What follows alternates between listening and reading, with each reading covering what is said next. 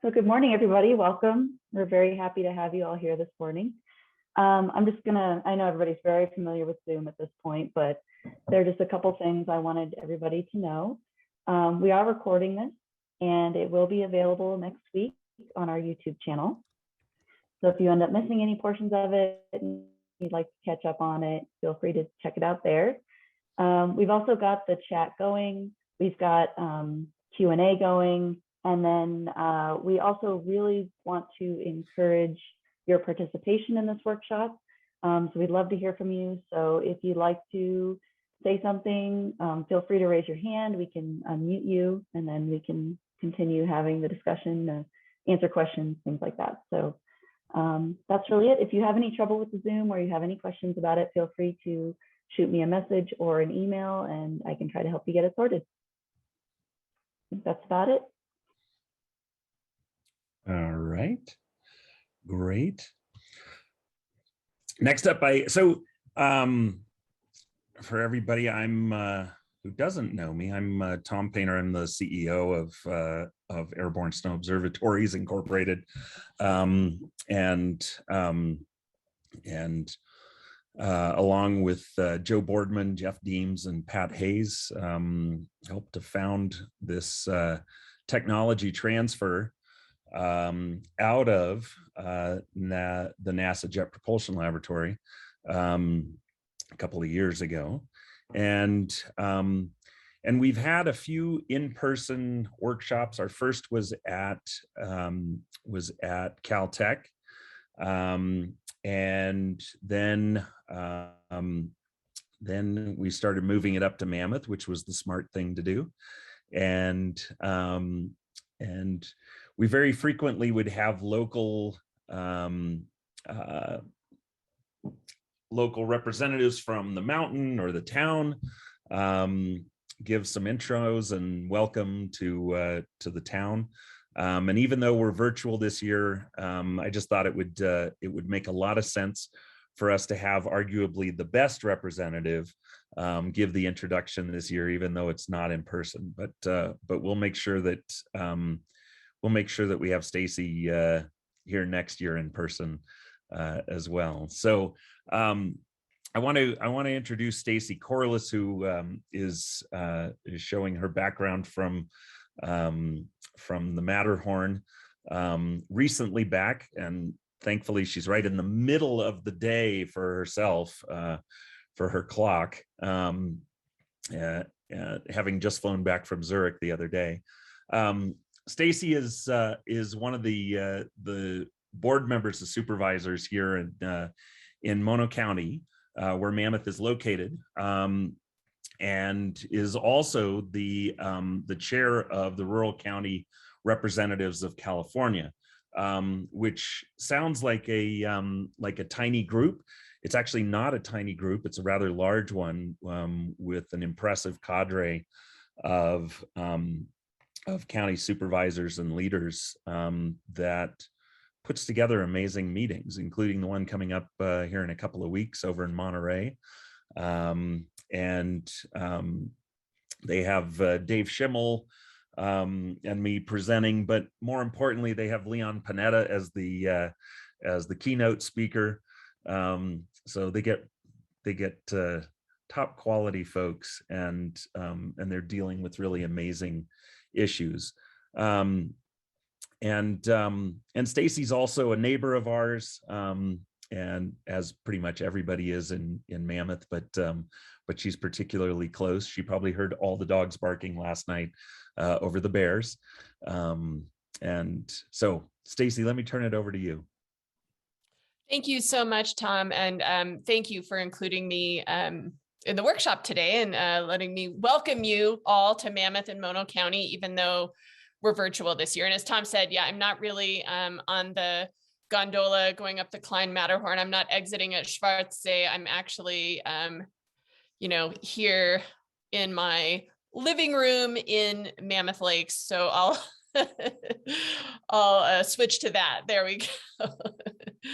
But the Swiss Alps are near and dear to my heart. And Tom and I had fun kind of chatting about how cool it would be for me to welcome you all to Mono County from Switzerland. But really as Tom said, I'm a member of the Mono County Board of Supervisors representing District 5, which is within the town of Mammoth Lakes. And Tom is one of my constituents, one of my esteemed dear constituents, and we live around the corner from each other. And I don't know, my dog was just barking about something, so I don't know if you heard that. Really what I want to say to you all this morning is, as a local government representative, how important the work that ASO does is for our communities and for local government. We're facing unprecedented challenges, of course, with the COVID pandemic, but also with emergency and disaster preparedness, with drought. Many of my colleagues at the Rural County Representatives of California represent agricultural areas of the state and are keenly interested in having as much information as they can to help plan, to help meet state mandates, and to just contribute generally toward the sustainability and well-being of our communities.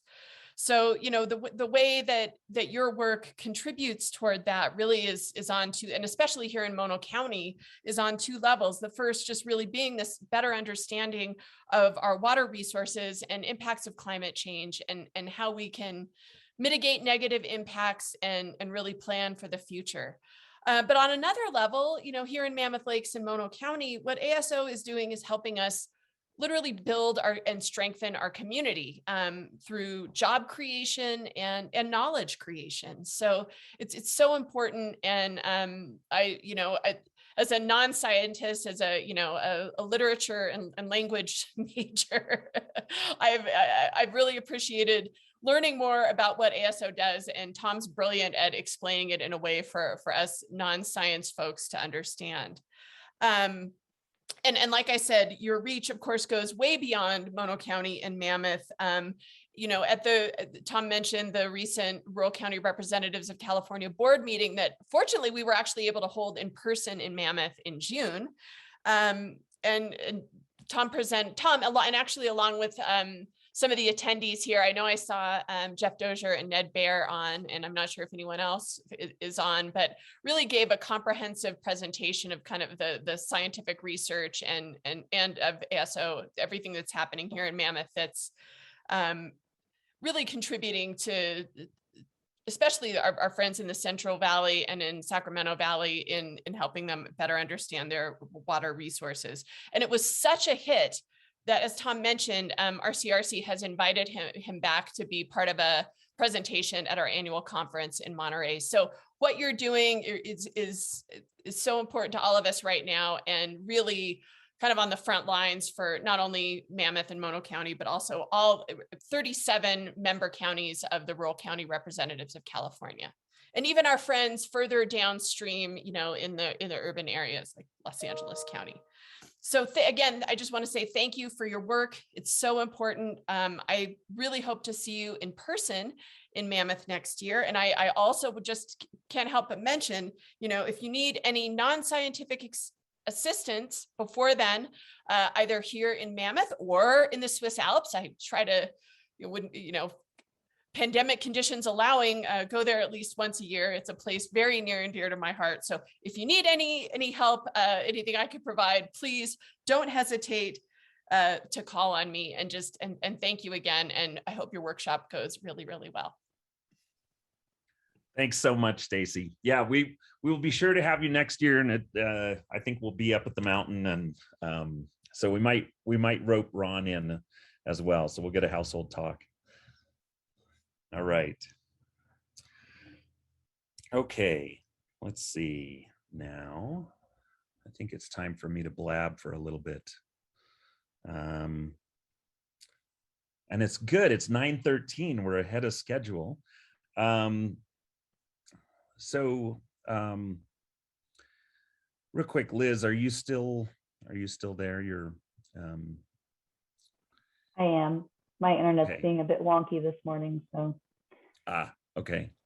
I understand. That's the Mammoth deal. Hopefully we're going to get Yeah. that resolved in the next year. Yeah. I just want to make sure that that everybody knows regarding questions, etc. And we'll be tracking those in the Q&A. Is that right?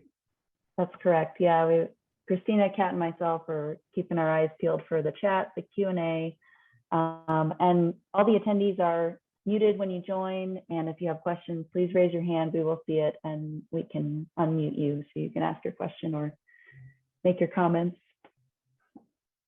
Great. All right. In that case, then I will start in here.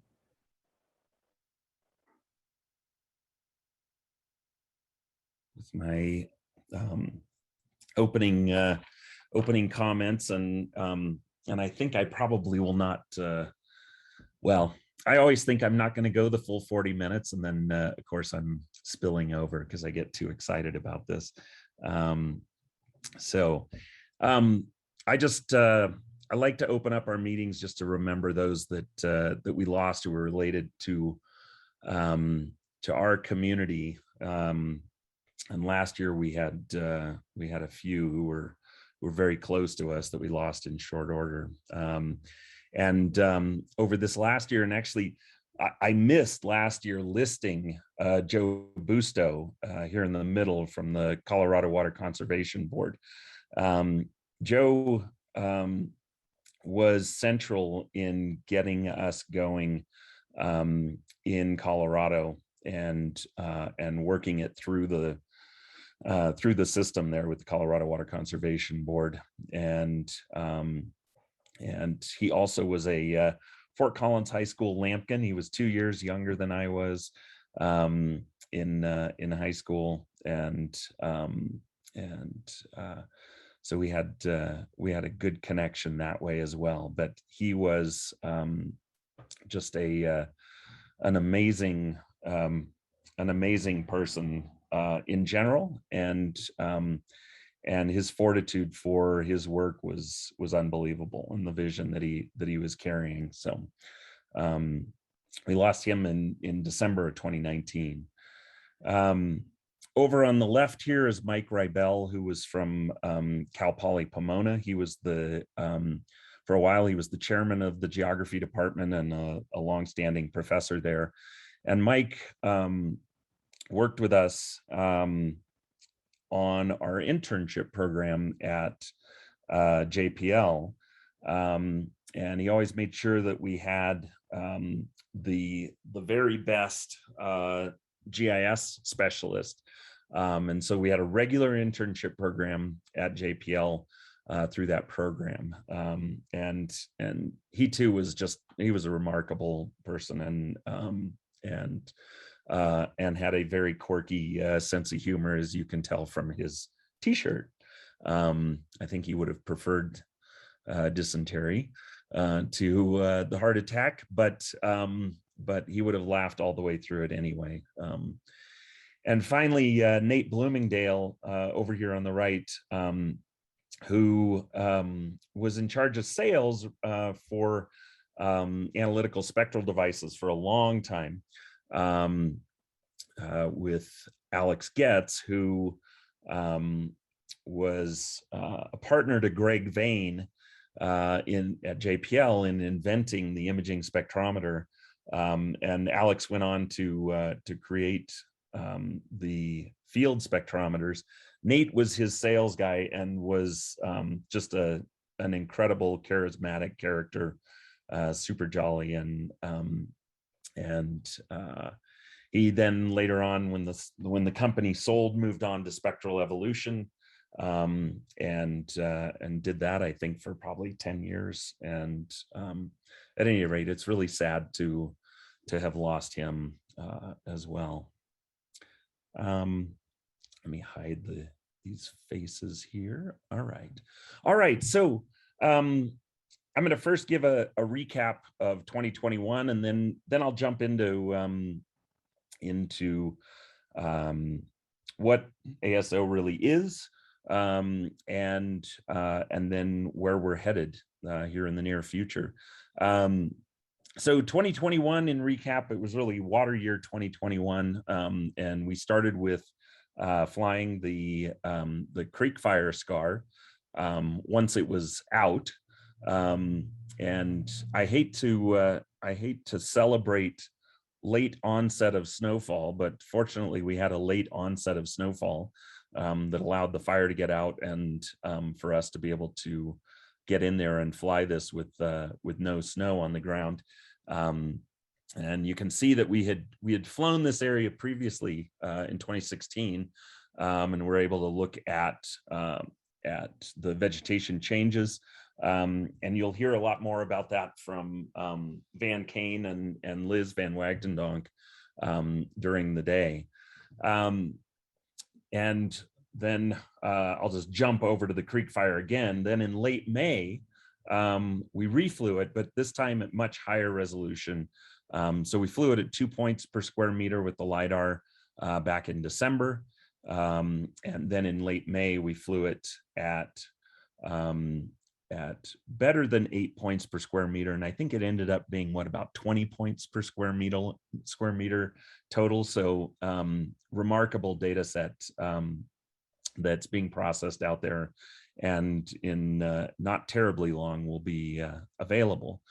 And then here in the core work of snowpack in California, we flew the Tuolumne, the Merced, the San Joaquin, the Lakes Basin, which is tucked right in here in the San Joaquin, so we get that in some of those flight lines from the San Joaquin, the Kings, and then the Kauai.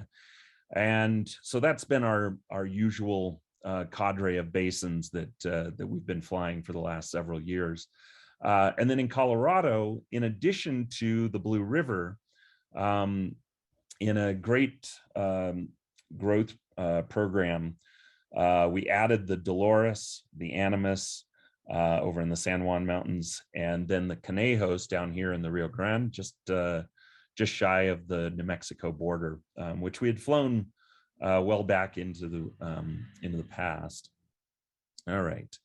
And then the other thing that we did this year is we added to the team Dan Beresford here from JPL. And Dan has been a part of the program since we started back in 2013. And fortunately, we were able to work it out for Dan to get over onto the ASO Inc. team. So we've brought much of, if not, well, almost all of the team out of JPL to ASO Inc. And so the continuity remains in that, and that longevity of knowledge, which really helps continue with the quality and advancing the research forward. All right, so I want to talk a little bit about about what you're going to see in the workshop. Of course, we'll have updates on the California ASO basins that I just talked about. And likewise, we'll have those for the Colorado basins. And then Dave Gotchis is going to talk about the ASO Wharf Hydro combo in Colorado in those basins. And this is really, I'll talk about it more here in a second, but this is really where we have wanted to go from the very beginning of this program. And then you'll hear about updates on the California ASO program going forward, and likewise the Colorado ASO program, which is an actual term, the Colorado ASO program. I'll let Dave Rizzardo tell you the name of the California ASO program. And then some of the results from the creek fire mapping and science, not just the vegetation itself, but also on the snowpack side from Ann Nolan's group up at UNR. And then the physically based modeling frameworks going forward. And I mentioned Dave Gotchis with Wharf Hydro, but also our partners at M3 Works, the two MICAs, with the Ice Snowball program and the synergies that we've been working on this summer.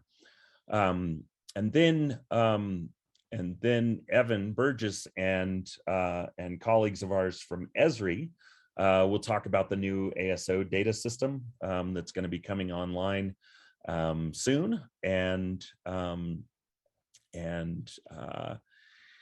then the very last talk of the week is Greg Stock's talk on glaciology, and I can tell you, it's one of the talks that I'm always most excited about because of my love of the glaciers, and in particular the way that Greg has pushed things forward for Yosemite and glaciology beyond.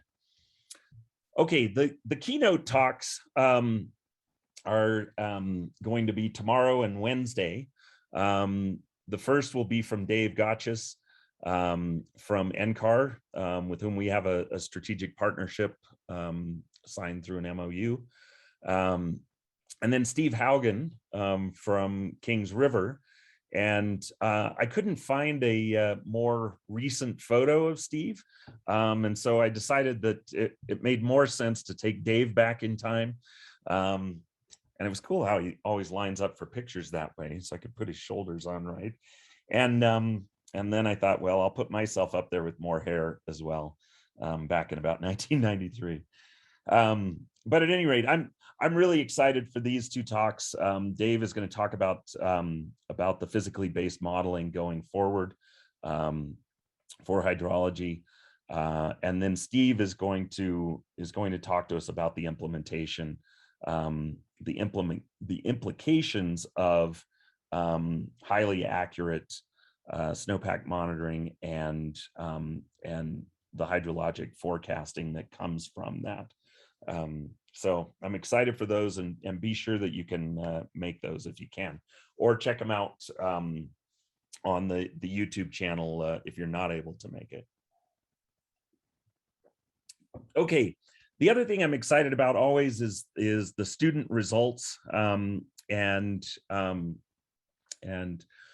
let me take this as a moment real quick.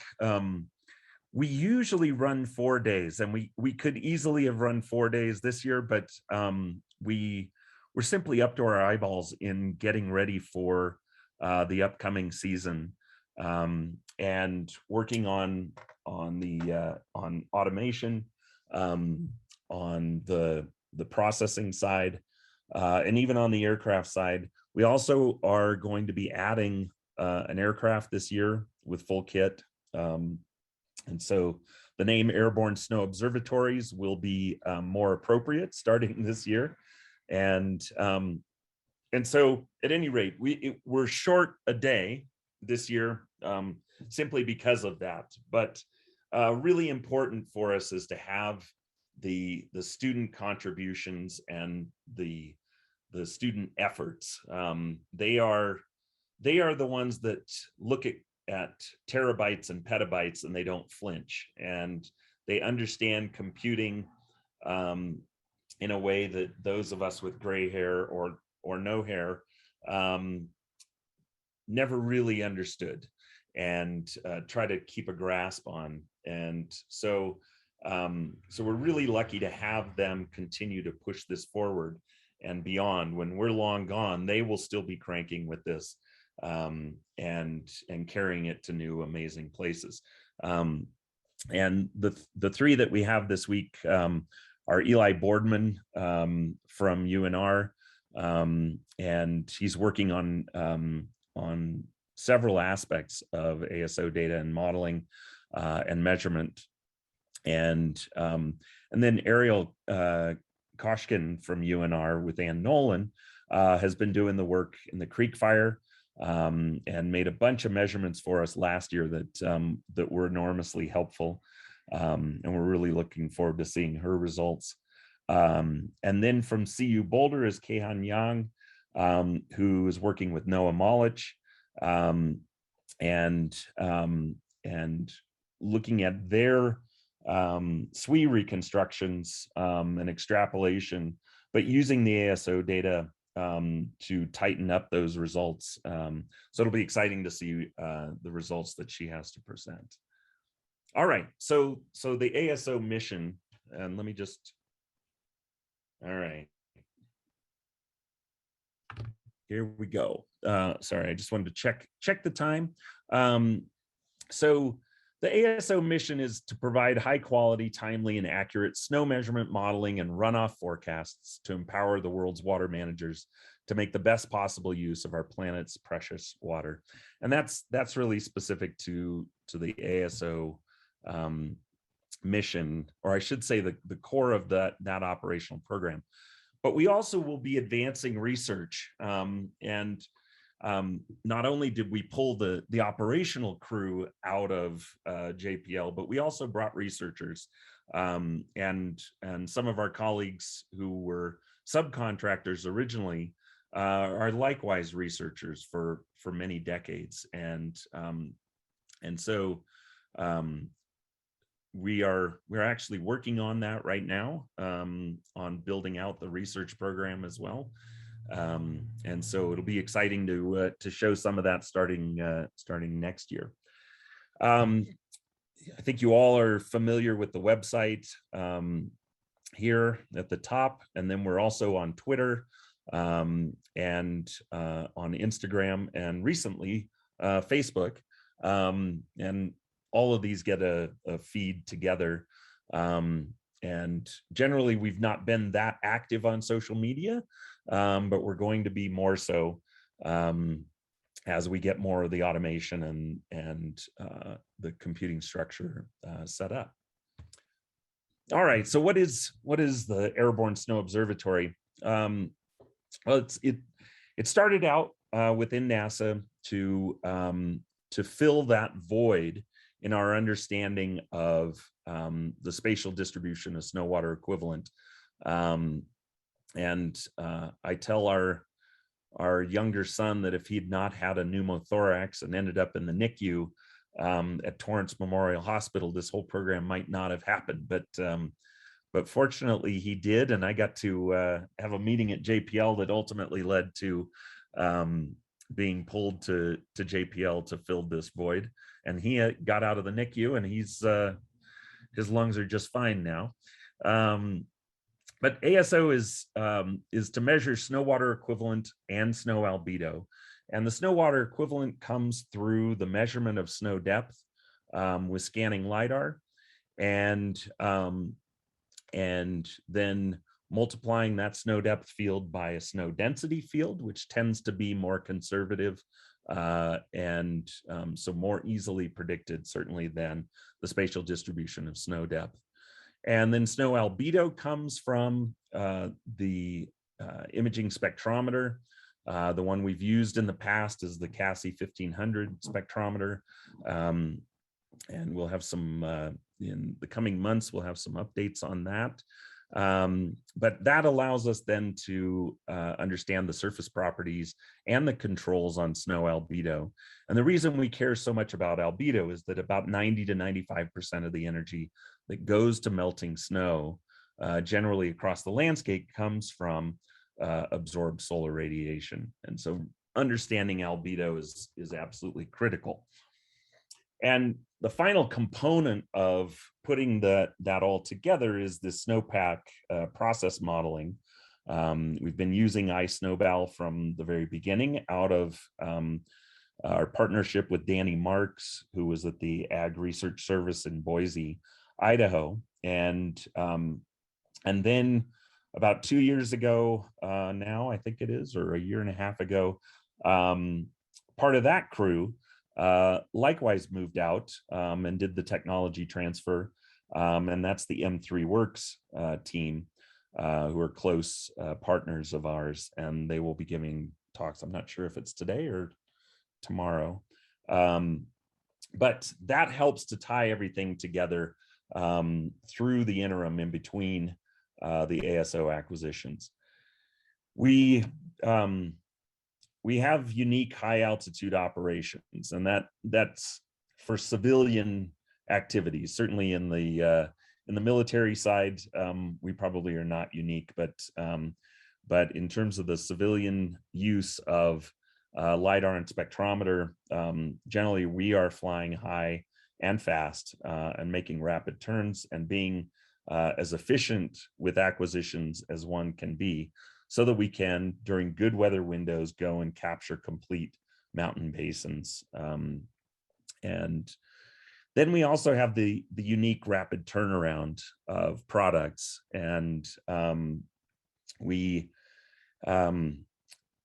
we started the program, I laid out to the team that we were going to turn products around in 24 hours. Joe Boardman, who'd been working with LIDAR and spectrometer for many years with the National Ecological Observatory Network, as well as the Carnegie Airborne Observatory with Greg Asner, told me that was cute and all, but it wasn't going to happen. And then he helped to make it happen, as did a remarkable computing team. But what we did find was that turning those products around in 24 hours was also not getting us to the completeness of some of the products that we really wanted to have. So right now we're more on the order of about 72 hours and creeping back to 48 hours. And hopefully we will get back to 24 hours as our efficiencies grow.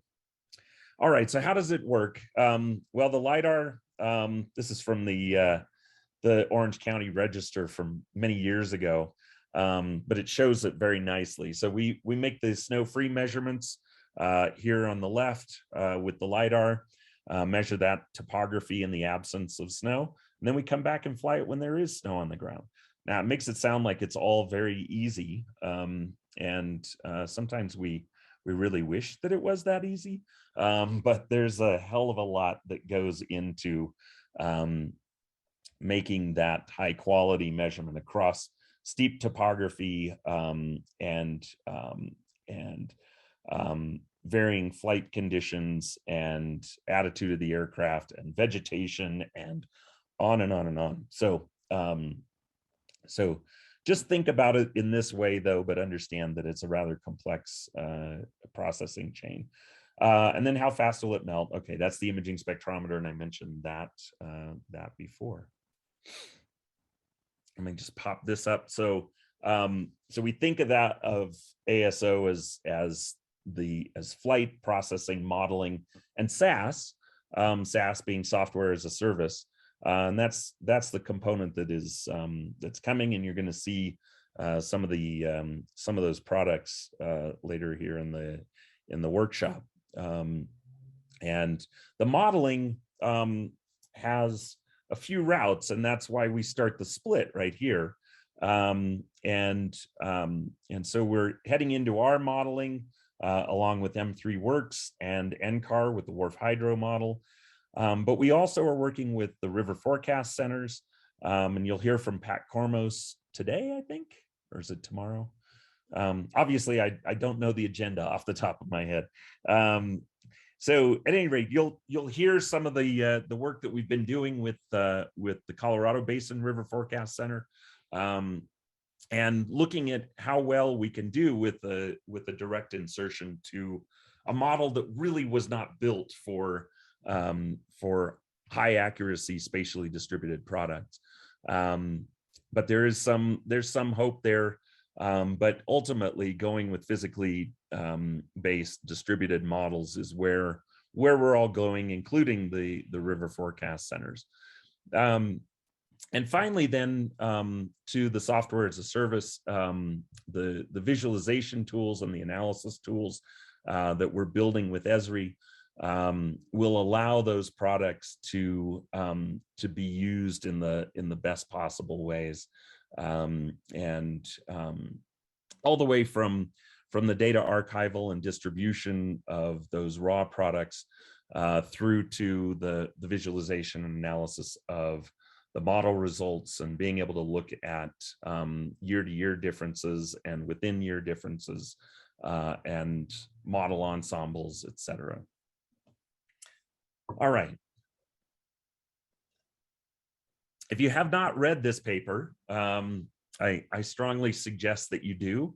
I think the paper is in need of some serious updating as well. and it's just talking about how climate change is starting to blow a hole in the core assumption for water management models, and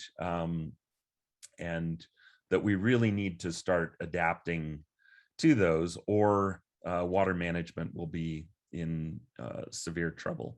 And the advancements by ASO, and likewise other measurements out there in terms of soil moisture, evapotranspiration, et cetera, are going to allow, in a spatial form, that's going to allow us to get to more distributed and physically based models that can account for the interannual variability and subseasonal variability in ways that don't have to rely on a past that is no more. So we have so if we look at the drought that we had earlier, 10 years ago, and that we've continued into right now, as well as the drought in the Southwest, in the Colorado River Basin. The previous most intense drought here in California came in the mid-70s. And at that time, California's population was half of what it is now. Likewise, there weren't the federal requirements on environmental flows. And so the water resource wasn't under nearly the intense pressure that it is now. And so drought takes a far greater toll on us.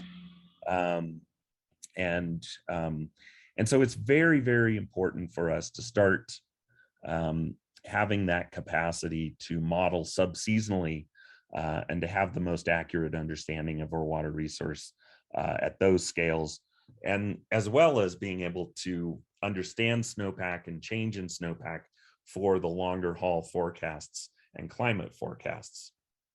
So you'll see a bunch of that during this week, and that really is at the core of our interest in pushing the technologies forward. All right, so looking at the program evolution, we had our first flights back in 2012. We first started working on the program in, I want to say, in late 2010 at JPL. And then we had our first snow-free flights in 2012. Our first snow-on flights, the Tuolumne was the first basin in April 2013. And that came with primarily NASA headquarters support, but it's also important to point out that about a third of the funding came from the California Department of Water Resources.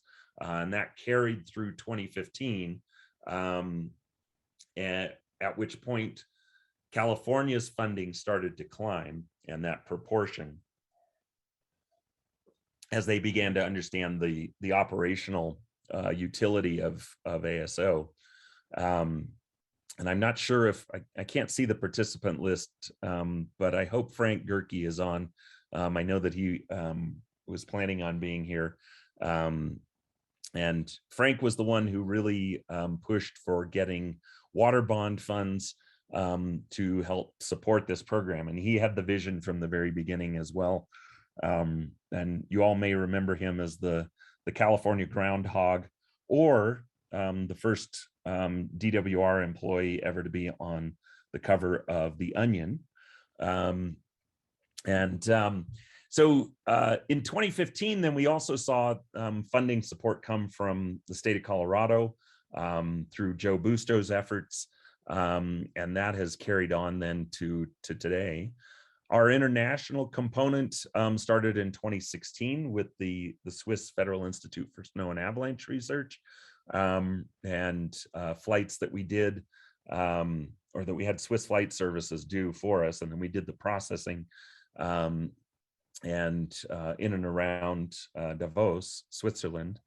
And then we started seeing more and more expansion. We extended into the Southern Sierra in 2017, and And then we partnered up with Quantum Spatial in 2019 for the Colorado acquisition program. And that was right when we were on the verge of moving out of JPL. In fact, at that point, it was known that I was going to be leaving JPL to do this. And so I actually was not involved with the Colorado acquisition program. I had to recuse myself during that time. And Kat Borman, I just want to thank for her incredible efforts taking over as PI during that time, which was a very challenging time. It was challenging inherently. It would have been tough for me, but Kat got thrown into that. And so I know I thank you often, but I want to thank you in front of everybody. So you did an amazing job. So in 2019, we did the transition to ASO Inc. And that included securing the exclusive software license for the ASO software. And so that's in a relationship with the California Institute of Technology, who runs JPL for NASA. And then in 2020, we initiated our strategic partnership with Esri, all the way to Jack Dangerman, who's been a great friend of the program from very early on while we were at JPL. And then our first season as ASO Inc. With Snowpack was a year and a half ago, right in the middle of COVID. And in fact, it looked very scary there for a bit, starting up a business that relied on state funding when we were seeing state funding imploding. But fortunately, things for the California state budget went well, and as I'll describe here in a second, we're moving ahead well with that. So we also established our strategic partnership with NCAR for the WRF hydro modeling. And then last year, there was also the ASO specific federal and state legislation. This actually should say 2021, not 2020, although it started up in that time frame. And then here in 2022, we will be growing to multiple ASOs. And so there's excitement in the team, there's fear in the team, but we've put a lot of effort in this summer to be ready for that. And next year we hope to bring you to ASO headquarters here in Mammoth and show you the large screen where we will be keeping track of the multiple aircrafts and the processing that's going on. All right. 2021 provided a really fascinating set of examples, and in particular, seeing where the in situ networks could proliferate some confusion with respect to the actual snowpack. And I'd say that was with our customers, that was probably the #1 topic during the season, and when we were doing debriefs on data deliveries and acquisitions, was essentially what the hell's going on up there.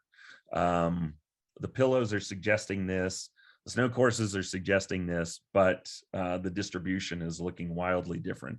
So here in the Canejos, you can see in the elevation band where the in situ network is, that there was a sizable difference between 2021 and 2015. And so suggesting, gosh, quite a bit more snowpack should be up there. And yet turns out that at the higher elevations, which is not a trivial part of that basin, the snowpack was pretty much in line. And this is in the mid-April timeframe. We're not looking at just differences from extreme meltout. And so then when we come over to the Tuolumne, we see the pillows lining up not exactly with each other, but strangely enough, higher in 2021 at the lower elevations where the network is, and yet dramatically less snowpack in the higher elevations. And I know for myself, when I was reviewing data sets spatially this year, and I would be looking at some of the alpine regions, I kept having to go back to the overall map to make sure I was in fact looking at the highest elevations, because the snowpack was so patchy in those high elevations, and we just didn't get much accumulation there. And for our water management colleagues, that was a big issue. So you'll hear more about that during this week. All right, the coverage moving forward. So we're expanding this year, and that courtesy of our colleagues at DWR, and likewise at the Lahontan office of reclamation, and also that federal funding that came from, I think it was legislation from Senator Feinstein and the previous Senator Harris and Congressman Harder, all of California, helping to add the Truckee and Tahoe. Those really that is the Truckee combined, and the Carson, and then we're looking at the possibility of adding the Feather and the Yuba this year, and that's still a bit up in the air, but we're excited to get going on that. All these basins are going to be acquired by ASO eventually, and so it's really important to get going on them as soon as we possibly can, to get the best understandings of these basins. In Colorado, the for sures are the Blue River with Denver Water, the Fraser, which is in the headwaters of the Colorado as well, with the USGS, and then some of our old favorites, the Taylor and the East River here in the Gunnison, over on the west side, and that's with DOE.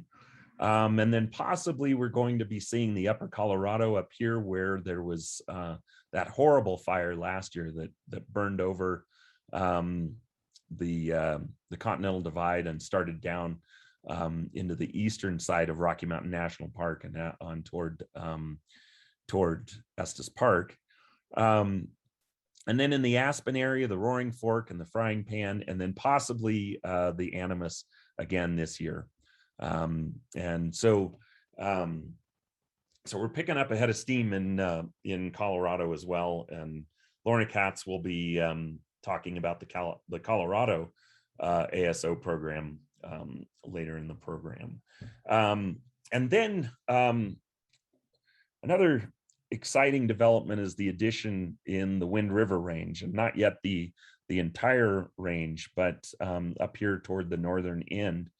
And on both sides, east and west, including over in the Green River. And I remember in our early discussions with Colorado Basin River Forecast Center about the ASO program, they are desperate to get better data up the Green River, and in particular up in the Wind River range.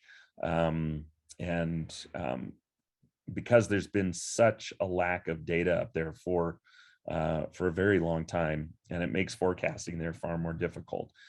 So we're excited that we're going to be able to add this area. So, and then the last one here is we are now properly international as ASO Inc. We have already started the snow-free acquisitions in the Kvildal region with Statkraft, which is a hydroelectric company. And then coming in March, we'll be making our first snow-on measurements there. And I think most of you know that our goal is to carry this to as much of the globe as we can reach. And we think it's going to continue to be an integral part, even if we end up having some snow-related satellite missions. I used to lead part of the effort at JPL towards advancing those satellite technologies, and I came away from that convinced that the airborne component is always going to be critical in this effort to understand our water resources from snowpack. And so our efforts are underway with in Europe and in the Southern Hemisphere as well, and also conversations in Asia, Central Asia, and the Indian subcontinent. So, at any rate, I think that's my last slide, so I will stop sharing there, and just finish up with just saying that I'm really happy with our team and really impressed with them, and feel incredibly fortunate that the faces that you see here, you have seen for a long time. So I haven't scared them away. And in fact, they are the ones who are owning this effort going forward and making it all available to you. And we think you'll see some great advancements this year, as well as those that you saw in this last year with the products. And then I also want to thank all of you who have either been customers, or those of you who are growing customers in all of this paradigm change that we're going through. It really is for you and by you that we're able to do this.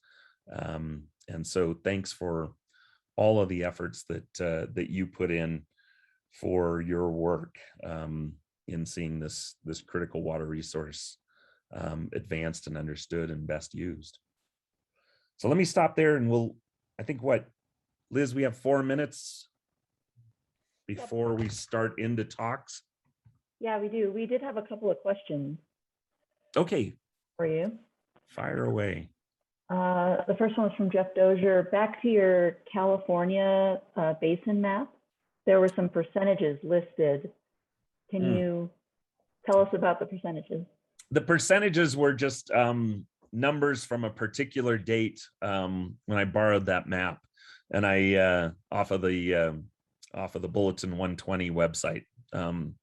So they were from a particular date, and I'll find out what it is, Jeff, because I know you're interested.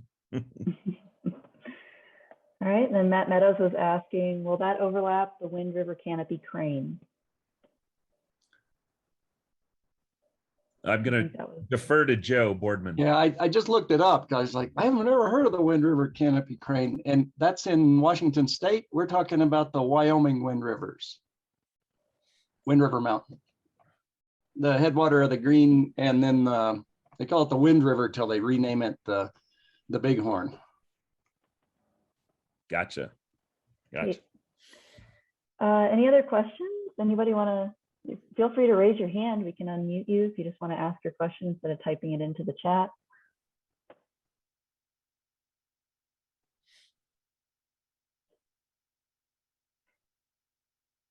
All right. All right. All righty. Thanks, Tom. We could cut to break a few minutes early if you like. And oh yeah, so we have break right now. That's the next thing. We're going to do okay. a 10-minute coffee break. Everybody can stretch their legs and grab another cup of coffee. Sounds good. All right, let's do that. We'll see you at 10:10. We'll be back at 10:10.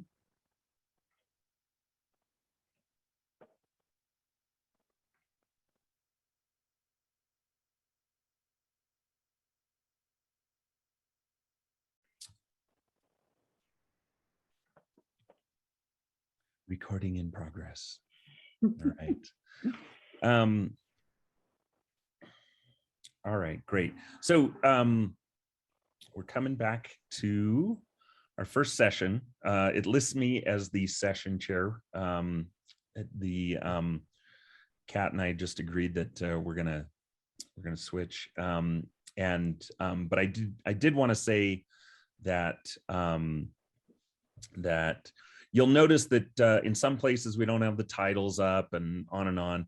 And in large part because we're not that stressed about it.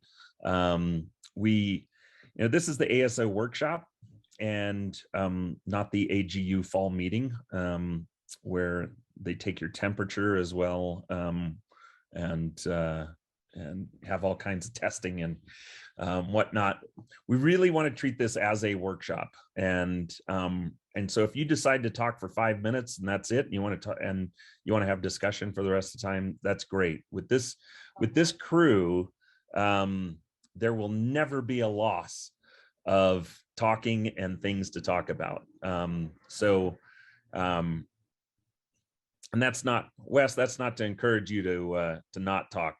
I love listening to you talk too. So any rate, we're rather loose with this so that we can have that, we can have those discussions. And so I will hand it over to Kat now, and I will hit mute so that we don't get an echo in here. Okay, perfect. Tom. Sorry. Okay, perfect. Some nice special effects there. Okay, great. So this is our first session. We're going to kick it off with a bunch of really great talks that I'm looking forward to hearing. And first up, we have Wes Monier and Olivia Cramer from TID, and they're going to talk about available water and planning. And so they received a bunch of data from us this year for Tuolumne, and we extended our area, so they had more information this year. So I'm really excited to hear that talk today. Okay, take it away.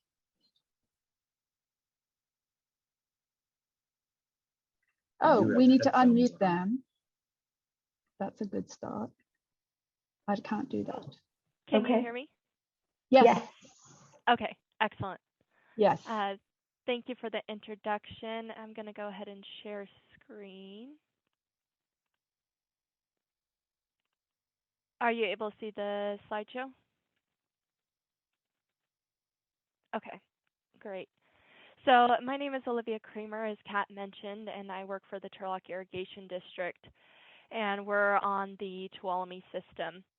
And today we're going to be looking at how we approached our available water planning. And as an irrigation district, we serve customers and from Don Pedro Reservoir, as well as our partners, Modesto Irrigation District, who serves their irrigation customers with Don Pedro Reservoir water. And due to February being below average conditions, we had only received about 34% of average precip. We started getting calls already from farmers asking about how much water was going to be available this year to them and when the irrigation season was going to begin. And so when we did our kind of initial look at everything, February 21st, if you look at the snowpack, we were looking at 75% of average for the date. The snowpack looked like it was tracking much better than it was the year before. And so, you know, definitely concerns, but we felt like it wasn't going to be a critical year. And so when we had our initial workshop with our board of directors, this is the April through July runoff projections that we had. And so you might notice that DWR and HFAM, so HFAM is our own internal hydrologic model, they were actually lining up pretty closely. And the way we like to look at this is we never trust any single product. And so when we do this comparison, a lot of times we start to gain more confidence when we see products starting to line up with one another. So here we had a lot more confidence in the 90% exceedance sitting around that 600,000 acre feet mark versus CNFRC was sitting closer to that 430, 440,000 acre feet. And so when we're looking at this, that's where we are trusting. But we went ahead and before we were going to make an actual resolution and setting the available water, we asked ASO Inc. to do a flight of the Tuolumne for us. And that flight occurred on the 24th and 25th of February. And what we went ahead and did is we took our internal model, HFAM's SWE maps, and compared it to that of ASO's. So just looking at the differences between them. And overall, we were seeing, for the most part, HFAM was running a bit higher than ASO. So all that red area is areas in which HFAM had a greater amount of SWE than ASO was showing. And then in the blue areas, you do have those deficits. And you'll see on the bars that you get to, negative 126 inches on pixels. That's due to HFAM being a model based on land segments. It's not a gridded model, so there is a little bit of just the overall differences on a pixel basis. But for the most part, we were looking at almost the HFAM having over 100,000 acre feet more SWE, especially within the Hetch Hetchy Basin specifically than what was seen in ASO. And with this information, we went ahead and made some adjustments to our HFAM model. And so when we went back to our board of directors for actually setting the available water on March 8th, we were able to get a better view of what we're going to see within the watershed. So kind of starting off with this red line, that is the ASO value, and that was adjusting the ASO February 25th flight and reducing all the losses that we would expect up to April 1. That way we kind of get a bit more of an apples to apples comparison between all of the values. And then from there we had the adjustment to our internal HFAM model, removing, approximately 100,000 acre feet of snowpack water that ASO indicated wasn't actually up there. And I think a big reason for this is a lot of that snowpack occurred in that single storm system in January. And so it's really difficult for hydraulic models when you're dealing with station data to capture those properly. And I think that's what a lot of that initial error came from. And so we could see based on this, we started to feel a little bit more comfortable with what CNFRC was saying and seeing that ASO was locking in around those values, our adjusted HFAM was locking in there. So that's where we made some adjustments to what we saw as what is available in the system. You have to look at, ASO is indicating to us, this is what's actually up there. And that's what we're going to make our decisions based on, not this what could be up there or what we hope is up there. We want to make sure we're not making any false promises on irrigation and over allocating, essentially. And as you could tell, our actual ended up around 460,000 acre feet. So pretty locked in when you consider that our precip from that date moving forward was sitting around a 90% exceedance precip conditions. So HFAM, ASO, and CNFRC were right in there. And so when we translated those forecasts into actual Don Pedro elevation projections, so in red, you see the 2021 Don Pedro with those 90% exceedance conditions, and the 34 inches represents what our available water to farmers would be. And as a reference, our normal would be 48 inches. So you're looking at almost a 30% reduction in available water to our farmers. And then from there, the directors would be able to see, all right, now let's look at conditions going into next year. If next year's wet, Don Pedro refills, we're in great conditions. We can provide our full 48 inches. If next year we get a 50% exceedance year, we're not going to be able to give the full 48. We're going to be able to give more than we did this year of 34, but we will not refill Don Pedro. And then finally, in that dry conditions, we will have to reduce even more next year, but we won't be hitting dead pool, which is 600 feet, where we won't be able to make any releases for hydrogen. So this is where, they're making their decisions. And so with the final look, green is our actual observed Dom Pedro elevation. And so from having these projections based on March 8th, we could see the actual shape of the Dom Pedro elevation curve is very similar to those dry conditions that were predicted by that adjusted ASO value.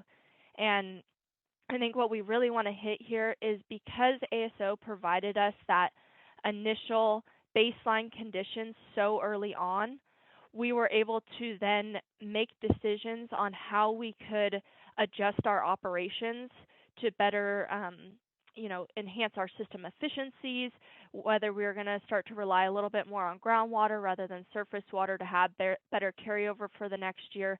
And so really overall, it gave us time. And that's really important in a dry year when you're trying to save as much water as possible. And so this is where ASO gave us confidence in what forecast we should be looking at. It locked in that lower end. And, when you're looking at the differences between that adjusted value versus what we were initially looking at, that's over 150,000 acre feet that we might have allocated otherwise without making those adjustments to the baseline. So this is kind of, in a dry year, the benefits of having this kind of technology. So if there's any questions.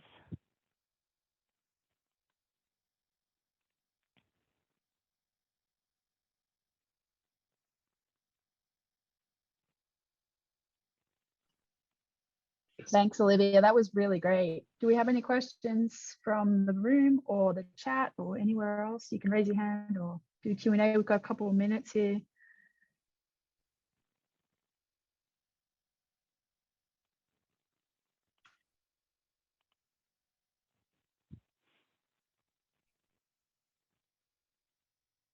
Well, I have a question.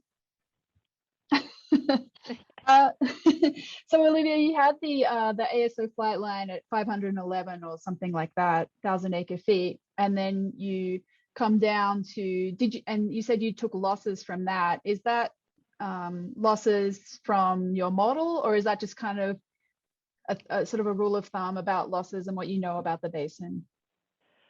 Yes, so what we taking the February flight and trying to move it to that April value, we actually did use the HFAM model and looking at what kind of soil moisture losses, evaporation, all those kind of system losses, and what the expected runoff was going to be between that period to just adjust that value. That's great. Yeah, that puts it into, so then you can compare it to everything else. Exactly. Yeah, that's awesome. Okay, any other questions? Nope. There's a question from Ramesh in the chat. I'm just going to read it out, I guess. Appears that there's not much impact of sublimation in Tuolumne, unlike the Kings. And so maybe you could speak to the sublimation a little there, Olivia. Yes, so actually this is something we looked at because there was a lot of conversation this year about this lost snowpack, the unprecedented loss of snowpack. And when we looked at the HFAM model, we really didn't see sublimation being an issue, and kind of based on old information from the Central Sierra Snow Lab that within our area, and that sublimation is not usually a huge factor. For us, I think a lot of it, we saw losses coming from evapotranspiration. And then, as I mentioned earlier, I think what really happened for a lot of the physical models is because you had that single storm bringing most of your snowpack, it's station data error. I think that played a really large part of it, more than an actual change in the physical characteristics or interactions within the watershed. Yeah, that's really interesting. That storm was great, by the way. Okay. Well, thank you. That was really great. We can move on. We have Stephen Ho. He's a water resources engineer from the Merced irrigation district. And so we're moving south from the Tuolumne down into the Merced. Hi, Stephen. Oh, I can't hear you. It looks like you are not on mute.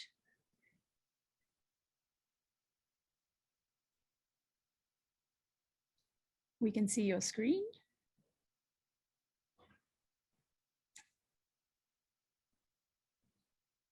Hi, can you hear me okay? We can, loud and clear, thank you. All right, so my name is Stephen. I'm here with Merced Irrigation District. Some of you may have known my predecessor, Marco. I'm hired maybe about half a year after he left to carry on his great work here. And so a lot of the stuff that I'm going to be saying is probably a little bit repetitive, and hopefully it'll at least bring you guys some more background info anyway. While I'm new in my position, I've been with the district for about 6.5, 7 years, and my prior role, I was basically helping our SCADA specialists. I was working with all the instrumentation and the weather stations. Within my role of that, I've been helping Marco put in new stations along the Merced watershed.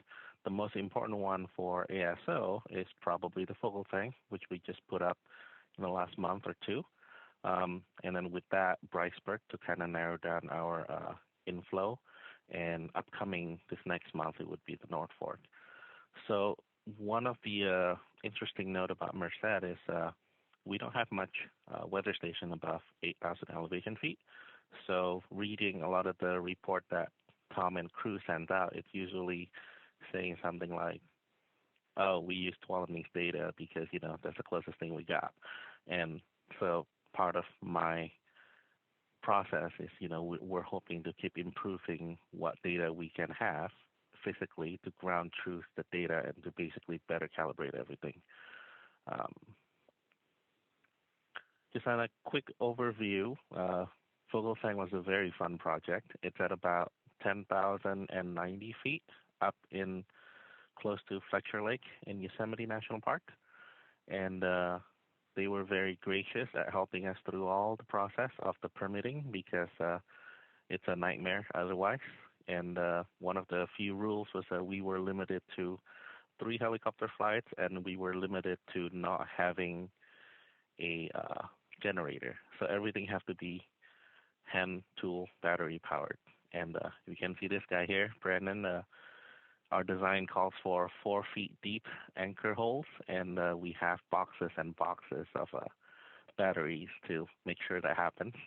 And thankfully, nothing detrimental happened. You know, there's no drill bit breaking apart. There's no, when we inspected the core hole, there was nothing, no fracture in there. Everything went smoothly as planned. And so it turned out really well. We enjoyed a good 2 weeks up in the backcountry, and we had mule pack bringing our supplies. So we actually rested and ate good and worked basically sun up till sundown, making sure that, you know, we don't overstay our permit. This is the completed station. It is up and operating, and this will bring a lot of good data, especially to all the models that's going to run, you know, using Merced watershed data. Some of the most anticipated things here is we have a whole suite of solar sensors. We have, you know, wind speed. When we were designing for this, the ASCE textbook calls this area special wind region, and so we have to kind of educated guess what would be the maximum design limit for, and now we can actually know, you know, at least by next year.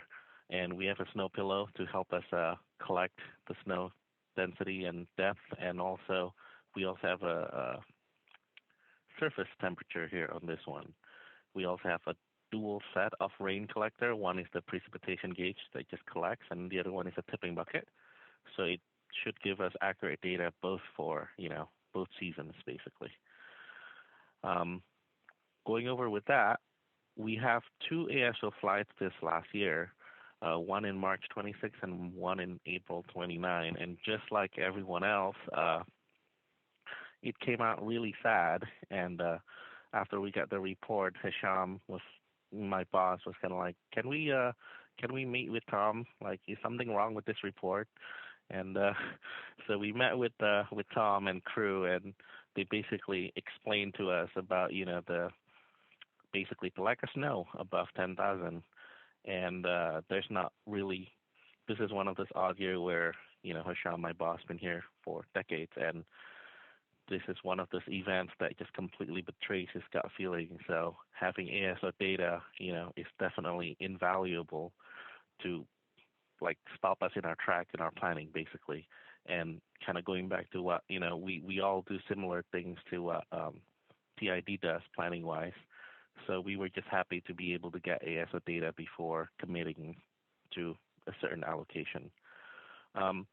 Just kind of going back to comparing the different models, the MIT H2O, the internal model, we were all over the place with ASO being the lowest. And this is just the location of where in Merced. There's a missing North Fork there, which everyone kind of calls as 0. So I'm hoping with the addition of a North Fork station in the next month, we will, determine is it actually 0 or is it just a small number. But we'll see that kind of hopefully next year.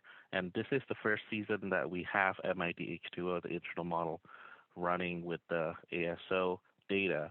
So we are always excited to kind of see where it goes. This is a report that our consulting engineering did, and ASO was basically predicting the lowest out of all the different models, and that was our biggest. If it was anyone else but ASO, we would probably just be like, oh, it's an outlier. But because we know ASO is a physical measurement, that we kind of have to like really take a triple look at it. So this is the next slide, and it basically just solidifies our already terrible summer. And we were asking Tom if we can change the results somehow, but he's like, not really. So unfortunately, we kind of stuck with what we got. Seeing as I'm fairly new in my title here, here's on my to-do list is basically more ASO flights.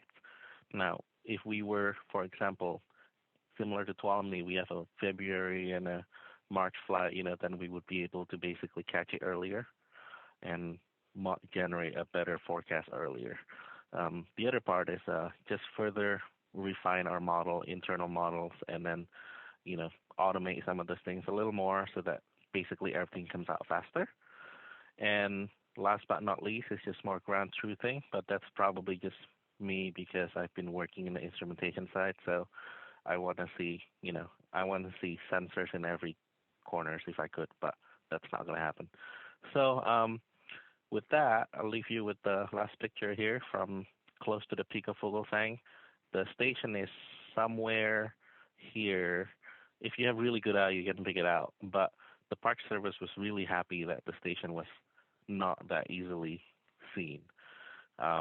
With that, just thank you for all the teams and helping us get through this. And if you have any questions, I'll be happy to try to answer. Great. Thanks, Stephen. Does anyone have any questions?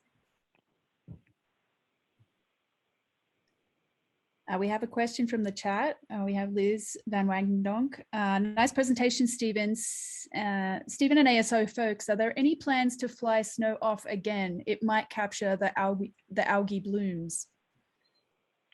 I, for one, the more ASO flights we get, the better.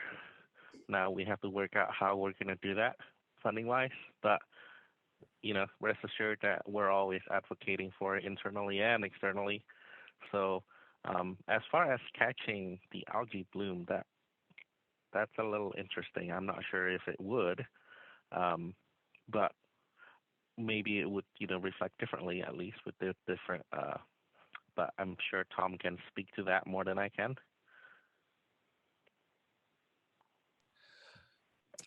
Yeah. So sorry. Hang on one second.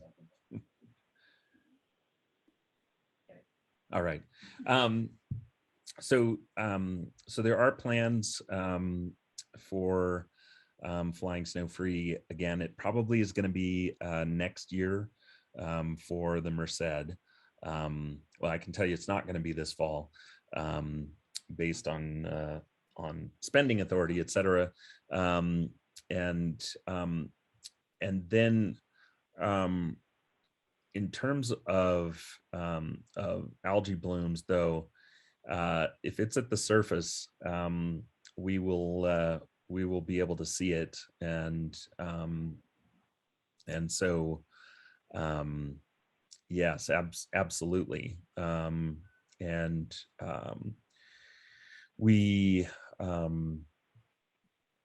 We should have an additional measurement. I'll leave it at that, but we'll have an additional measurement next year that will further help with that. And so you have to chase me down in Mammoth and buy me a gin and tonic to extract from me what that additional measurement is going to be. But yeah, if the concern was about the algae bloom was because of those family who unfortunately passed away in the Heights Cove, South Fork, Merced River, yeah, we don't. I think we're still waiting for the final report from the authorities on that.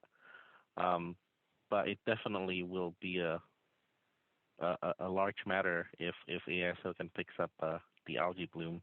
It must be a pretty, must be blooming close to the surface, and up to that point, you probably have a whole lot more things to worry about as well.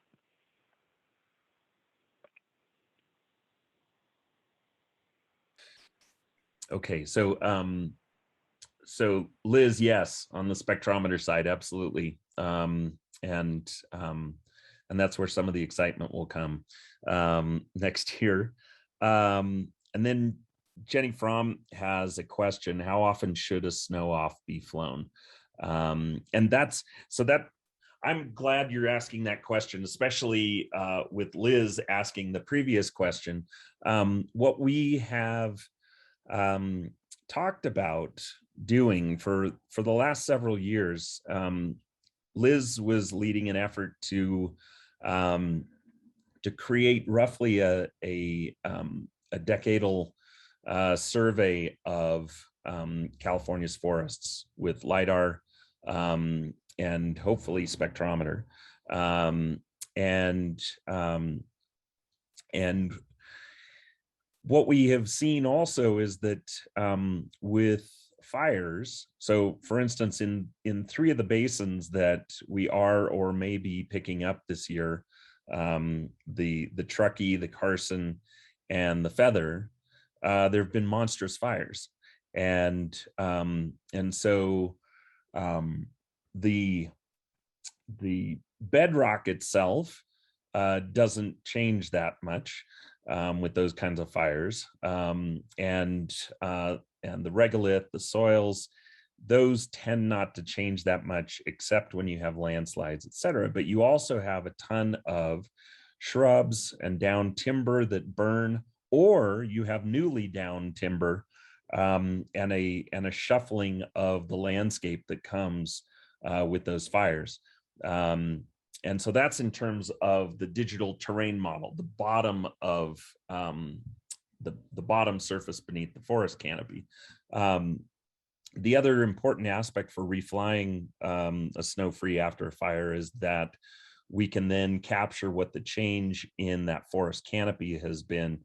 And that then helps with understanding in the models, understanding interception of snowfall and radiation fields, as well as wind fields across the landscape, and especially with these physically distributed or spatially distributed physical models that we're moving into, you need to have that kind of constraint. And so how often, it's an important question that we've been having discussions about with DWR, as well as the California Department of Conservation, and then it of course it extrapolates into Colorado and other locations. But if nothing else changes, we're thinking along the lines of a decadal survey, or even a 5-year survey. at high resolution. Hopefully that program is going to come along. And Liz, I'm going to ask you and Van to speak to that as well in your talk. Just carve off 30 seconds to speak to it if you can. All right, now let me hit mute so we don't get echo. Okay, great. We've got another talk coming up, but I see Frank Durkee's hands raised. So Frank, did you want to speak? Have a quick question?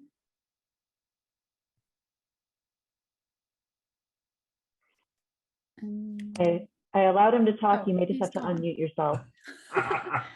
Thanks, Frank. Okay, well, we'll move on. We're going to switch the order up a little bit. We're going to switch Laurna out, and we're going to bump Lindsay Bearup up into the next slot. Lindsay's at the Bureau of Reclamation, and she's been doing some really great modeling work with ASO and taking that modeling all the way to basin runoff and forecasting. And so take it away, Lindsay. Great, thank you so much. All right, let me just share this. All right, stop me if you can't see this. So as Kat mentioned, my name's Lindsay Bearup. I am with the Bureau of Reclamation, and you've heard me talk about some, you good? Yeah, okay. You heard me talk about some pieces of this before, but as Kat alluded to, today I'm actually going to talk about the modeling piece, which is where we've kind of been trying to go with this project all along. We being Ethan Gutman and Andy Wood at NCAR, who have really done the heavy lifting and modeling you're going to see here today, with guidance from your fearless leader, Tom, and well as some early input from Kostas Andreatis, who's now at UMass.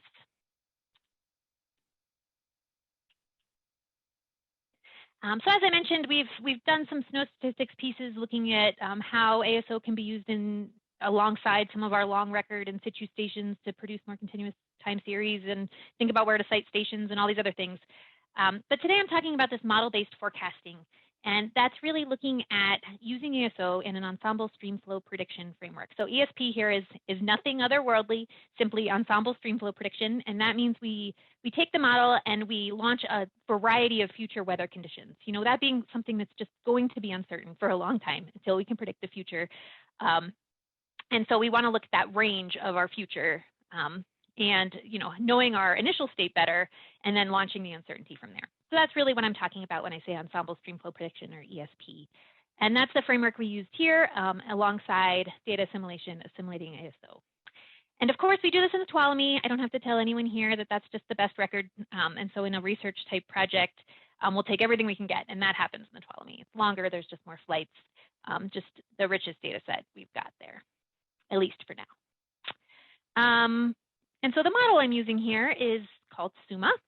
It's a watershed model, and it really captures those processes you heard about a couple talks ago.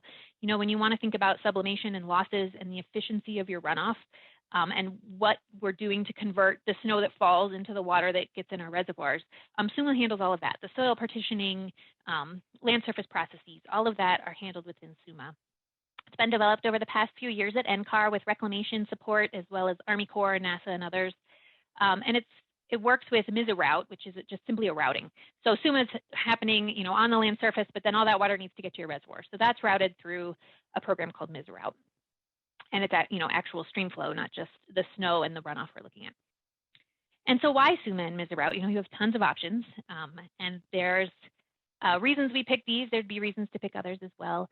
The flexible framework here was something that I'm really excited about. You know, they're really developing SUMA to be able to swap in different physics options.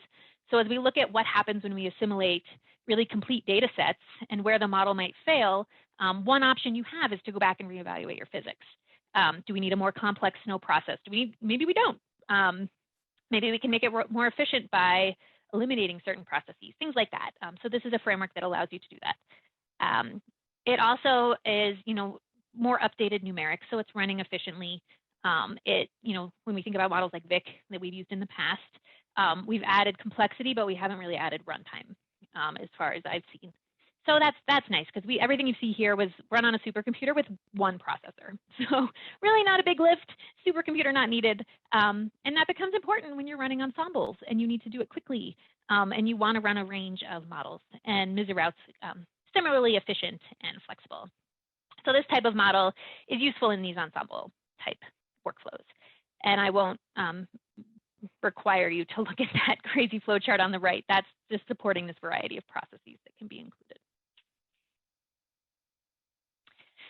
So the Tuolumne model we used was cut out of one of, Andy Wood cut out of a larger model that's being developed in the US.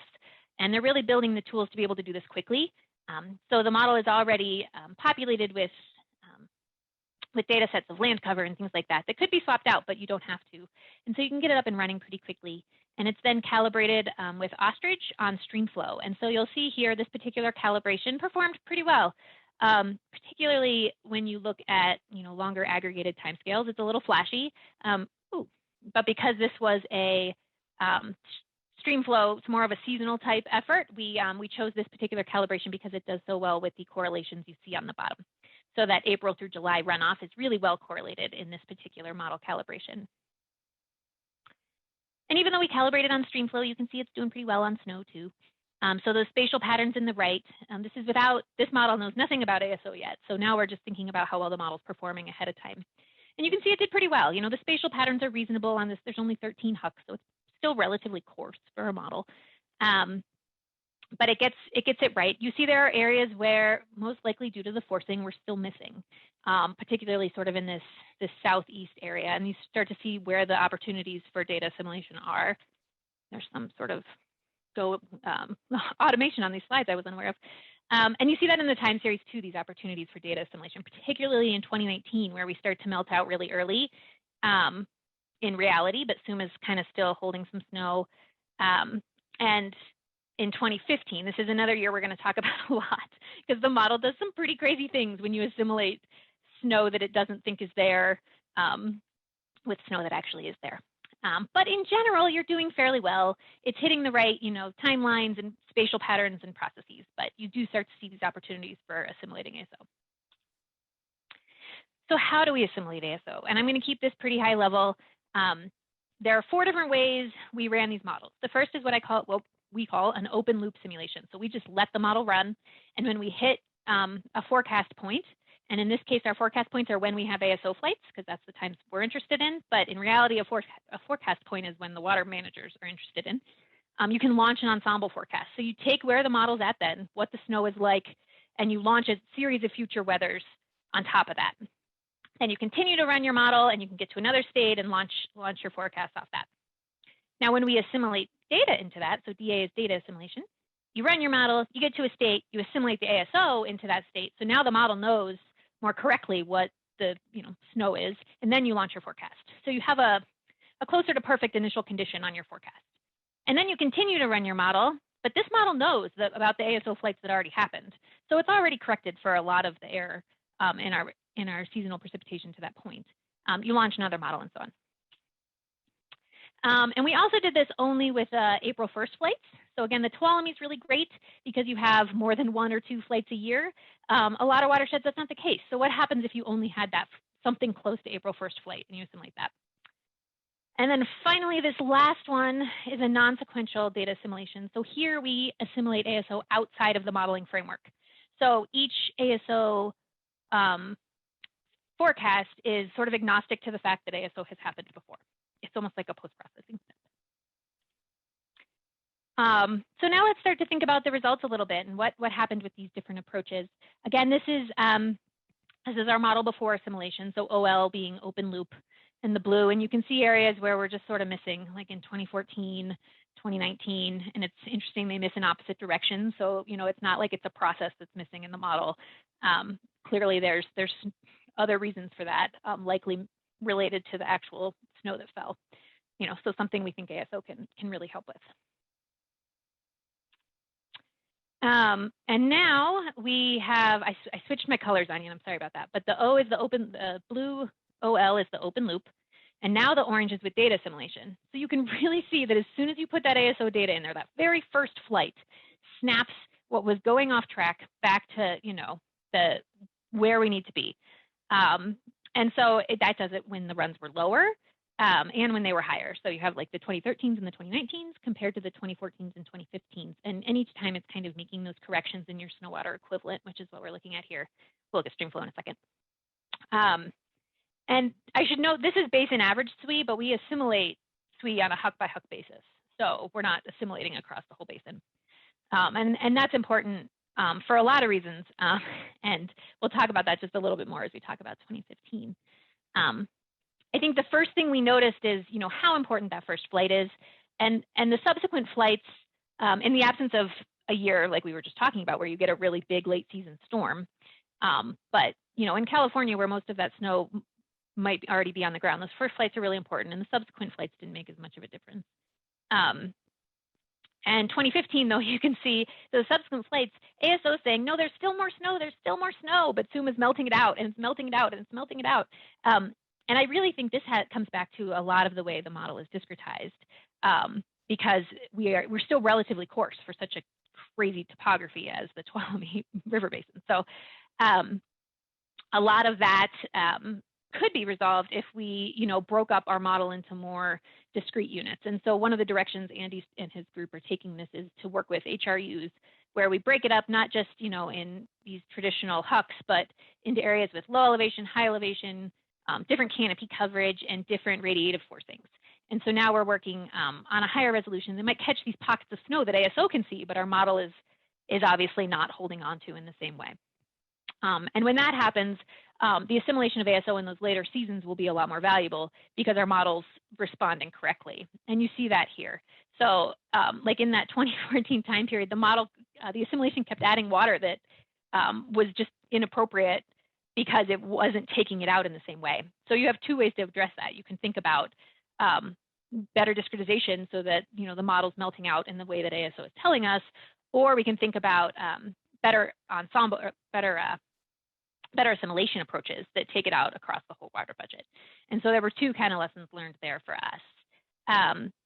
But in the big picture, the data assimilation improves a lot of the biases we were seeing, and this is in streamflow. So you really see that that blue line is dropping down to the green line, which is closer to the orange line with data assimilation. And that's the big picture. There's a lot of things to dig into, and we're still sort of seeing that.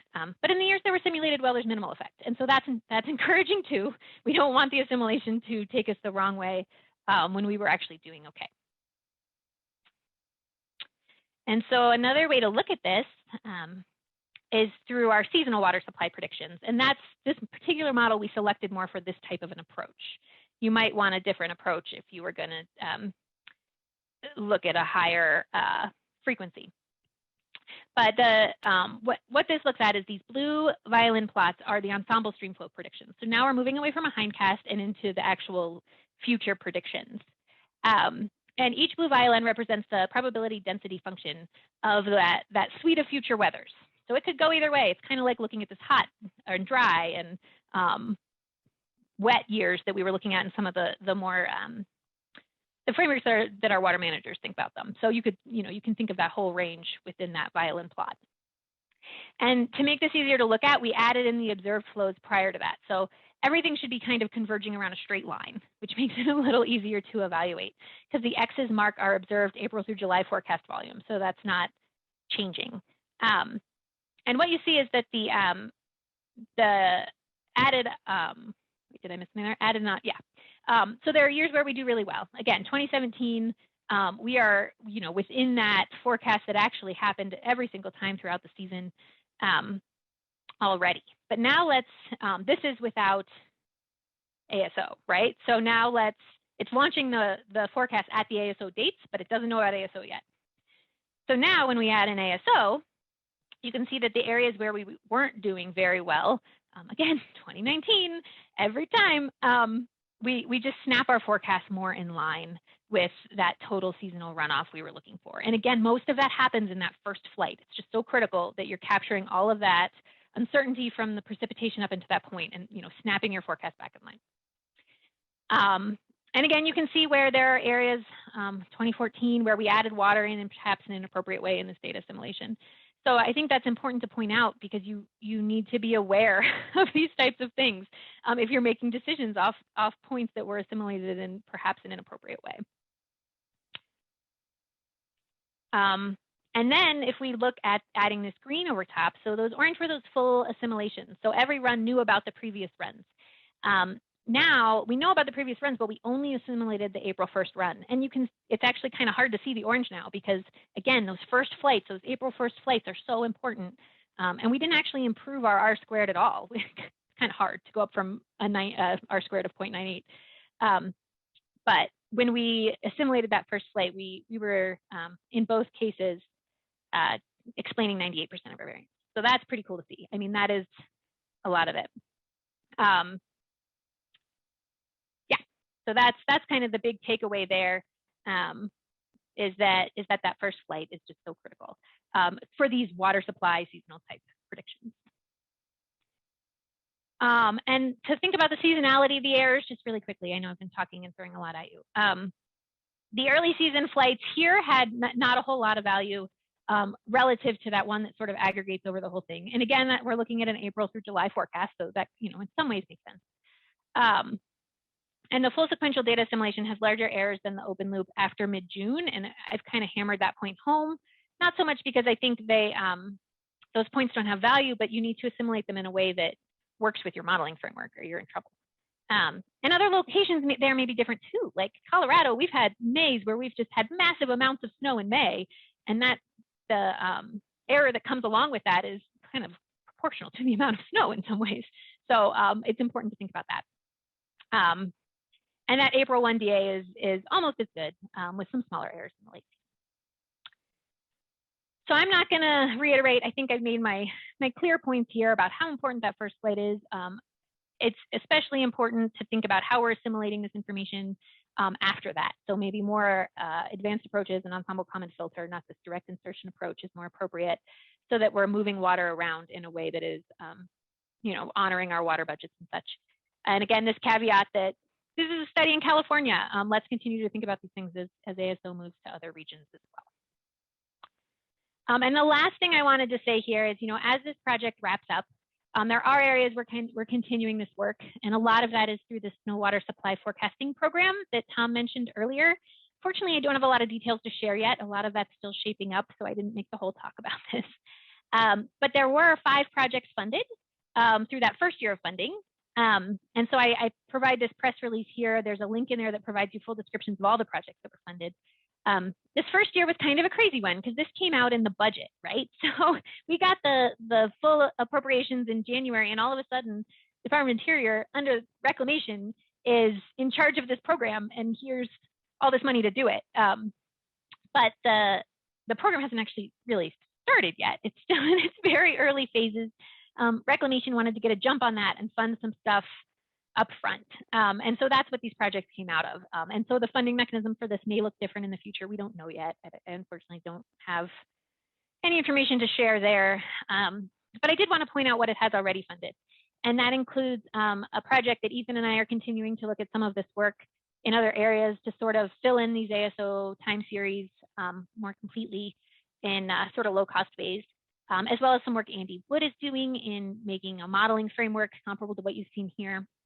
And then these last 3 are actually funding flights through the program. Tom mentioned them. Chad Moore, sort of one of the early adopters in reclamation for ASO, is doing work in the San Joaquin with ASO flights. And Scott Fenema, that last one, has added the Truckee and Carson. He's super stoked. I think it'll be great. And then this project, the baseline airborne snow observatory flight, I kind of inherited, but I'm pretty excited about it. And the goal of this project is really to bring ASO to places that maybe don't have the grassroots folks in place to get flights going, and to overcome sort of the snow off processing and some things, and to get basins that are, 1, critical for water supply, 2, maybe under-observed, like there's 0 SNOTEL stations, and 3, again, in areas that really need it. So those things are kind of converging to look like the Wind River. It isn't fully in place yet, but that's kind of the direction Jeff and I have been talking. So with that, I probably took all of Laurna's time too and talked really fast. So, but I'm happy to answer any questions about any of these pieces that I can. Thanks, Lindsay. That was really great. I'm going to squeeze one question in. Marco Bell had his hand up first, so we're gonna go with that one. Marco, do you want to unmute yourself and ask your question? You need to unmute. There we go. Sorry. Hello. I didn't realize I had my hand up, but I had a lot of questions. But I'm just gonna ask one. Well, let me make a comment. I do agree with the discretization approach. I think it's important with MIDH2. We found that that was very interesting. We had to do it that way for operations, and the variability is important. But I had a question on the SUMA model and what open loop means also. I'm not familiar with that model, and I apologize for that. It's my own ignorance. But maybe you could spend a minute on that, or 30 seconds, whatever time's allocated. Is it a physical model? What type of model is the SUMA model? Yeah, it is physically based. So it runs, you know, when you dig down into the guts of like any land surface model and you get back to like the Anderson equations and the Snowtherm equations, it's all those basic equations under the hood. They can be swapped in and out, like I was mentioning, but so far that's not really being done very much. But it's physically based, but it is lumped. It's not fully distributed. So it's run over those hucks that I was showing in the figure there. So there is, like you mentioned, some need to kind of consider that when you think about the value of ASO into a model like that. You lose some of the richness of the data when you lump it. But yeah, but it's physically based, lumped model. Any other sort of? Yeah, you did an assemble forecast with that. Did you compare that to, let's say, what your current state is of the model, like in 2019? What you measured, what you said it was a little different, but like to run it in real time, or? Yeah, like if you compare that with if you run it in real time and you compare that to your assembled model, are you getting differences on the state conditions that that you would have predicted in your forecast from the assemble versus your physical model? Yeah. We do, and I think I'm understanding your question, but and that's kind of shown here. So the open loop is without any of the assimilation, so we're just running those ensembles. But the model stops at the ensemble point. So we run SUMA up to that point, and then the main run stops there, and then we launch that suite of ensemble runs. And so that's what it would look like if we hadn't assimilated ASO, and the X's are what actually happened.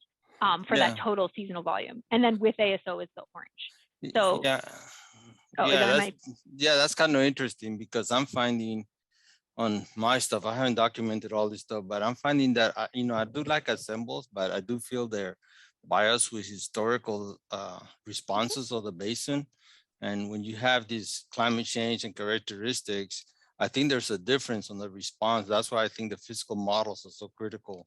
And so we still run the physical model. So you could throw at it a suite of future climate projections, or if you know it's going to be a hot year or a hotter year or the hottest year ever, you can look at where you are in that ensemble compared to what you put in there. I mean, you know what it is, and then it's still run through the physical model. So I totally agree. Both a knowledge of what we're up against and how the model handles it is critical. Yeah, excellent work, Lindsay. I appreciate it. Thank you. Thanks, Lindsay, and thanks for asking some great questions, Marco. I'm going to refer. We're running slightly later than the next talk, so I'm going to keep proving. No, not at all, Lindsay. I think it's great. I think these discussions need to happen, and so what I'm going to do is just point you, Lindsay. There's some questions from Eli Boardman. He's got some good questions in the Q&A and in the chat, so I'm not sure which one you can see, but if you could respond to those, that would be really great. And I think Marco probably asked all of his questions, but he had some stuff in the chat as well, so we can continue the discussion there. Okay, moving along, we're going to go to, again, slightly off agenda. We're going to move to Rosemary Carroll. She's from the Desert Research Institute. She's been going to talk to us about work she's been doing in the East River, and I know I've been sending her data since 2016, so she's had some good time to look at this, and they're doing some really great stuff out there. So take it away. Thanks, Kat. Can you hear me and see my screen okay? Yes, we can. Okay, wonderful. So as Kat just said, my name is Rosemary Carroll, and I'm working in the East River. And so today I'm going to talk about ASO in the East River, and specifically with a little bit more of a fine-tuned title than what I had submitted to Liz earlier. I'm going to actually talk about bolstering very simple snow models for hydrologic analysis and what we're doing in the East River. So the East River is located near my hometown, Crested Butte, Colorado. And as you can see, it's a mountainous system. By my estimates, receives about 80% of its water inflows through snowpack. It's an important system in terms of the upper Colorado River system, where much of the water for the Colorado River is generated. And we know all on this call how important the Colorado River is to the southwestern United States, but also that it's a system under tremendous stress with increasing temperatures, declining snowpack, and declining water resources that are affecting 40 million people in terms of water resources downstream. So the East River is also home to the Watershed Function Science Focus Area, or SFA. This is a Department of Energy funded program. That money is funneled through the Lawrence Berkeley National Laboratory, or LBNL. And the grand challenge question for the LBNL SFA is, how do mountain systems retain and release water, nutrients, carbon, and heavy metals from very short seasonal timescales to longer timeframes like decadal or multi-decadal? And so my work is really focused on getting snowmelt to stream flow and looking at specifically groundwater influences on stream water export from these systems. And so that's how I sort of fit into this larger picture of the SFA. The SFA is also really in charge of developing and sort of promoting this community watershed approach. And what this is a multi-institutional investment in the East River to try to understand complex topography, where we're linking atmospheric sciences. These are programs being funded by DOE as well as NOAA. We have developed extensive observation networks and data management sort of platforms. We are using physically based models as well as reduced order models using machine learning and AI, all in this idea of trying to understand watershed function, or as classically described by critical zone science or hydrobiogeochemical processes. And so the idea here is we can all work together to share planning, infrastructure, and most importantly, data. And we have a large group working on this. And ASO very nicely fits right in the nexus of all of this, right? It allows us to link between the atmospheric sciences, the observational networks, the modeling, as well as trying to get at these basic questions of watershed function. So we also know on this call that the processes of snow distribution within these mountainous systems is highly scale dependent on what scale you're interested in. And Rebecca Mott's 2018 paper just so nicely consolidates all of this information. And we look at snow within these mountain systems, we can think about mountain range scales, ridge scales, as well as slope scales. And I'm going to sort of illustrate these scales using ASO in the East River itself. And so I have shown these images before. I stole them from Jeff Deems. They're wonderful images of the East River. So just to give you a sense of where we're at, here's the town of Crested Butte and the ski resort, if you're familiar with the area, as well as all the different tributaries feeding into the main stem of the East River, which is part of my hydrologic model. This is literally the 30,000-foot view, and it illustrates this mountain range scale, right? This is where snow distribution is largely described by topography, specifically elevation. So we have elevation lapse rates where we have deep snowpack shown in red at high elevations, and we have shallow snowpack at low elevation. And so we can see these lapse rates in play, and we might have some storm tracking patterns as well as we move from east to west and across the basin. But we really want to focus in on what ASO brings to the table, which is looking at these finer scale processes that are hard to get at when you look at these, when you're looking just at lapse rates. So we're going to zoom into Democrat Basin to look at the ridge scale. And this is really showing that redistribution of snowpack is a very important component in mountain systems, where we see wind scour off of ridges shown here, and the redeposition of that snow downwind gradient into these cirque valleys that are on the northeast aspect in this particular basin.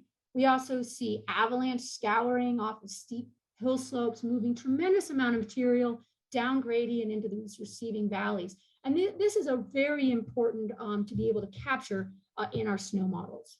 We can zoom in even tighter. This is Rustler's Gulch, if you're familiar with Crested Butte, where we start to see microtopography as well as vegetation effects on wind shading, and this driving sort of much smaller scale, maybe on the order of less than 5 meters sort of resolution, where we start to see those types of processes dominate in the sort of local movement of snow through saltation and redistribution. So what am I doing in the East River? The East River, I've been using ASO to help me manage snow redistribution in the East River. I started off modeling Copper Creek, or CC right here. This is a 24 square kilometer basin within the East River. That work came out in the GRL in 2019. I upscaled it to the upper East River at about the 80 square kilometer. This work came out really looking at the influence of snow versus rain on stream flow generation. We put a paper on this out in 2020. And now I've just increased my area of investigation up to the entire Huck 10 level East River, which is 750 square kilometers. So I'm using GS Flow to be my hydrologic model, which is a USGS code. But the land surface model is PRMS. PRMS is basically the opposite of what Lindsay was just talking about. It's basically an empirical, semi-empirical land surface model, but it's fully distributed. The model is built off of has 18 stream gauges, 13 of which I operate, the rest from the USGS. Has 6 weather stations involved, and it's calibrated to stream flow. It's also calibrated to solar radiation, and it's validated across a host of different snow products, including ASO imagery, snow pits, snow depth at weather stations, as well as an eddy covariance flux tower operated by Dave Gotchis at NCAR. We have multiple flights. Most of these have been funded either through LBNL and also in collaboration with Colorado Water Conservation Board. This was set up by Joe Busto, which Tom mentioned passed away in December 2019, but who was a huge advocate for getting infrastructure into science-driven sort of policy and management decisions, and so super grateful to Joe Busto. The model is simulated at the 100-meter grid resolution and at the daily time step. And this is sort of my Goldilocks scales, if you will. It allows me to try to capture those codependent relationships between climate, vegetation, topography, and geology to just understand stream water source. And it also is kind of in the scales of that ridge scale where I can capture snow processes as well as ET and other things that are important to generating, sort of getting at stream flow generation. So PRMS, I'm not going to go through this whole slide, but it's simple. The snow model is basically empirical. It's a pseudo 2-layer snow model. It does track radiant, conductive, and convective exchanges as well as sublimation, but those are all really empirical in their terms of their energy related terms. But so I have this up here on the slide for completeness, but really what I want to focus on today is how I'm using ASO to redistribute precipitation so that I can account for those processes that are important to our basin. So I'm just going to kind of walk through this. So what I do is I use precipitation that is happening at the SNOWTEL network, and then I distribute it. If it's falling at a given location as rain, then it's redistributed using PRISM. If it's falling as snow, I'm using ASO to move that around. And what I'm doing here is this is a Schofield SNOWTEL site, and I'm using 2019 ASO, and so the SWE trace is there against the period of record. And the ASO flight was in early April. And you can see that the snow lasts quite a bit longer. That's that late May, April snowfall that Lindsay was talking about that can make errors be so hard in forecasting. But what I do have here is this ASO map of SWE on the bottom left corner. And all I do is take the SWE on the day of the flight at that SNOWTEL station, and I divide each cell by the ASO amount of SWE, and I come up with a snow ratio. It's that easy. I do run one iteration because there are snow losses prior to that flight. So I run the model and I calculate snow losses due to melt, canopy evaporation, and sublimation. And then I back it in and I adjust my ratios. And so that's a one loop process. The advantage is I can take a really simple snow model and add redistribution. I can get the snow where it ends up, not necessarily where it fell, which is very important. On the negative here, or the limitation, is that I am assuming that every time it snows, it always snows the same amount, or the ratio of falling snow is always the same at that location year after year and storm after storm. And we know that's not the case, but that is the simplification. But how does this approach do? Well, I can compare it against point measurements, for instance, and see how my model does. So on the bottom left here, these are 4 weather stations operated by the Rocky Mountain Biological Lab. These are snow depth measurements. And you can see the red is the model and the black are the observed. And you can see that we're doing fairly well, considering these are point scale measurements. It's not perfect, but it's doing fairly well. I can compare against the nearly 100 snow pits that we've dug, and Lindsay's dug her fair share of these snow pits too in the basin, and we're doing okay. We're capturing the trend, though we tend to bias in the model about a 10 centimeter bias toward under predicting snow, and we'll see why some of that in the next slides. I can compare modeled results to snapshots in time using ASO. So the top image here is ASO, a snow SWE, and it's at a 50-meter resolution. And then the bottom one is 100-meter resolution. This is the model PRMS. And you can see immediately in this image that I'm under predicting snow at the time of this flight in the valleys, but there's very little snow down in the valleys, but I am under predicting. I do seem to be capturing these large snowpacks up high in these cirque valleys. Okay, we can be a little more discerning and not squint so much. And let's look at the upper basin.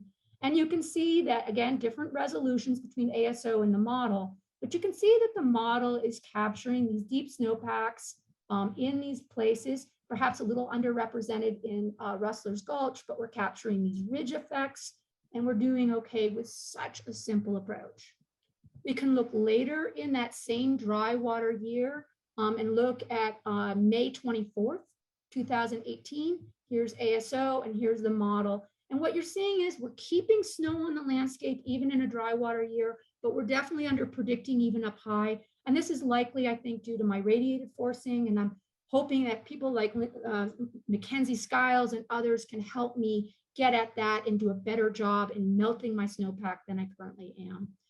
And then we can look at 2019, where we have about a 5.5% error in the basin, but again, capturing these ridge effects even when there's massive amount of snow in the high elevations of this model, and doing a really great job capturing trends of where snow is and where snow isn't. So what have I been doing with this model so far at the East River scale is I'm really been focused on stable water isotopes. We use these as tracers to understand how water moves through the landscape, but rarely are these types of tracers used at the scale of the East River, where we have nearly 2 kilometers in vertical relief, and I'm talking, hundreds of square kilometers. And Pereira has a wonderful paper, a review paper out about stable water isotopes in snowpack. And the idea here is there's a huge challenge because it's really like the circular logic. Snow melt isotopic flux into the basin really depends on snow processes. It depends on snowpack characteristics. It depends on melt rate. And these in turn vary across the landscape. And so getting all of that into a single picture is very hard to do at the scale. But I wasn't deterred. I took this big model. I drive it with an isotopic fractionation model I developed and wrote based off of Ala Ahoy's paper. And then I constrained this model using 6 years of isotope data through a Monte Carlo analysis. And I wasn't going to talk about this paper today, but I just wanted to highlight we have a paper in review. Happy to talk about it offline or even if there's time for questions, but this is where we're currently at with a model.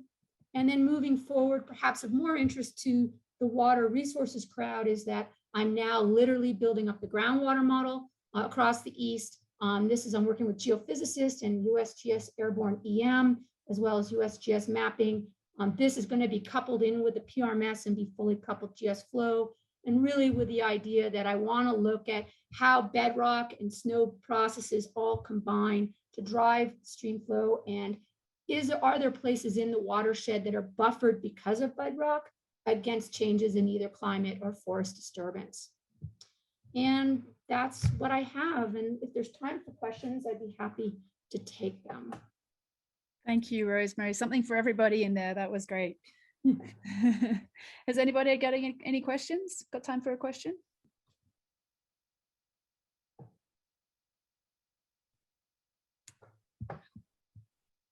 Well, I have a quick question. So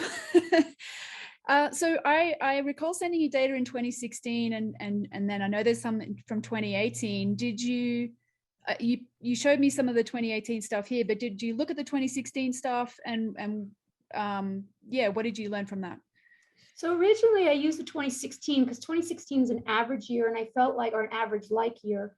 And I used that to distribute snow across those smaller models. So the upper East River and so I did the same process, but with the 2016.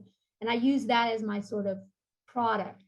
just because it seemed more defensible. But going up to the larger scale, the 2016 is really limited in its scope, area of observation. So it doesn't cover much of the watershed. So I chose 2019. I was really half a dozen other, but I ended up choosing 2019 because it's a big water year and snow is residing on much of the landscape in that year because it's a late year. And so then I only have to rely on PRISM for the lower portions of the model domain because I don't have ASO there. So that's kind of, so I do use 2016. I didn't show that here today in the interest of time, but yeah.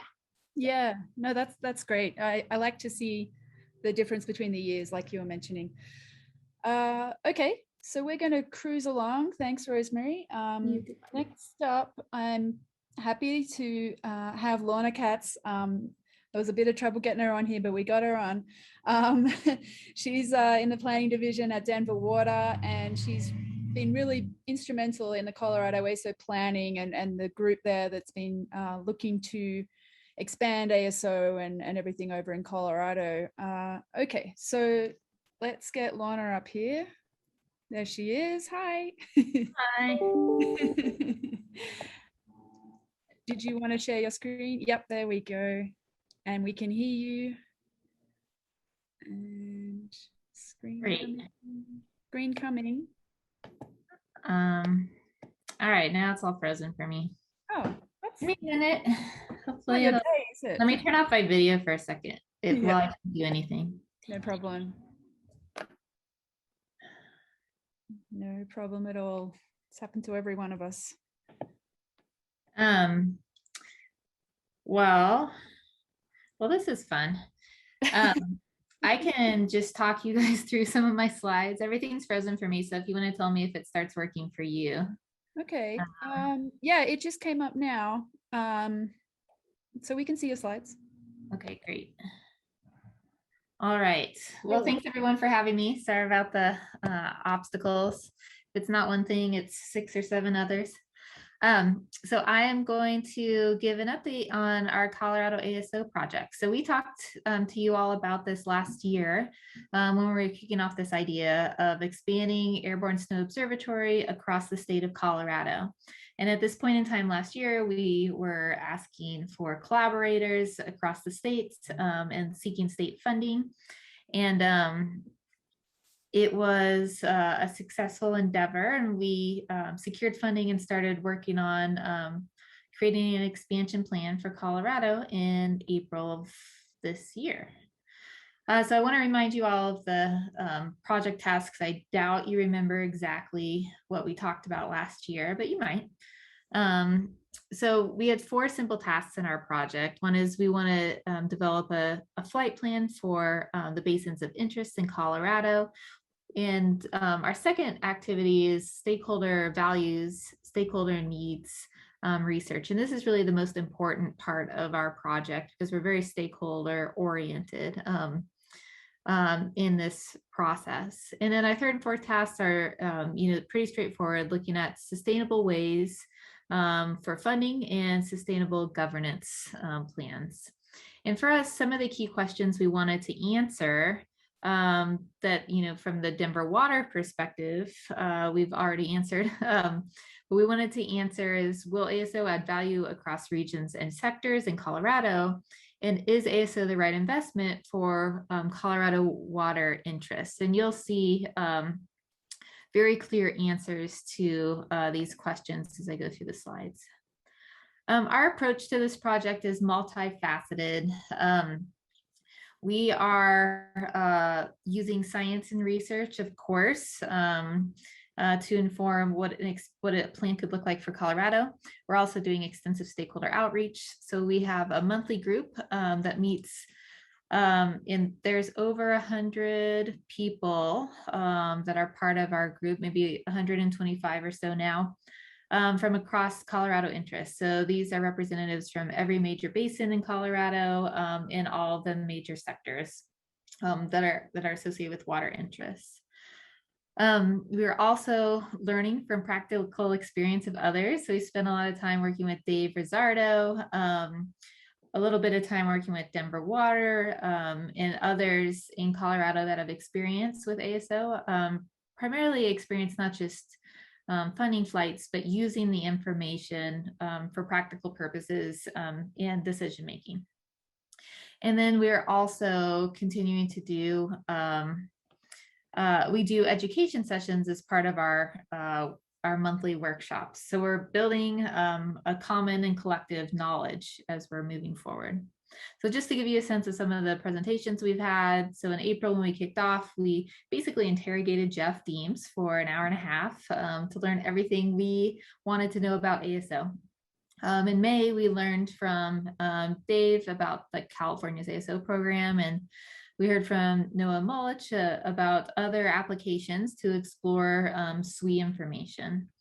In June, we had a panel discussion with folks who are actually using ASO in practice. So we had 3 folks from California, Kings River, California DWR, and then reclamation folks. And then 3 folks from Colorado, so Denver Water, reclamation in Colorado, and well, yes, they're not. CBRFC is technically in Utah, but the Colorado Basin River Forecasting Center. So we came together and had a really informative panel discussion with folks talking frankly about how they're using science, using the science in practice, and what some of their concerns are. In July, we learned from David Gotchis about how he's incorporating ASO into WRF hydro and some of the forecasting data assimilation efforts that he has going on. And then Jeff came back and gave us an overview of everything that we learned in 2021. And in Colorado, 2021 was a big year because, especially on the Colorado River Basin, it was very dry.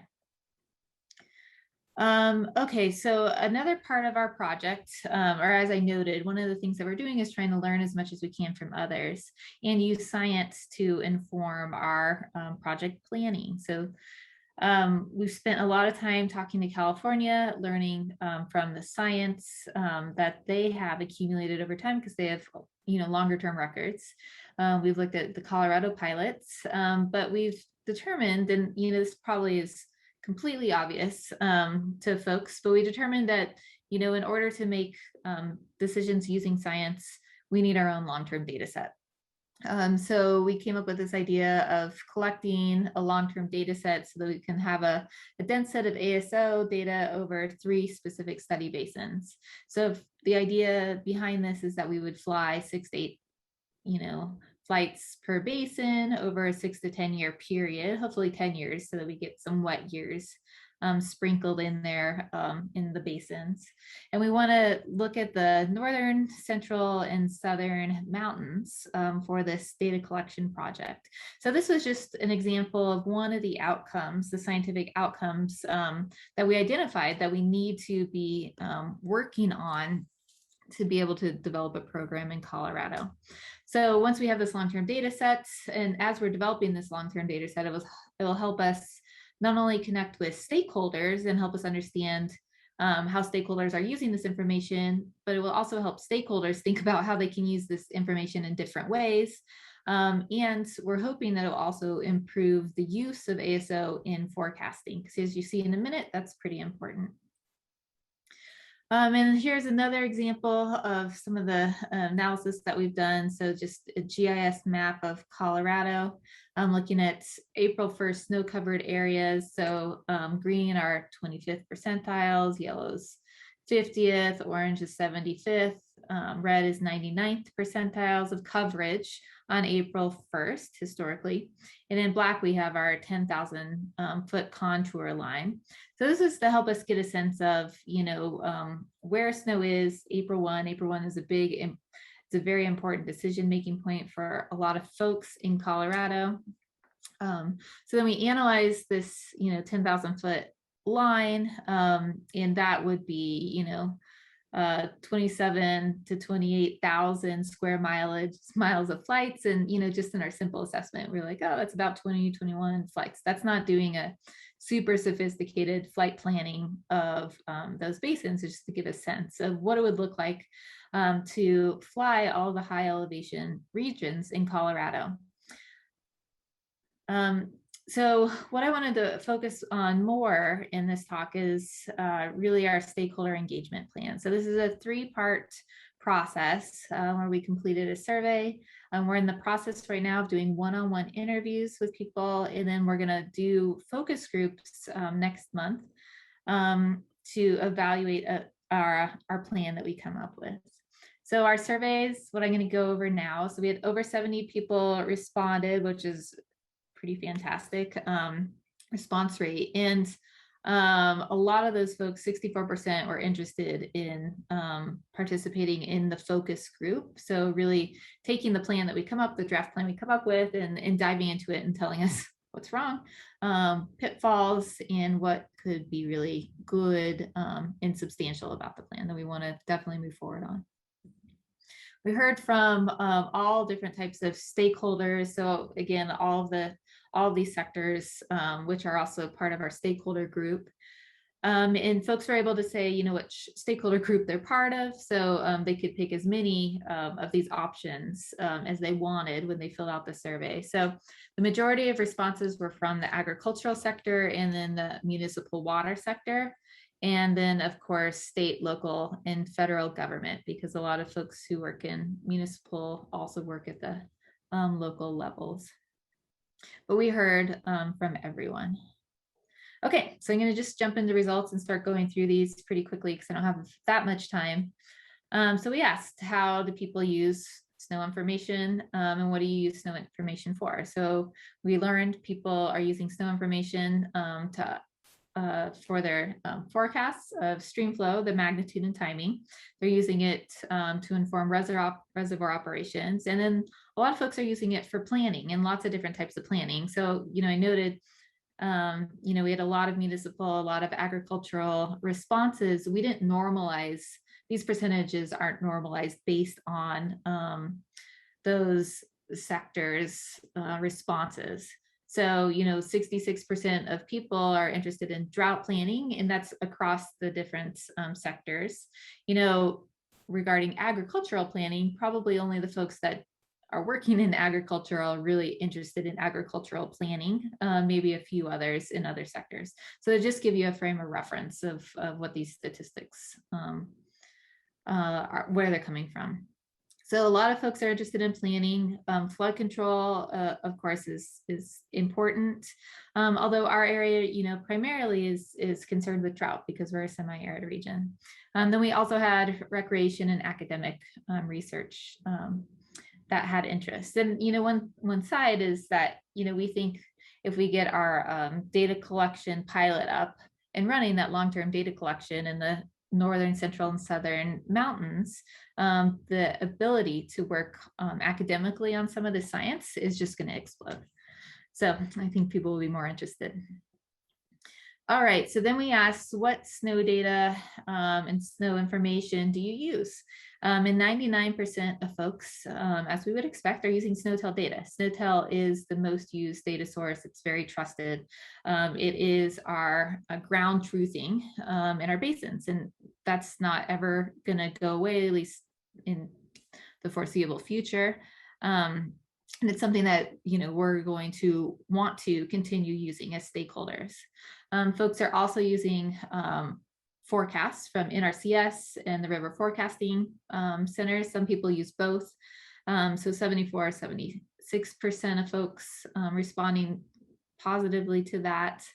And then if you kind of just look down, you can see some of these other areas, snow courses, over 50% of people are using it. And then other manual measurements, when you add that together, it's, high percentage.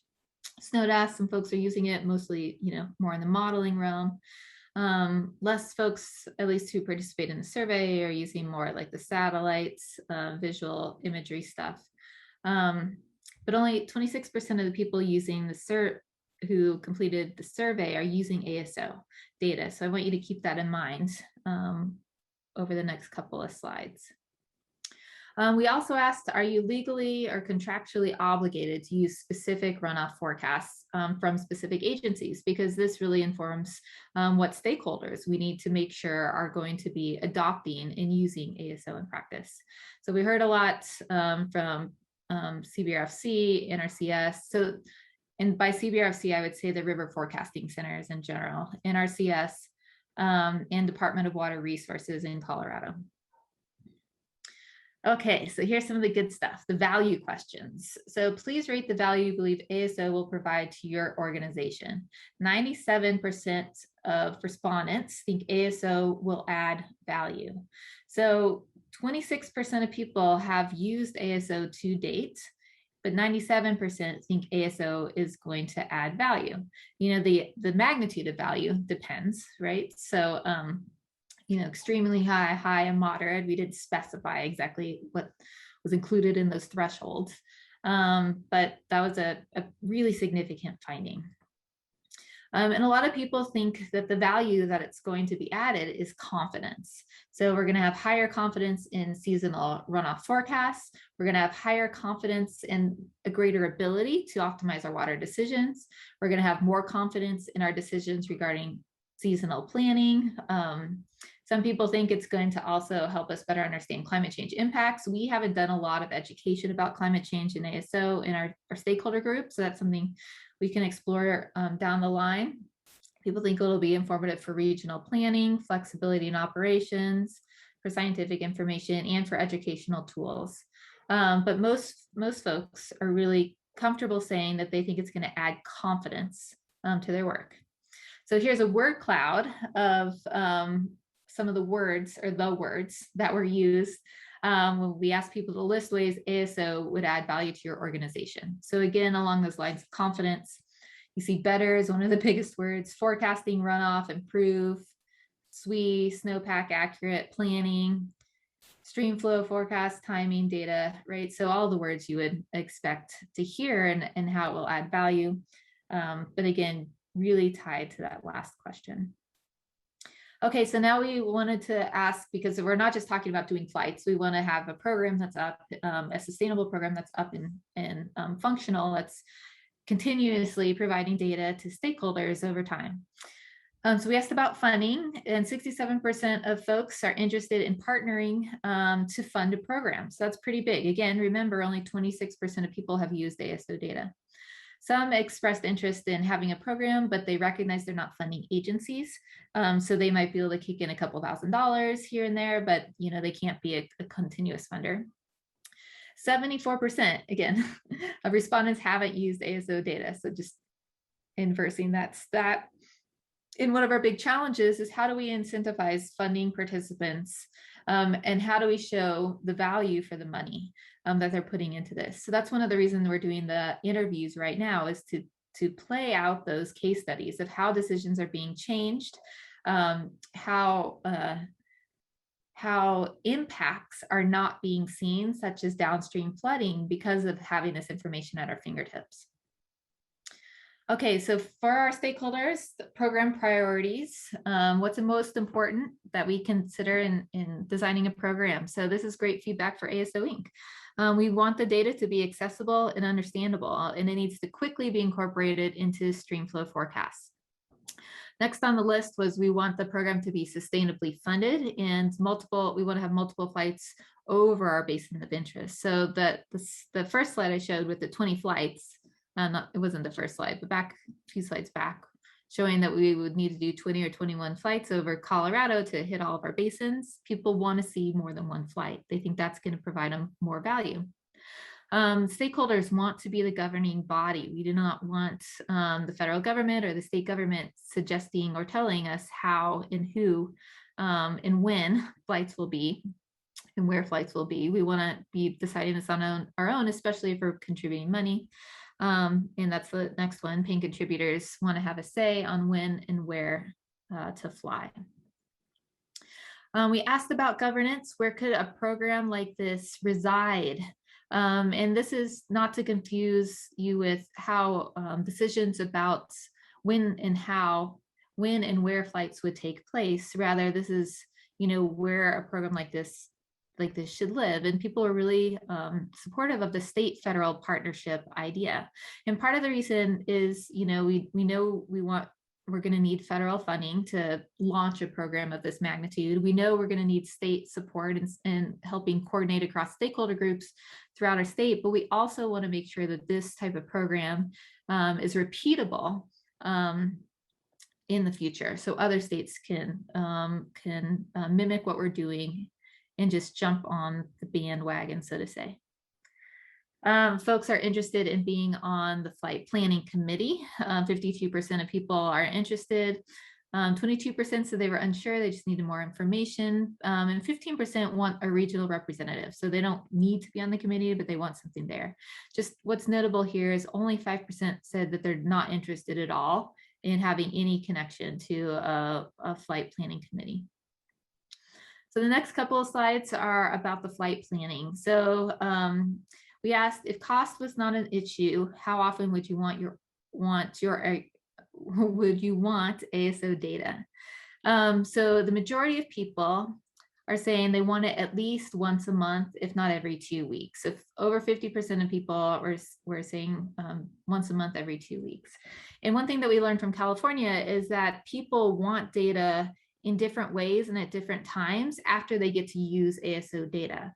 So that's something that we have in the back of our minds as we're thinking about this. And the next question is, well, when do you want your flights? Select, dates that are most important to you. So again, you can see this April 1st, May 1st, June 1st, March 1st. The beginning of the month, dates are really important to people.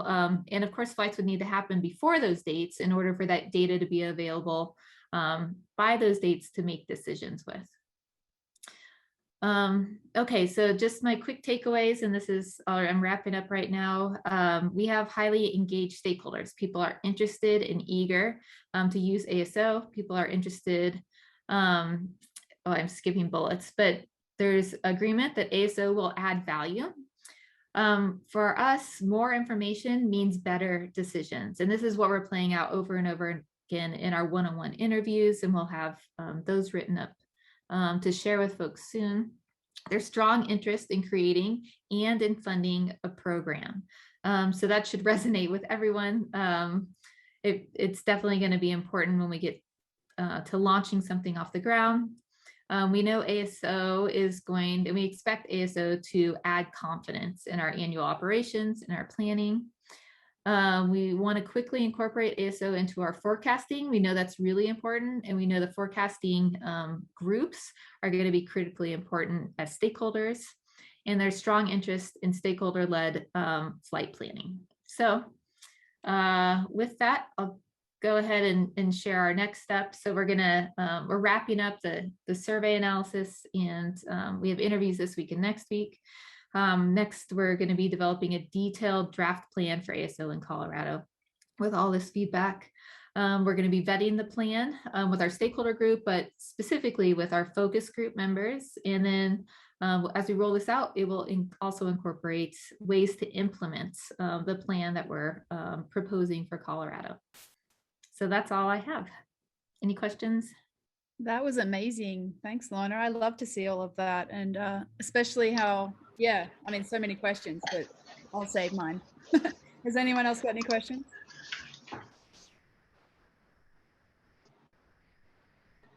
Okay, well, feel free to hit up the chat or the Q&A and we'll do our best to answer those questions and field them. Coming up, the last one before lunch, we've got Kormos. He's at the Colorado Basin River Forecast Center. He's been working with the ASO data for a while, sort of stuffing it into the model and doing some hindcasts and seeing what happens. And so I'm really excited to see what he's come up with this year. Okay, Pat, you're up. Great, thanks. Can you hear me all right? Loud and clear. Great, and you can see my screen. Great. Well, yeah, like Kat said, thanks for the introduction. I'm Patrick. I'm a hydrologist at the Colorado Basin River Forecast Center. Here's a quick snapshot of the team that I work with. Currently, I'm a forecaster for the Eastern Great Basin and the Sevier River Basins, but I kind of work all over as well. Real quick outline, I'll give you a little bit of background and talk about the water supply forecasts and ASO data in that. So who are we? We're the River Forecast Center. As you can see, the United States of America is kind of divided up into different river forecast centers. We are the Colorado Basin River Forecast Center, which kind of is the upper and lower Colorado River Basin in the Eastern Great Basin. We're under the National Weather Service, and that's under NOAA and Department of Commerce. So here's a quick map. Our most popular forecast product is the monthly water supply forecast. You can see these triangles are at every 174 locations. And for each one of these places, we put out a seasonal water supply forecast, which is commonly April through July. We start issuing forecasts in January and we stop in June. So you can kind of get an early idea, an early forecast of how much water you can expect that year. They come out monthly, or some places twice monthly. And then this is our model. So we run our model every day. It's a lump parameter model. Snow 17 is the snow model over top of the Sacramento soil moisture and accounting model.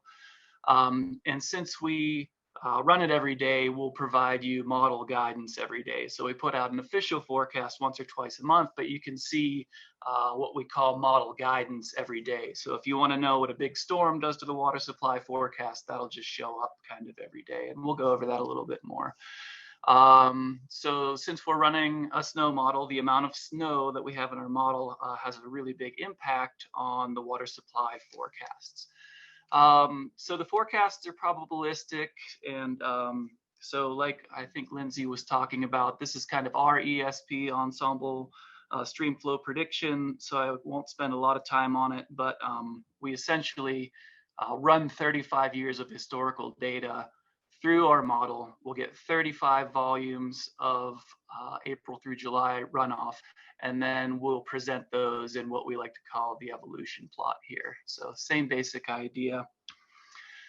So here's just a quick overview of that product. The blue line is the most probable forecast. It's a plot of forecast volume on the y-axis and time on the x-axis. And through the water supply season or the forecast season, these lines will just kind of march from left to right, you know. So after, this is what the plot looks like at the end of the season. It's probabilistic, so we present this in exceedance values. So the bottom is kind of a dry scenario. 90% of those volumes lie above the bottom of that blue area. The top of that blue area is a wet scenario. Only 10% of the volumes lie above that. And then the median value is that blue line. The pink lines are our official forecasts. So here's where you can see, you know, between official forecasts, you can see what the model's saying. You know, maybe there's a big storm forecast and it bumps up, or maybe you're in a drought and you see this continual downslide between official forecasts. In those forecasts, there's uncertainty. So we've done a quick study, and basically half of an April 1st water supply forecast is going to be a spring precipitation or unknown future weather error. Like we've talked about, several people have kind of talked about that, the big May precipitation events. But where ASO is really, I think, going to help us out is in this blue bar is model error. And model errors come from, you know, errors in our model states. So how much soil moisture we have, or specifically how much snowpack we have in there. And it can be other things like model parameter and structure as well. So we can kind of divide that up into two different ways. You can look at it as a framework, essentially, right? If we're going to try to improve our forecast, well, maybe we can improve on future weather uncertainty. That's the difficult one. But then there's lots of places where we can try to improve on our model error. Of course, I'll talk about the ASO external snow products, but also I wanted to touch real quickly on kind of a physically based modeling project we have going on with U of U and Mackenzie over there, and then the Northwest Watershed Research Center in Boise. So we have a project going on now, and I bring this up because in 2018, Andrew Hedrick published a paper where they did direct insertion of ASO data in using the iSnowbow model, which this project is going to set up and run. So it's kind of a proven methodology, and we're going to start going down this road. It's still in kind of early project mode, but that's the good news. So quickly, excuse me, we got some data this last year. We're going to shove it into our model and see what happens. So when we get a flight from Kaatz, we're going to put that data, that SWE value essentially into our model, and then run the model forward 35 times, essentially run ESP and see what that does to our model forecast, and then just quickly look at a graph to see what that does. Also, we've mentioned several times, NCAR is putting out forecasts in certain places. So where we have NCAR data, which is WRF Hydro, we'll throw that on the plots too to take a look at it. So here's one of those plots real quick. It's kind of close to our official ESP plots, but not really. We still have forecast volume on the y-axis and time on the right axis. Volume accumulation, instead of that nice orange color, is just a dot dash line. And I included the maximum and minimum volume forecast, as well as these different exceedance values. The black line's the median. I'll put a fat orange dotted line across the middle. This is the observed volume from last year. So essentially the target volume. Our forecasts are these hot pink lines. Essentially, we've got the 1090s, the 7030s, and the one in the middle is the most probable forecast from ours. And then these blue lines down here are kind of the same idea, except that's when we just stuff ASO SWE into our model and run it forward to create an ESP forecast. So this is for Dillon Reservoir. Observed volume was 95,500 acre feet. And you can see in this one instance in 2021, ASO data would have nudged our forecast down quite a bit. And, you know, it just speaks to maybe in dry years, we need to make a relationship between the ASO SWE value and our model SWE value. And just to reiterate, you know, this is a calibrated model. We do the best we can with 35 years. We think we do a really good job of modeling reality, but that's not to say that it is a model of reality.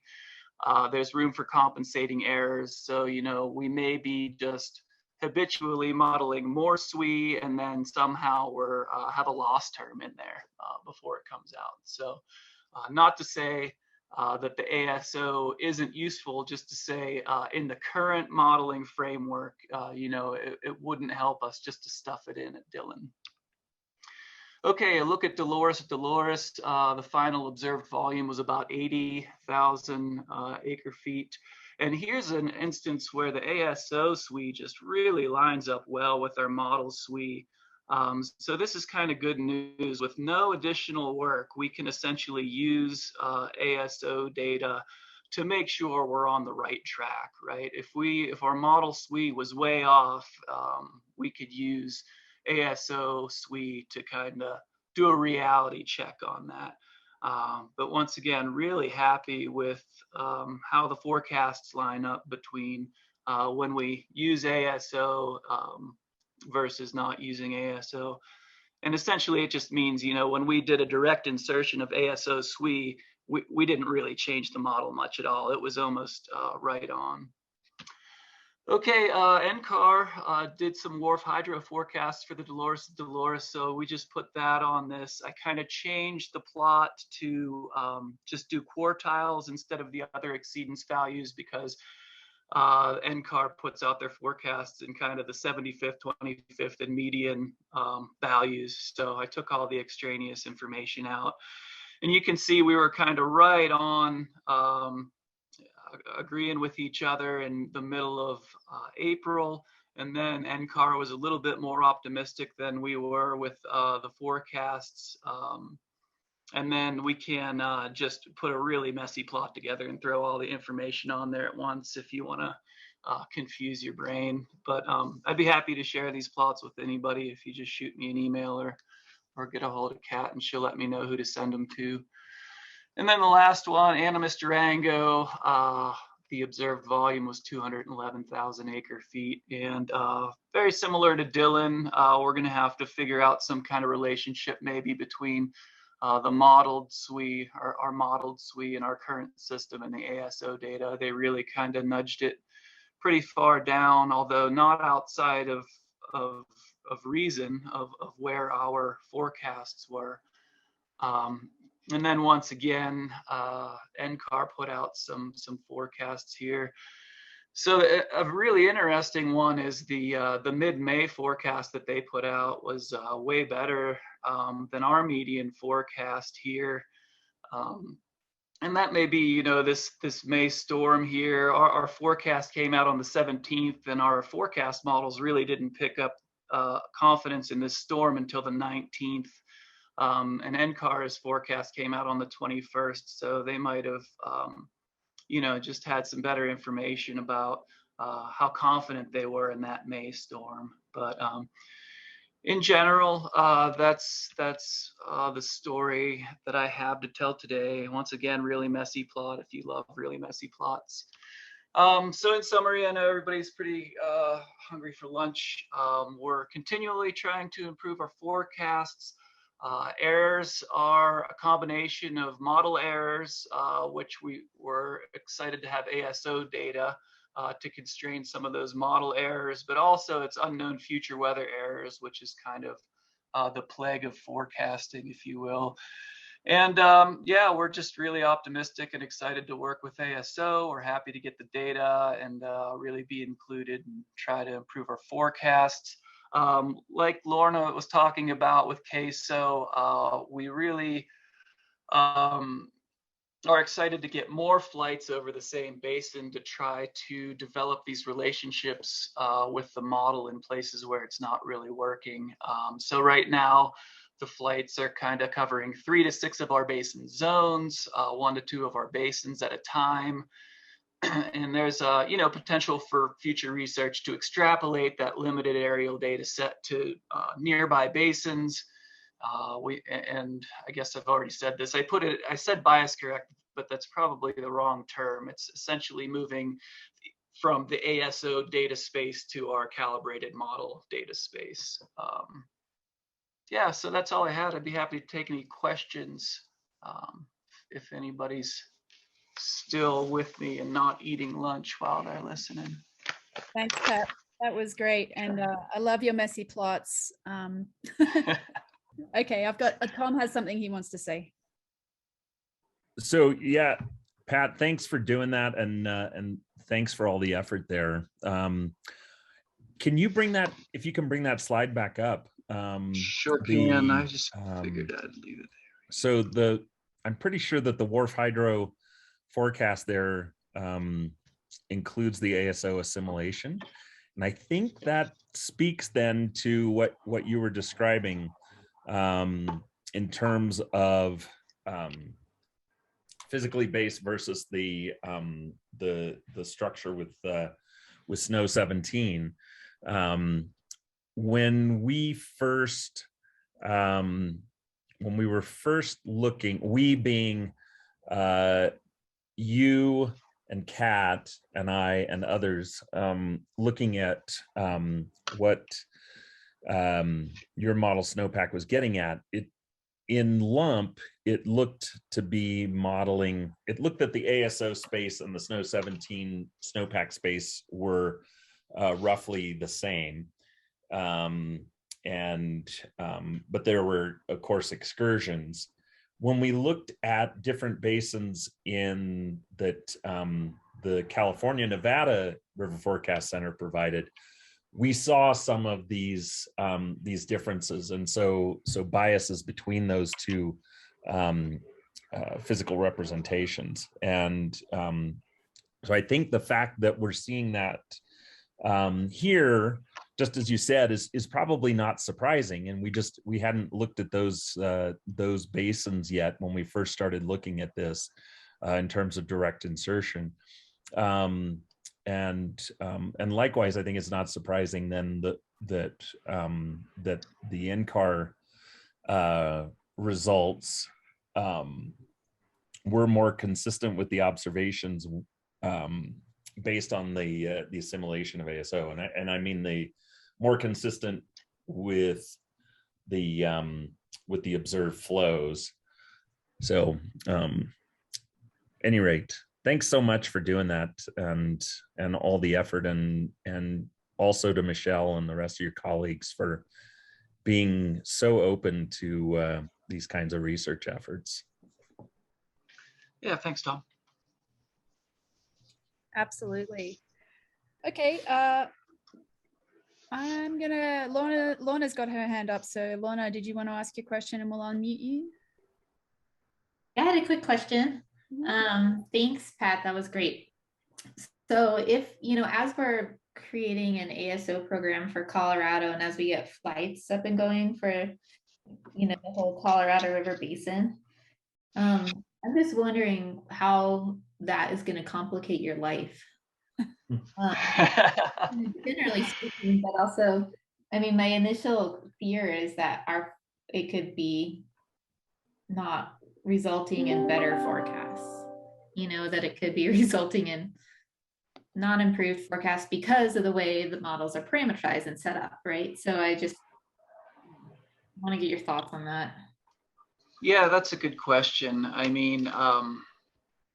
When it comes down to it, we're operational, and essentially we should be spending just all of our time not doing research and development, but we strive to make the time for that. So yes, it adds more work, but if it's going to improve our forecast, we will move forward on that.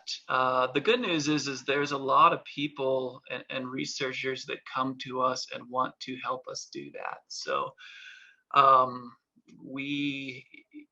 it will complicate matters, but it doesn't mean that I personally or somebody in the office has to spend all of our time doing that instead of the kind of day-to-day grind of it. So I think with these additional research projects and the willingness of everybody to kind of pitch in and help and evaluate and see what we can do, that I think that, yeah, we're optimistic that it will improve our forecast, but we're used to, our things being difficult and not having enough time to do everything that we want to do and things like that nature. But yeah, did that answer it or complicate the question? No, that was great. Thanks, Pat. Great, sure. I think that's something we can all relate to, Pat. There's not enough time to do what we want to do. Right. Okay, so speaking of time, let's go get lunch and let's come back a little after 1. Does that sound good? Cool. Thanks for a great session, everyone.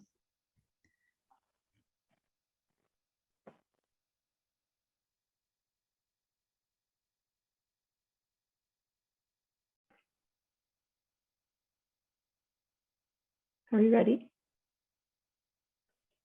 Yeah, let's do it. Great.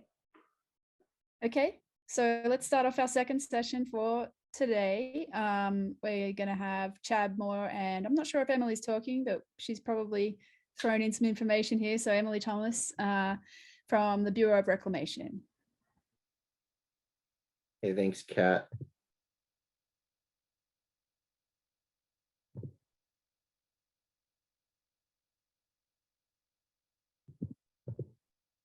Okay, so you should see my screen now. Yes, we do. Excellent. Okay, I just, first of all, acknowledging the entire team here, Millich and Reservoir, our runoff forecasting team is comprised of Rufino Gonzalez, Emily Thomas, Caitlin Willems, and myself, and I'll be presenting today here. So I wanted to just give a little bit of it's a pretty informal talk about, lessons learned from 2021 on the San Joaquin watershed in California. All right, so a little background, we're beset with a pretty significant drought here, D4 throughout most of California. In 2021, water year 2021, we experienced about the 95% exceedance, or the 5th percentile of precipitation, and ended up with the 6th lowest runoff in nearly 120 years. We've been conducting ASO flights since 2017, and these are the lowest runoff efficiencies we've observed since sort of beginning our ASO campaign. And then as was mentioned earlier today, we had this this fire, the creek fire as it's named, consumed about 40% of the watershed. And that had some uncertain impacts on the hydrology. So if you're not familiar with this, the key in the upright sort of shows you where the San Joaquin watershed is safely ensconced in the middle of the D4 there in the Sierra Nevada of California. On a monthly time step here of precipitation, not a very impressive year. We see that the only month that was anywhere close to normal was the January 2021 month, with nearly 8 inches of mean precipitation in the watershed. And it was otherwise fairly dry. I mean, particularly at April into May, where we typically get some additional sort of kicker precipitation. Looking at this in a sort of an accumulation plot over time, you can see where we got most of our precipitation there. It was a single atmospheric river event at the very end of January and what was otherwise a bone dry January. And in that single event, we got more than half of our snowpack, nearly half of our entire, I should say about 40% of our annual precipitation in that one atmospheric event. So this year was shaped by not only the dryness, the depth of the dryness, but also that singular event. And that singular event imprinted upon the watershed sort of a unique pattern. Just a little bit more summary. Shows you what we've been doing for the past 5 years of ASO since 2017. You can see that in 2017, we had 7 ASO surveys, which was a great number for a wet year. That was the second wettest year in 120 years. And then we varied the amount of ASO surveys based on mostly funding, but occasionally some other logistical details. And then just this last year, we only had 3 surveys in the watershed. Across those 5 years, we got this tremendous range of variation in precipitation from 4.4 million acre feet to 500,000 acre feet. So about a 9-to-1 interannual precipitation that we've captured with the ASO quite well. Taking a look at the 2021 surveys, these are the dates of the 3 surveys here that we did. The first and second surveys showed that we had 527 and 564,000 acre feet respectively. But by the time we got around to the third survey, we had dropped to 129 TAF there with our measurements. And a couple of weeks after that, we were basically at just about 0. So in the San Joaquin, we use the ASO data for a variety of reasons and integrate that into our process in a variety of ways. Sometimes we use it to verify snow pillows. As many of you know, sometimes snow pillows, snow tell, if you will, will have bridging or there's something about the station, its remoteness or whatever that calls the data into question.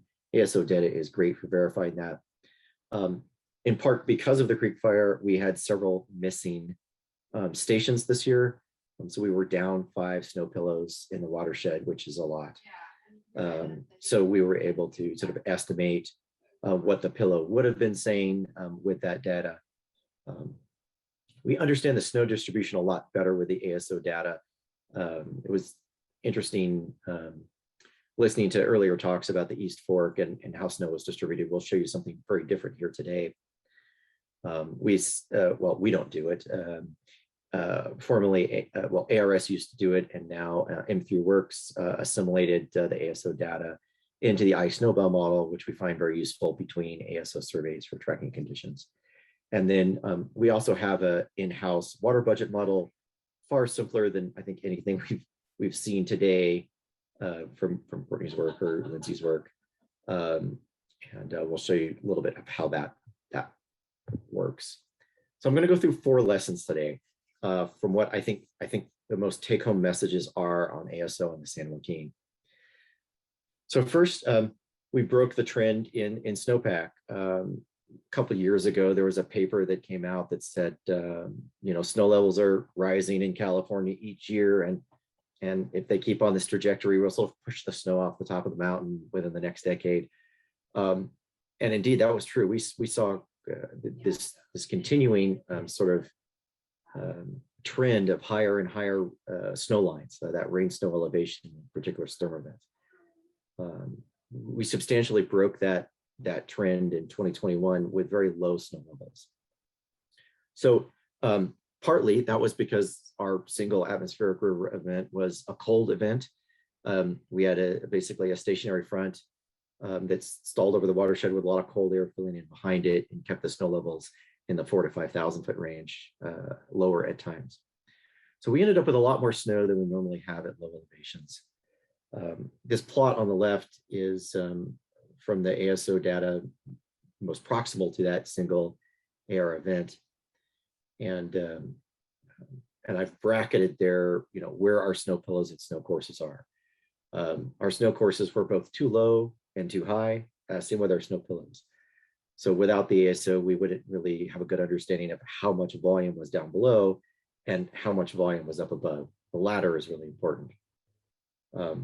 So you think, okay, the snow level was lower, great. That means more snow, right? Maybe, maybe not.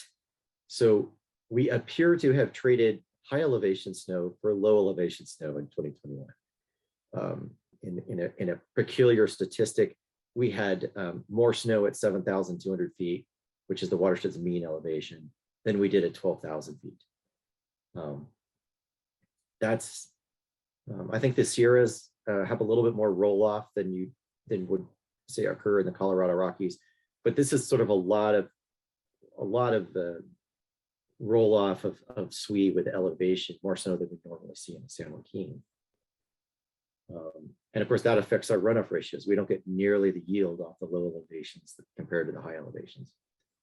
And then this graphic over on the right, the so-called cone plot from ASO, part of their standard reporting product, shows our SWE heavily distributed to the west-southwestern exposures, with very little on the north exposures. Of course, our cirques that are going to hold the snow late into the season are going to be on the north and eastern facing direction. So this really came into play. Here's those same sort of cone and elevation profile chart. I've stretched the graphics to give them approximately the same scale, left and right, up and down, so you can see what's going on. And so you did see, as we go from left to right on that bottom graphic, you did see a little bit of recovery, a little bit of improvement in our high elevation snow, and picking up a little bit more on those north aspects by the March 31st, April 1st survey. But significantly not, it wasn't that significant. And by the time we got to May 3rd, we had this very interesting snow profile. But instead of sort of getting more and more snow as you go up in elevation, which would be what you would expect in May, we sort of topped out at this only 6 inches of SWE, almost uniformly from 10,000 feet up to the highest summits, and this really affected the runoff that would come.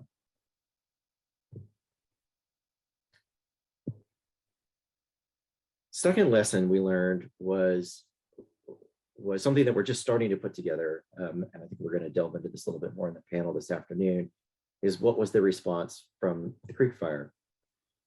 I think everyone knows that you have a fire, you can create some hydrophobicity on the soil, and you can end up with a very high likelihood of overland flow and debris flows and things like that. And we actually saw the opposite. So a couple things about this fire. This was the largest single source California fire at nearly 390,000 acres. The watershed's 1 million acres, so it was basically 39% of the watershed. And that record was held for 9 months until there was another California fire that is now up to about 1 million acres. That's a single source fire. There's a lot of, as you can see from the map on the right, a lot of moderate intensity and some high intensity burn areas. Perfect conditions for that hydrophobicity and fast runoff. The fire basically went edge to edge in the watershed from 4,000 feet up to about 8,000 feet. Above 8,000 feet, per severity was lower. You can almost discount it. So we didn't really sort of deal with this spatially. We just said, well, most of the watershed between 4,000 and 8,000 feet is going to be impacted by this fire. And so whenever we had rain on those elevation bands, or we were melting snow in those elevation bands, we were looking up at the watershed, waiting for something to come out, and no water came out. We had incredibly low yields whenever we had precipitation or surface water input on these elevation bands. Numbers in the 10 to 20% range, very low. So that was surprising to us. We saw sort of a contrary indication where under a drought condition, we got less precipitation from fire. And there's certainly some interesting interactions about loss of canopy cover and what that would do to sublimation and so forth. But very interesting what we experienced here. Lesson number 3, runoff efficiencies vary dramatically within a season or within a year. You would expect them to vary both interannually and within a season. So this is a graph from the San Joaquin that simply plots the efficiency, what is the yield per inch of precipitation on the left, and then the total water year, the natural river or the unimpaired runoff on the horizontal axis. And you get this great, almost a natural log curve with a fair amount of scatter around it. But one of the things you notice is when it's really dry, you get very large changes in yield for every increment of increased moisture. And so this relationship is really unstable or highly sensitive would be a better way of putting it in the dry areas. And this is true not only on a year-to-year basis, but on an intra-annual basis. Excuse me, this graph sort of formed the basis for a water budget model that we do. And I'll just briefly explain this water budget model. So this is an Excel-based model. It's very simple, far simpler than I think we've seen earlier today, but it tracks a really important statistic and one that I think that has been overlooked now that we can precisely quantify census, if you will, how much water is in the watershed. I think that this water budget tool, which is probably something you learned in Hydro 101 and have since not used, can be a very powerful tool. So we basically track the snowpack and we track the precipitation. So we end up with an input budget, if you will, how much water is added to the watershed and how much is temporarily stored in snow. And we assume that there is a characteristic yield, water yield or runoff efficiency that occurs given the overall wetness of the watershed and then the elevation band. So all the factors of aspect and slope and vegetation and geology, we ignore all of those on a spatial basis and we just deal with this family of hypothetical runoff curves that you see there in the bottom left. And so for the operator of this model, all they have to do is choose the right curve and then you should get the right result. So as the snowmelt advances up the mountain, you should see higher and higher yields. And on the right there, you see just some of the plots. So we basically run this water budget model between each ASO survey, and wherever we have a flat relationship, it means that we're tracking along one of those lines. So you can see this is from the previous year, 2020, we made 3 predictions. The first prediction was 4% under, the next prediction was right on, the third prediction was right on. So this is a really powerful tool. And so each pair of ASO data provides you one sample of a input-output relationship on a water budget model. So throughout most of 2021, we operated between these 2 curves. So we basically number these curves sort of plot +7 to -7. And again, the operator just has to sort of choose, or you can let it automatically choose which is the best curve. So what's curious is that we ended up sort of at the -2, 3 curve, a little bit more of efficient condition. But when we were melting snow in the creek fire area or seeing precipitation in the creek fire area, we were in the -5 to -6 down in that red circled area. So this model performed very poorly this year, in part, I think, because of the creek fire, in part because of the drought conditions, we had a really sort of unstable yield. It started off, our overall yield was 31% compared to what fell in the watershed versus what came out. But we saw that yield sort of below, in the sub 20% in January. We saw it rise to 54% in April, 70% in May for just about a week. And then it plummeted into summer.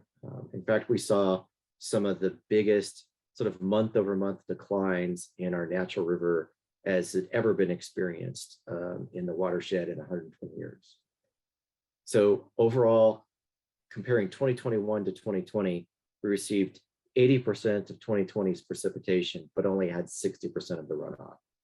So again, we're seeing a very strong influence of that runoff efficiency, which is basically as important, particularly in drought years, as the total precipitation we get. So I wanted to just stress, like, there's a lot of inter-annual variation in efficiency and a lot of intra-annual.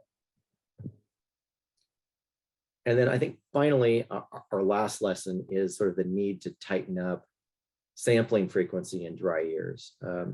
This is something that I think, I think we understood cognitively, but still when we were in the midst of a forecast year and trying to manage reservoir operations, I'm not sure that we got this quite right.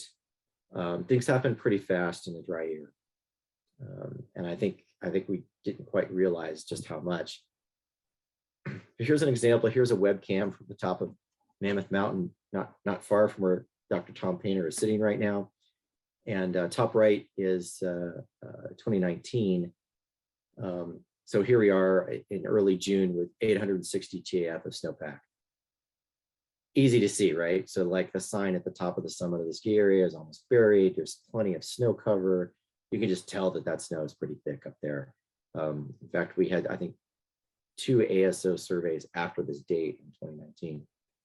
Bottom left, that's 2020, a relatively dry year. And you see the snow cover there. And there was about 80 TAF of snowpack, according to ASO. Now, if you look at the bottom right, that's 2021, about the same snow cover as 2020, but a lot less volume. So we ran out of snow really quickly. And so, peak SWE was first week in April. We blew through our ablation season in 5 weeks. And at 10 TAF, it's really not worth doing an ASO survey. You could just write it down as 0 and be pretty close. So the ablation season, I think, is a really underappreciated part of the season to measure. And as the Tuolumne has learned and the San Joaquin has learned in Sierra Nevada, this really helps you understand your runoff efficiency. You can understand your precip by getting good April 1st data. But there's so much additional variation in runoff efficiency that occurs, at least in the Sierra Nevada. And you don't really know that until you really get into your ablation season. So when it's dry, you want to compress those surveys. So just a kind of a summary of lesson number 4 here. In a dry year, you can certainly, I think, you can stretch out your surveys during the accumulation phase. Your reservoirs aren't going to fill up. There's not a lot of decisions that you're making early in the season. There might be some biological concerns that you certainly want to capture and make sure that you have enough water for maintaining cold temperature for cold water fisheries or whatnot. But because there's less snow involved, you can get by with a little bit less time density of information. But that flips when you're in the ablation season. Now you're not looking for absolute quantities of snow. Now you're looking for relative quantities of snow relative to the runoff, because you're trying to get a runoff ratio. So, this is where I think we didn't focus enough of our coin to get ASO surveys. So I mentioned this earlier, and I just wanted to stress that each single ASO flight gives you an assessment of the snowpack water content, but each pair of ASO surveys give you an assessment of the runoff yield. And so if you only have 3 surveys, that only gives you 2 data points. And that's, in hindsight, that's not enough. You really, I mean, for our work, we really need 3 or 4 or 5 data points in that, which means we need that many +1 ASO surveys.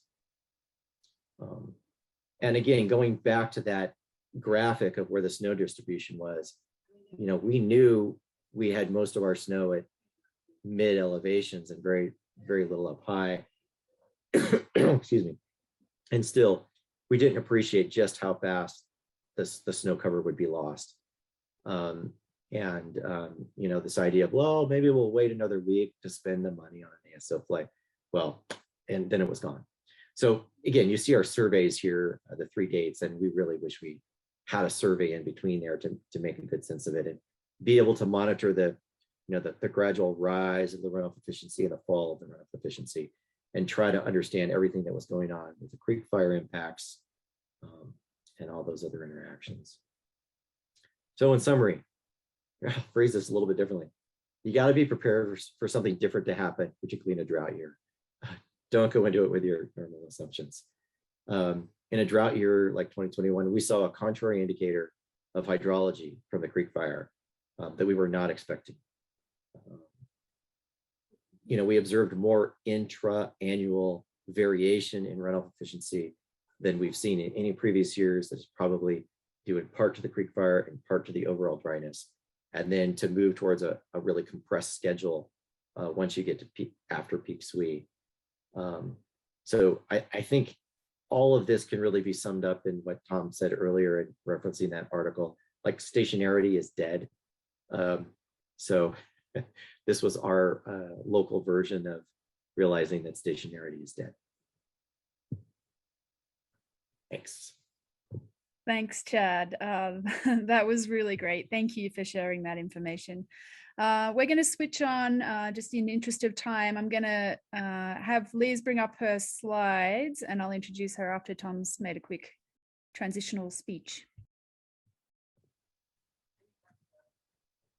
Hi. So I just wanted to comment on Chad's presentation, which was fantastic. So in terms of the nominal program, I think it was about 3-4 years ago that through various efforts, we arrived at a ballpark 10 acquisitions per year program, January, February, March, April 1, and then bi-weekly thereafter out to the beginning of July. I think that adds up. And Andrew Hedrick's paper showed that, and the work that Lindsay and Ethan and Andy have been doing also suggests that I think they came in around the order of 8 to 10 flights, and so. And it looks like the direction going forward with some of the funding entities is headed toward that. So it hopefully will be in that position to be able to have all the flights that are necessary, and perhaps even some extras. I know Wes Monier has always been interested in us getting all the planes to go attack an area that has gotten recent snowfall, and so any rate, lots of opportunities coming, and Chad, it was great to see that. All right, I will stop. Okay, thanks, Tom. Chad, we've got quite a bunch of questions coming in.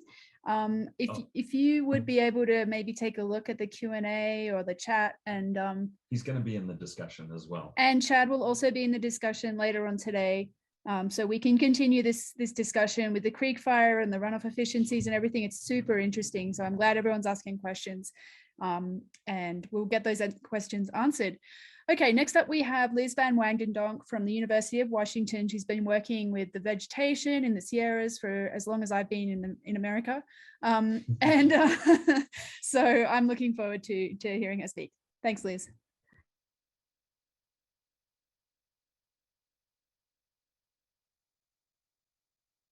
Liz, I think you're on mute there. How about now? Can you hear me now? I cannot hear you. Oh, is it just me? It's me. I can hear you.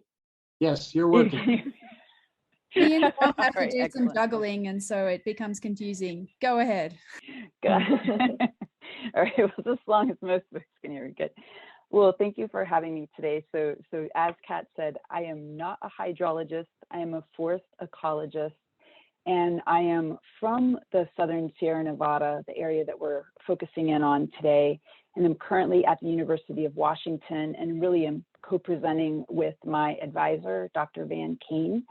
And I am the project manager of the Southern Sierra All Lands Restoration and Resilience Program that really is in partnership with the ASO and a number of partners.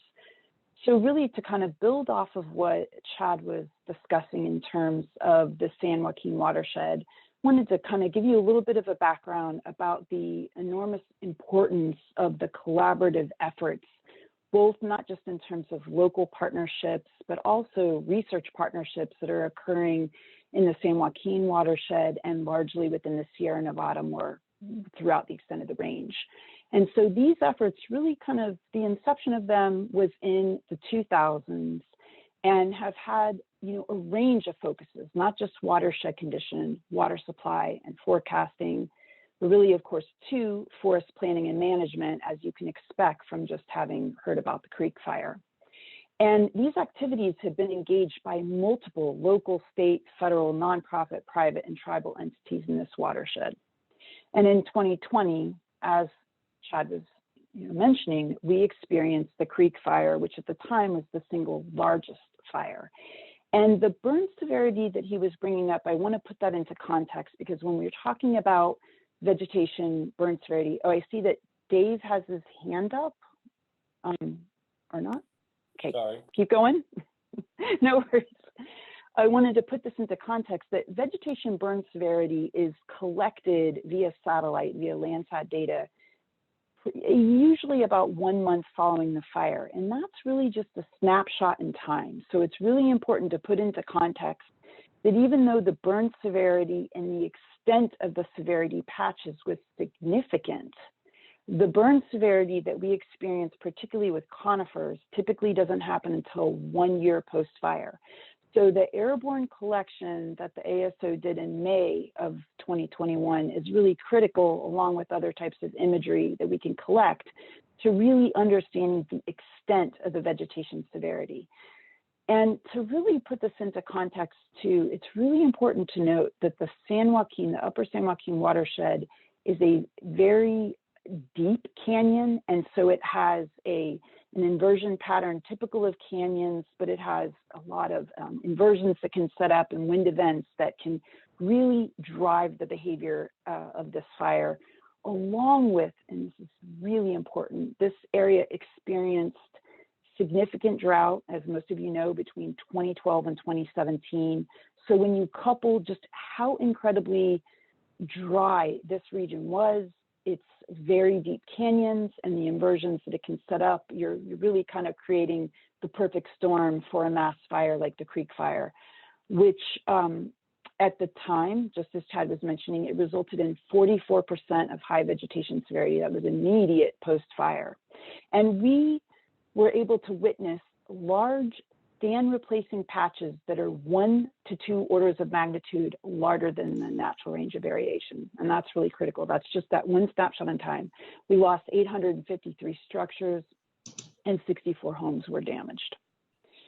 So again, I wanted to really focus on the enormous partnerships and collaborative groups that are at play here. And first, I'm going to bring your attention to The area in the blue, again, which we call the SAR, this is the Forest Collaborative that received $10 million in CAL FIRE funding in 2019, which provided our lab to secure high fidelity airborne LiDAR. 8 pulses per square meter is what is typical for forest metrics, and requires a 50% side overlap of the LiDAR. So that acquisition, which is a little bit over 1,920 square miles, was collected in May of 2020. Why is that important? Because it captures this snapshot in time, immediate pre-fire information, and it complements the important work that the ASO had done as the NASA JPL ASO back in 2016 of being able to have the snow-off acquisition in the upper watershed, and as we've talked about, the multiple acquisitions that occurred after there. So these partnerships were critical to the success of being able to get this very rare imagery collection that's in this particular area in the southern Sierra Nevada, which is pretty unusual. So we're partnering with the ASO Inc, DWR, with CAL FIRE, with the Department of Conservation, the Sierra Nevada Conservancy, and the U.S. Forest Service Remote Sensing Lab to really be able to take this deeper look at what were the pre-fire forest conditions and drought conditions that were really setting us up for mass fire. And our lab has been analyzing, as Kat was saying, we've been looking at forest resilience for over 15 years in the Sierra Nevada and have experience looking in forest conditions in California, as well as Oregon, Washington, and Alaska. And we have a pretty good amount of folks working on these very questions. So we collected the SAR LiDAR, that blue long area that we were just looking at, again, in May of 2020. And why? We do this because we produce forest structure maps that allow us to describe forest condition across the landscape. And we don't just do it in terms of metrics of biomass. We also look at what we call our LiDAR-derived forest structure patterns that enable us to look at an individual overstory tree basis at how forests are partitioned across the landscape. And that's really critical, of course, to how snowpack is distributed, how snow is captured, how sublimation occurs. So our work really connects to the important work that all of you are doing in terms of how are forests experiencing drought, how are forest structure patterns distributed across the landscape, and then we are then able to use and leverage the ways we examine forest resilience to be able to understand pre-fire conditions and post-fire severity. So an important point to note, because we tend to think of the fires that are occurring in the Sierra Nevada as tending to be bad fire, and certainly this season we're seeing a lot of really negative fire. But beneficial fire is the dominant ecosystem process of fire-adapted forests, particularly in the Sierra Nevada. And these fires, when they're doing what they are supposed to be doing, they're sculpting forest structures, and that sculpting process, those forest structure patterns that result from beneficial fire, provide resistance and resilience to future fire. So the problem isn't fire itself. The problem, of course, is the absence of beneficial fire, coupled with climate change, forest densification, damaging fires, drought, and other perturbations. So we tend to call this disturbance. And this is really what we're seeing driving these systems, is these very, very dense conditions in these incredibly dry forests. So with the LiDAR, just as ASO collects and the partner we worked with, the USGS, in terms of the acquisition we had, allows us to see the important differences in forest structure. And you can just see this in a LiDAR point cloud. It's very obvious from the left what's a very, very dense set of conditions, to the right to where fire has touched the landscape and really, created a much more open and gap pattern. And that's really critical. That's what allows us to capture that resilience. And now, okay, there we go. So of course, the general process when we're not talking about snow, but forest structure metrics is We conventionally, have a partner collect the airborne LiDAR and imagery, of course, if possible. And then we use that classified point cloud to be able to generate important information using fusion software that was produced by the U.S. Forest Service, Bob McGoy in the Pacific Northwest. Allows us to take that classified LiDAR point cloud, put it into the software program, and be able to produce at a 30-meter resolution, which of course is conventional to Landsat data, important forest structure information by height strata. And of course, by that, I mean, if you were to partition the canopy from the ground up to 40 meters tall in tree height, if you were to partition various sections of that height strata, you can get a sense of how dense that biomass is and be able to measure that, importantly, with very high fidelity across the landscape. So forest structure metrics, we're the sort of whiny children of the research partners begging for really high fidelity data. So for us to be able to really capture that important forest structure information, we're trying to get multiple looks at an individual overstory tree. So being able to get that information at this higher fidelity is really critical to us being able to get these measurements of biomass as well as, importantly, the forest structure.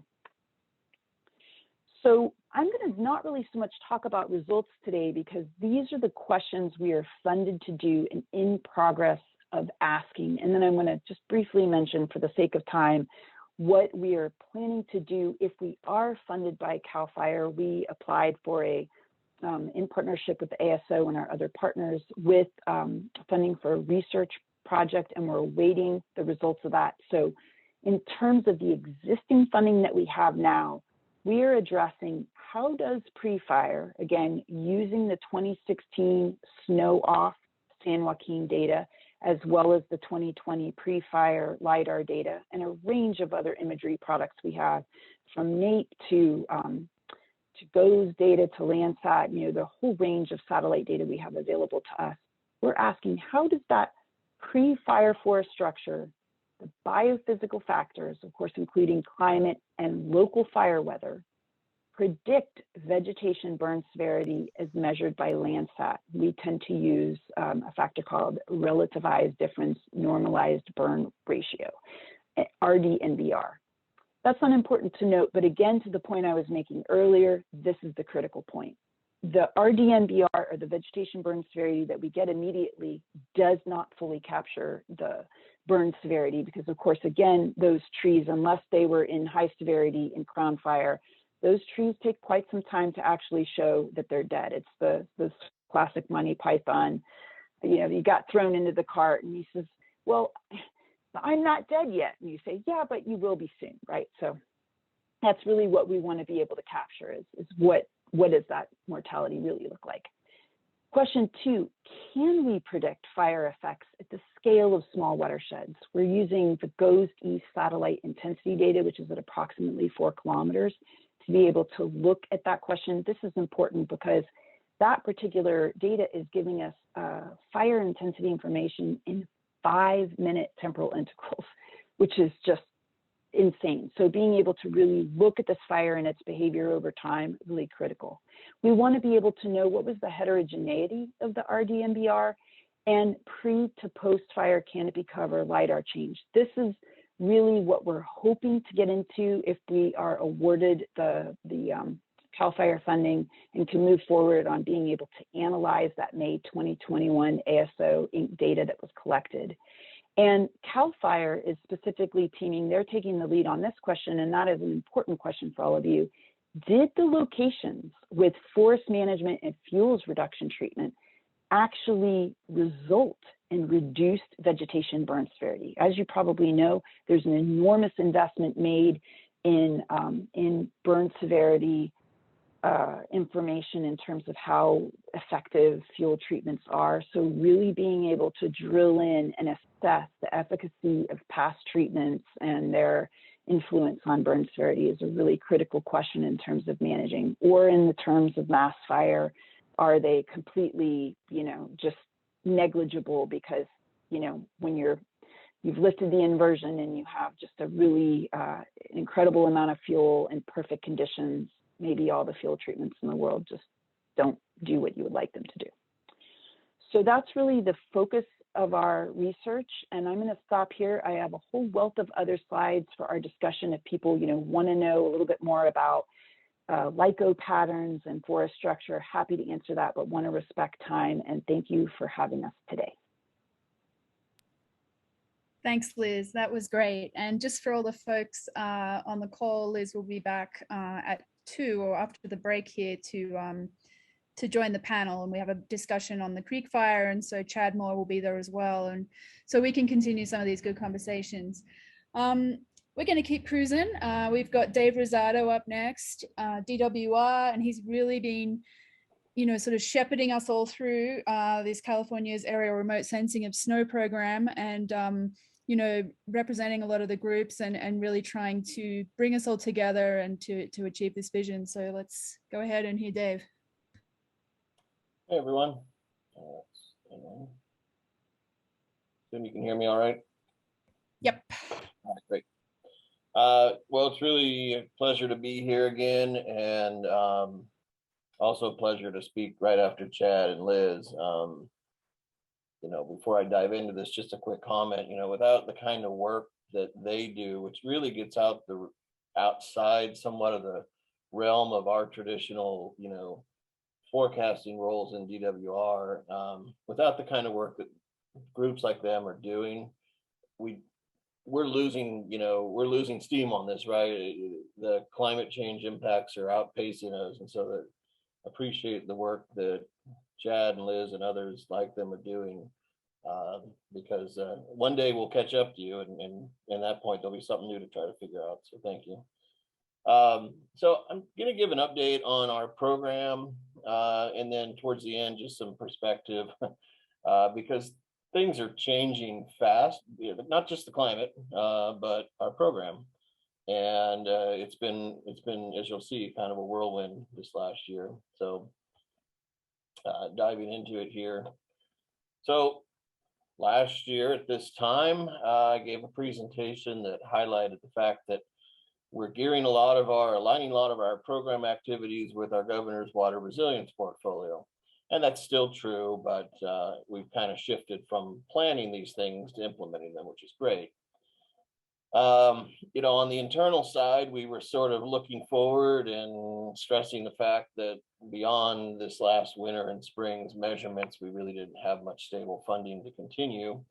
And we were active in about 5 or 6 watersheds. The Tuolumne down through the Cahuilla and the Lakes Basin has some activity.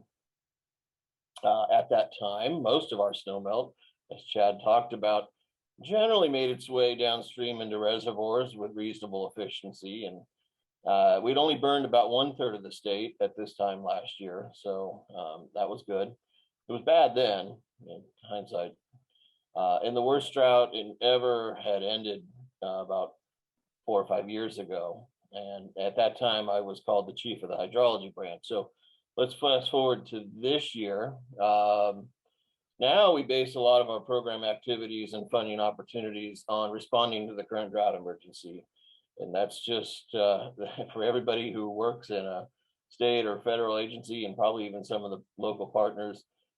That's just how you do things. That's how business goes, right? So you adapt with the time. And the nice thing about the kind of work that we do, it aids floods, it aids droughts, it aids everything in between, which don't seem to happen anymore. So we just sort of roll with the punches. But the message is clear about how needed it is. We received some state general funds in what's called our budget revise back in May, to bolster some activities this coming winter and spring, and then a little bit beyond. We've added a couple of watersheds. Tom talked about that earlier. Most of our snow melt just flat out left us. It ran or soaked or floated away, or God knows what happened to it. There's still some search and rescue going on there, but it's pretty much a missing persons case at this point. We are trying to burn the other 66% of the watersheds that haven't burned. In fact, we're even reburning some of the ones that already did. Just why not? If we're going to have all new paradigms, why not just reburn areas that burned 2 or 3 years ago? And actually now the worst drought started last year and continues this year. And if I understand the climate outlooks, then we're going to get much better next year. And now I'm considered the manager of the hydraulic section, which is the same job, but we went through this whole title updating change thing in DWR. So if you sound confused, if you seem confused, believe me, I'm having an identity crisis at times. So some of you have seen this slide before, and it's really because that picture hasn't changed. Our goal is, how do we get to what we call a statewide program?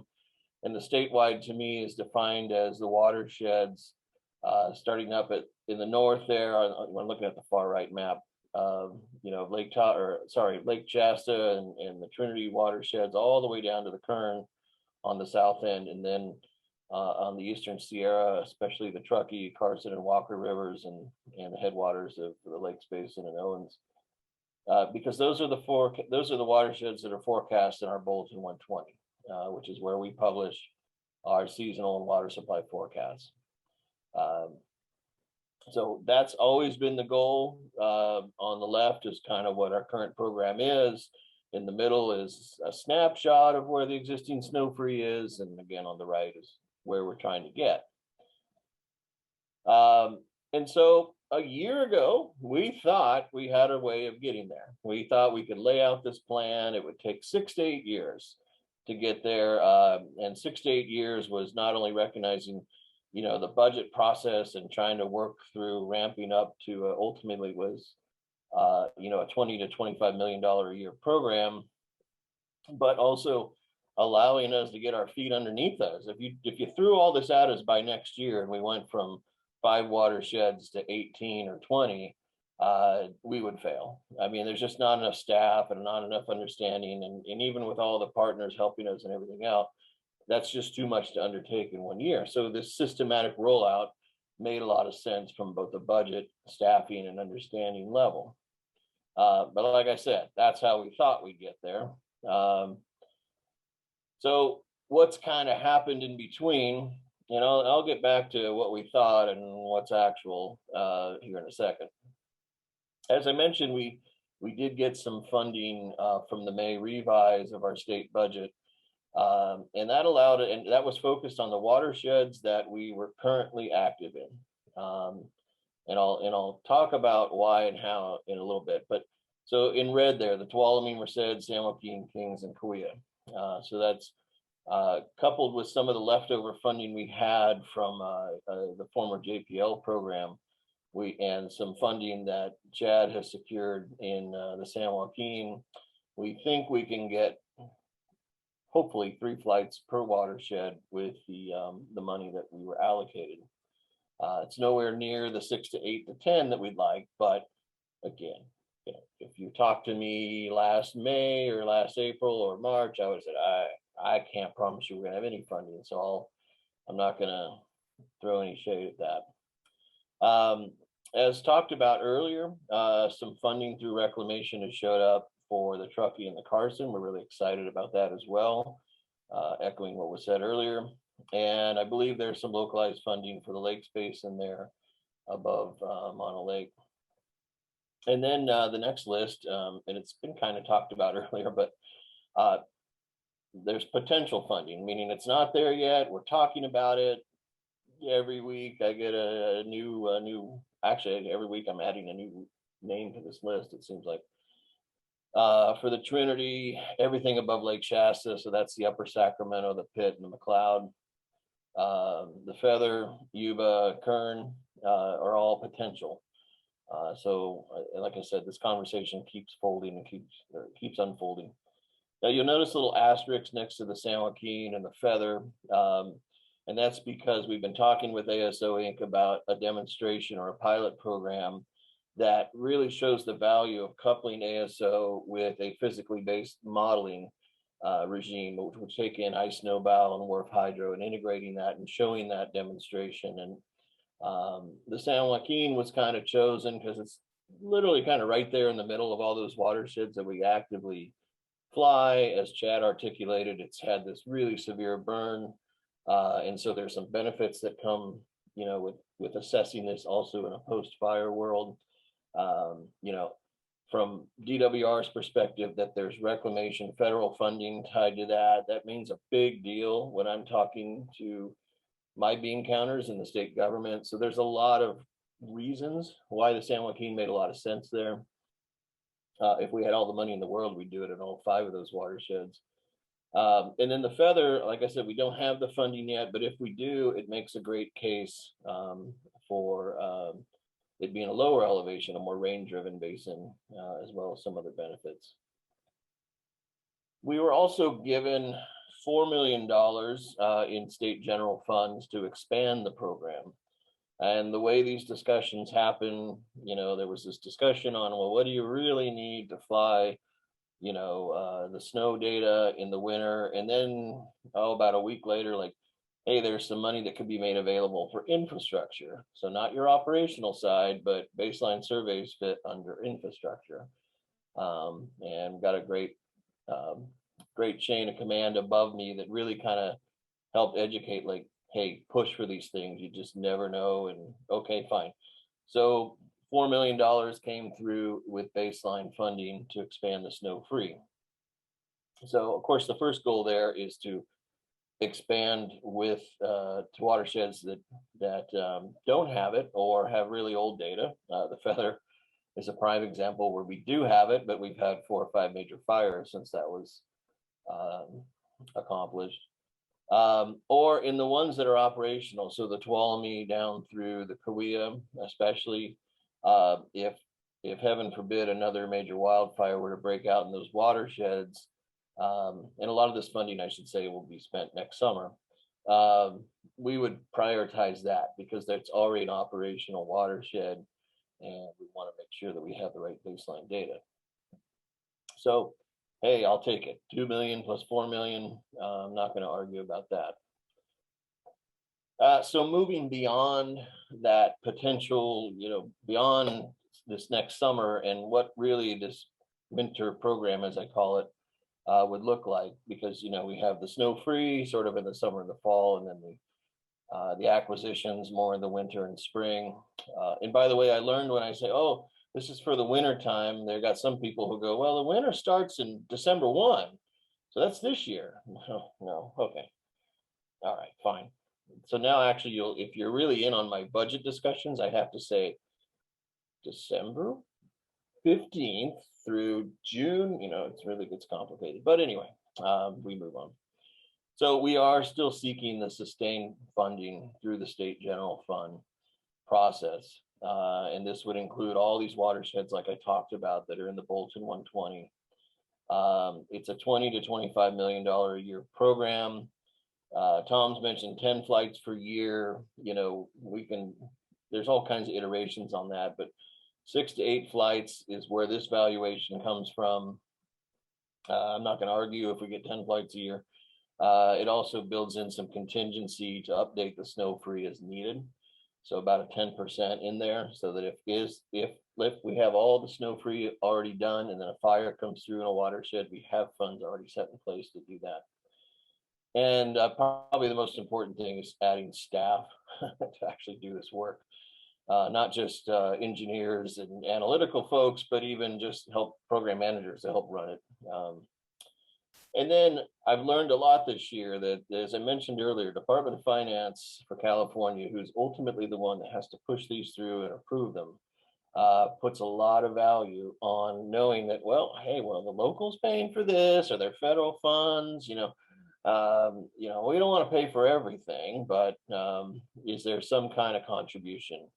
And, one thing that's great about our program is it's tied to our historic snow surveys program, which has a legacy of doing just that, of having locals and feds pay into the program or even providing in-kind services, which truly makes it that cooperative California snow surveys program. And so that was kind of, without getting into the weeds with the Department of Finance, it was like, oh yeah, we've already got that structure set up and we can adjust and modify that as needed in the future. Another thing that we're pursuing with ASO Inc. is, as I mentioned, this demonstration of this pilot program to provide a proof of concept of coupling the ASO data with ice, snow, bow, and wharf hydro. DWR needs to implement a physically based forecasting system. There's no doubt about that. And we've gone down a few paths before that sort of hit dead ends that kind of predated ASO. And so this is kind of exciting for us. As I said, the goal is to demonstrate the value of coupling the data with the snow models and in climate forcings and QPF. Almost more importantly, though, is providing a platform to bridge that gap from the current index-based statistical models into, a physically based model. Most of you probably understand that, but when you're talking to management and those who allocate funds, they think you can just build a new model, in a couple of months and flip a switch and just use the new one, surely with much more value and improvements over the last one. Well, we all know that takes time, and you have to bridge that gap and you have to run them together and get that understanding, especially when you've had a legacy system that you relied on for a long time and has otherwise worked quite well. But what management doesn't always understand is there is the role of the forecaster in the knowledge that they have. And so that bridging the gap is very important for us. And obviously we want to demonstrate that we can reduce errors from the current forecasting method. And the current forecasting method struggles with that future median increment because the future median increments don't match what happened in the past. It's the extremes are all over the board. Chad mentioned that intra-season, intra-year variability, and that's just killing our future median increments. April doesn't happen like April used to, and May doesn't happen like May used to, and so forth. And we believe this can also provide a lot of benefits to assessing the post-fire impacts that Liz laid out, atmospheric or other climate impacts that are just changing how these watersheds are behaving, seemingly now on a yearly basis. And that's that part I mentioned earlier. It's like, well, we'll never quite catch up, but we're trying really hard to do what we can. This is conceptually what that 6 to 8 flights looks like.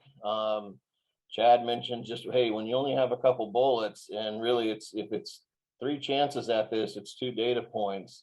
That was a great point. And last year they had 2 to 3 chances at this. And so you're basing, and we're going to have that same thing this year. You're basing an entire, what is now that last bullet here on the right, a need for year-round real-time water management. That's a paradigm shift, but you only get a couple shots at this. Now, when do you choose that? So, at least even having 6 to 8 flights sees where you can build in a lot more understanding or how do you want to structure those flights? This is just one idealized way. You may need to do that much earlier. We heard from Turlock Irrigation District earlier that they're getting phone calls at the beginning or the end of February, I forget, how about early season water demands? And they educated us on that, which makes a big difference in, even from DWR's point of view, understanding how this data or our forecasts really matter. I think somebody's calling me. So this is an idealized program, but that top thing it says up there on the right is flexibility is key. And that's not coming from me, that's coming from the relationships and the discussions we've had with our cooperators in our program, and really listening to each other and understanding these different needs and knowing that ASO can help solve a lot of them. This is really hard to read, and that's okay, but this is kind of the crazy ride that we've had last year. And my apologies to Liz, because this doesn't even capture the interaction we've had with her and Van. It doesn't capture the interaction we've had, say, with Marco Bell on trying to do some work on HMS, a bunch of different grant things too. So that's all off to the side, but this is just trying to run this program. And at the bottom, you just see there, we've got our weekly planning committee meetings that we do kind of when the flights are happening, and then we kind of go to bi-weekly or as needed here in the summer and fall. But going all the way back there on the far left, that December, by the way, it's not to scale. I realize that there's several months between December and March. But that's when we were doing our planning and looking ahead. And that's when we were talking to our cooperators and saying, I don't know what to tell you. We all know it. Here's what's money's left. It's open. here's what we have. Everybody knows how much funding we have. You know, and so not sure what we're going to do, but we'll make the good fight. And about the only good thing that comes from a drought is it gives you an opportunity to explain where funding will help with water management. So right on the tails of that, right around March 1st, you know, we're getting approached from management and saying the drought's real, you know, unless a miracle happens, this is going to be not good. What type of projects would make an impact this year and maybe in years 2 and 3? Hey, ASO. But it was really interesting. They said, well, you look, we don't have a lot to go around, so very minimal. Like, what do 2 flights get you? Okay, so we made a request for $1.5 million. About a month later, I told you about that conversation, like, hey, there may be some money for infrastructure. Let's request $4 million for baseline surveys. And then another really important part of the drought happened around May 1st, when none of that runoff showed up into Lake Oroville and some of the other watersheds. And that really kicked a panic into the reservoir operators, at least in the State Water Project. It was like, wow, this is really bad. What's going on? Well, you know, we have things we proposed that would help. I don't know why, I don't know how, but somewhere around June 1st, they said, well, you have $2 million instead of 1.5 for ASO.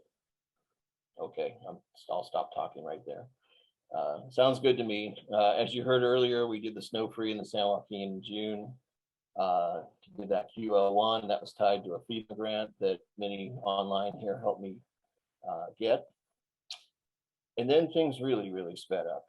And to summarize, it's been about every 2 weeks from July to mid-August of, hey, there might be another watershed that has some funds or interest. The Truckee and the Carson, the Kern, the Trinity. Okay, hey, by August 1, we should talk to the State Water Project, the Feather River. Hey, by the way, can we make a commitment to the Truckee Carson? Yes, we can. Oh, by the way, the Yuba is really interested because it's tied to the Yuba Feather FERO program, Forecast Informed Run-Up Reservoir Operations, which is tied to the Army Corps' Water Control Manual Update. It's integral for Yuba Water Agency. So these are great. But I mean, it's like, this is where I say, you see that star down there at the bottom, it says next week, oh, this is going to change. Well, that's because literally the last 2 or 3 weeks, I'll call up Tom and go, hey, well, okay, I think there's interest in this. But I think that's it. I think that's it. And then the next week I call him and I go, well, guess what? Now they want to know about the Yuba. Saturday morning, this last Saturday, Tom, they want to know about Shasta. So, you know, it's been a wild ride. It's great. I'm not going to complain about it at all, but it's kept us busy. And all the while, we're already putting. Dave, it was at 11:30 on Saturday night, actually. Okay, sorry, I don't even remember what the weekend was. 11:30 Saturday night. So this is how quick things are going. So yes, I began drafting this presentation late last night because we were developing over the weekend concepts for the Feather River to present to the State Water Project Management. All the while, we've got this concept paper out for the next couple of years and drafting a new contract so we can actually spend some of this money. And before we know it, we'll be doing these snow-free flights here the next couple of weeks, assuming the fires don't get in the way. I'm exhausted. So it wasn't exactly how we planned. We sort of planned this this approach where, you know, you collect yourself, you know, on the far left there, you sort of collect yourself right in front of your goal, and then you march forward for a while, and then you get into the operational season and you do all these flights and you fly over the heck, and then you kind of go back to, you know, all right, what was the goal, and march towards it. And actually we all became Brazilians and we just went all over the place here, but that's all right. You know, you roll with the punches, and we're in a far better place than where we were. So these last couple slides, I just want to share some perspective. And God bless Gary Larson and the far side. He always can put things in a few words that none of us can do with that skill. But perspective. That the first snow course measurements, as we know, were done in the early 1900s around Lake Tahoe.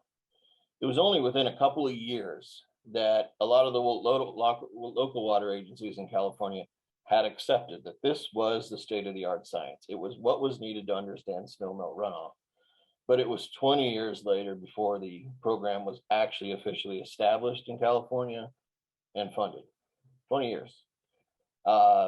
It still today really is underfunded for the program. You know, it's a couple $1 million.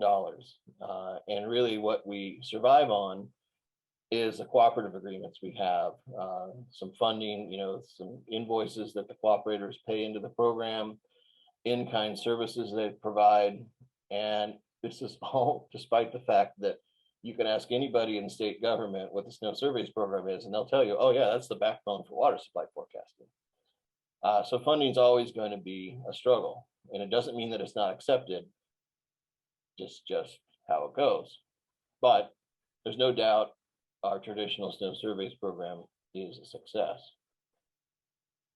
So that moving forward, it may seem like it's been a long time. Yes, it's 9 years since we in California started flying, but we got to let ourselves get this right.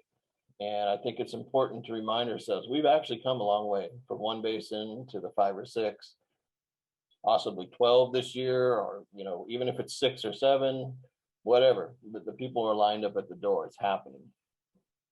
It's been talked about. You've seen it from Chad. You saw it from Olivia and Wes earlier. You know, reservoir managers, Stephen also. Reservoir managers have gone from like, well, it'd be really nice to have this data to, no, I'm using it, I rely on it, and without it, I'm in a worse situation. From my point of view, I'm having to spend less time defending the science and spending more time saying, okay, you want metrics and the measure of success, I can do that. The budget conversations, like with Department of Finance, I'm no longer having to say, okay, it's airborne, snow. We've gone from what the heck is this to, okay, we get the value of it. How much do you really need? And how can we, is there cooperative funding? How do we make this happen? And even it's permeated to the highest levels of government. And that's the thing, from the highest levels of government to, I hear stories of how the farmers are, you know, who receive this water, they're asking, hey, how can we get ASO in our watersheds? What is it going to take? What's it going to do? So I think, you know, having that perspective is really important. We're in the thick of a good fight. It's happening, but as I say here, you know, go ahead and ask me next week. It's all probably going to change. And I'll just end by saying this, you know, we can't thank these folks enough. The folks in these agencies that I've listed have just gone to bat over and over and over again for us, setting the plate for us. You know, just last week when I was told you need to write up this whole thing, you know, for the State Water Project to define some metrics on this pilot program, sent an email out to half these folks. Can you share with me anything? Within 2 days, I had so much material I didn't know what to do with. So it really is a collaborative effort.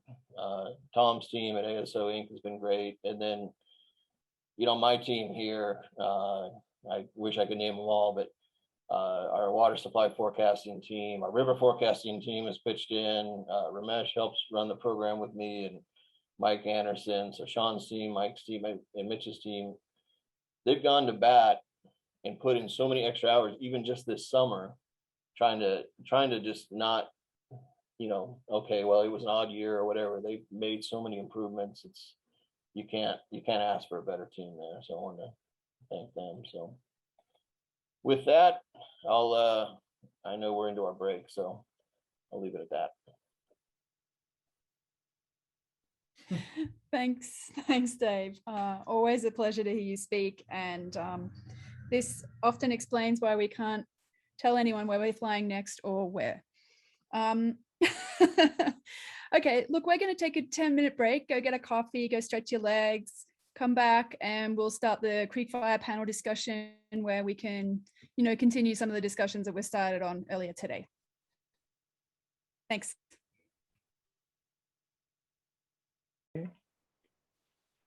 Just wanted to plant that seed. Thanks, Jeff. Seed has already been sown, apparently. Well, probably want to talk to Ned Bear about it. All right, cool. No, it's fine. Okay, let's get this started. Moving on from sheep to the creek fire. Let's we're going to do our panel here. We've got a bunch of people. Who have we got?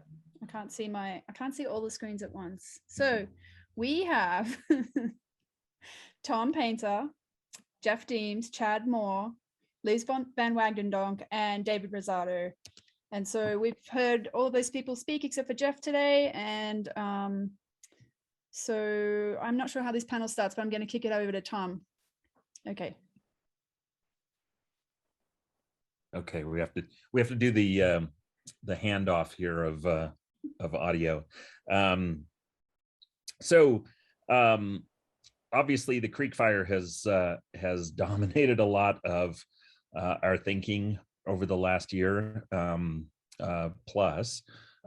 Here in Mammoth last year at this time, we probably would not have been able to have this meeting here. And I think a year ago right now, we were off in Utah hiding from the smoke that was pouring through the pass up here, just like what's been happening up north. And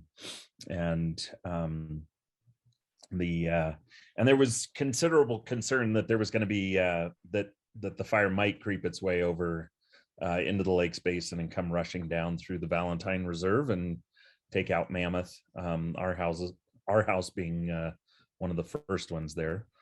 So at any rate, though, the implications of that fire for not just the measurement of snowpack, which had some immediate triggering of getting that reflown, but also the hydrology and ecosystem function was abundantly clear. So you've heard from several of the speakers who are showing up here again that a great deal of work has already started, and as Liz pointed out earlier, they had flown some of this domain already earlier in the summer. I'm reminded of Dar Roberts at UC Santa Barbara, who had this knack for having the NASA imaging spectrometer fly immediately before fires. And we became suspicious that he was a pyromaniac. I'm just kidding. But then he would get great change detection papers out of it. At any rate, this is a great group that's assembled here, and I'm only on this list to do the introduction and hand it off to Liz, Chad, and Dave, and Jeff to go into further detail. And so, Liz, can I start with you just to give a few minute spiel, and then I'm sure we're going to go into more intensive discussions. And I see that Ann Nolan and Ariel Koshkin are on as well. So hopefully they can give us a teaser of Ariel's presentation coming up tomorrow, I think it is. So Liz, let me stop there. Sure. Are there questions that you guys would like us to answer, or how would you like me to kick it off?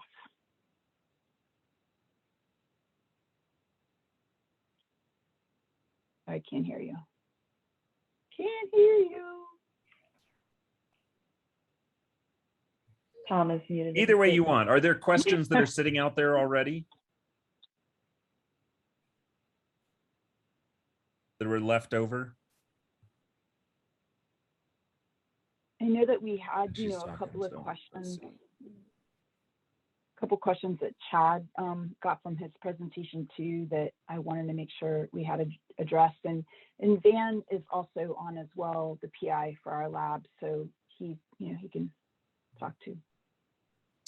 Yeah. Can you hear me okay? Yeah. Once Kat and I figured out how the hell to do the speakers here.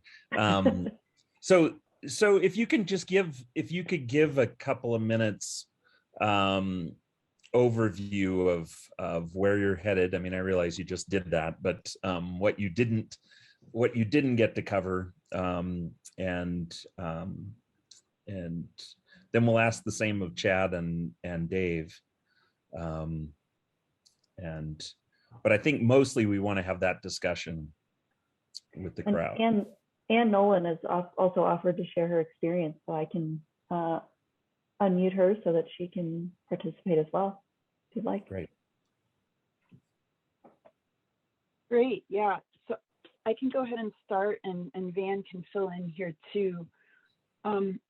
It's been just a great experience doing this, like I was mentioning, this collaborative research effort. And again, I wanted to stress that the work that we're doing, we collected the LiDAR data that we did because we worked directly with a local collaborative, a forest collaborative that's on the ground that really needs the information that we collected from the May 2020 Airborne LiDAR survey to be able to produce these forest structure metrics for their planning and their implementation activities. So that was really the objective. It wasn't, even though I have probably lots of pyromania tendencies, it was really, to be able to get at what is the forest condition in the Southern Sierra, in this region between, and I'm going to go into feet here, but between 2,000 and about 8,500 feet in elevation, really around the wildland-urban interface and a lot of where the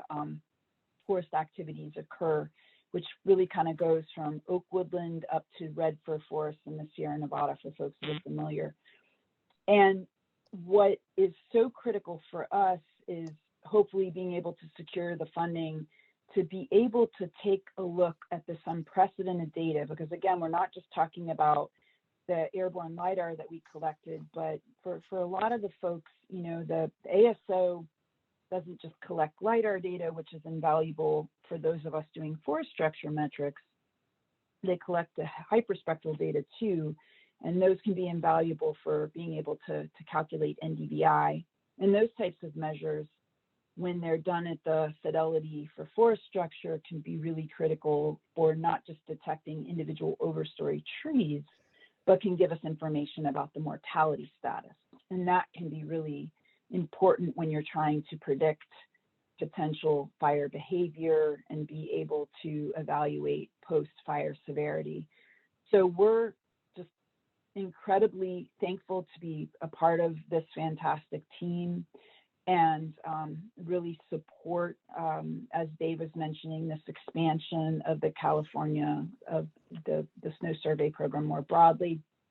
And of course, it's my soapbox, and I'll say it, we really want to advocate for being able to get at those other ecosystem metrics, those periodic 5 to 10 year resurveys at the fidelity that forest structure really requires, the 8 pulses per square meter, minimum 50% site overlap. If we can calibrate the LiDAR intensity, awesome. But these are the types of things that are critical to forest characterization. But again, that forest characterization we really believe is so paramount to assessing watershed condition and really being able to examine, how you're more effective at calculating snowpack supply spatially, all those measures. We hope that it's a partnership and it's interconnected. And in terms of being able to address these mass fires, we really believe that it's the data that we need to move forward. And Van, do you have anything that you want to add onto that? Yeah, and first of all, I'll apologize. We're having new doors installed, so you hear some hammering in the background. But we're really excited by these data sets. And some drilling. This is a real opportunity to use multiple types of data and to have great pre and post fire data to really try to understand how this fire burned, what drove it, what effects did different management strategies in previous fires have. So we're very excited. And the only reason we aren't showing you lots of ideas and plans is since it's still out there in a proposal being decided on, we aren't sharing that level of detail, but we're really excited. And Tom has been a great partner in sharing data and also to help us lay together these plans. And now I'll go on mute so you don't have to listen to all that. That was awesome though, Van. I appreciate that because it's happening all the time in my house.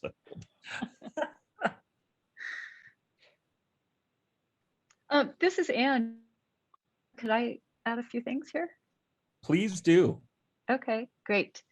So for those who don't know me, I'm a professor of snow hydrology at University of Nevada, Reno, and I'm the director of the graduate program of hydrologic sciences here.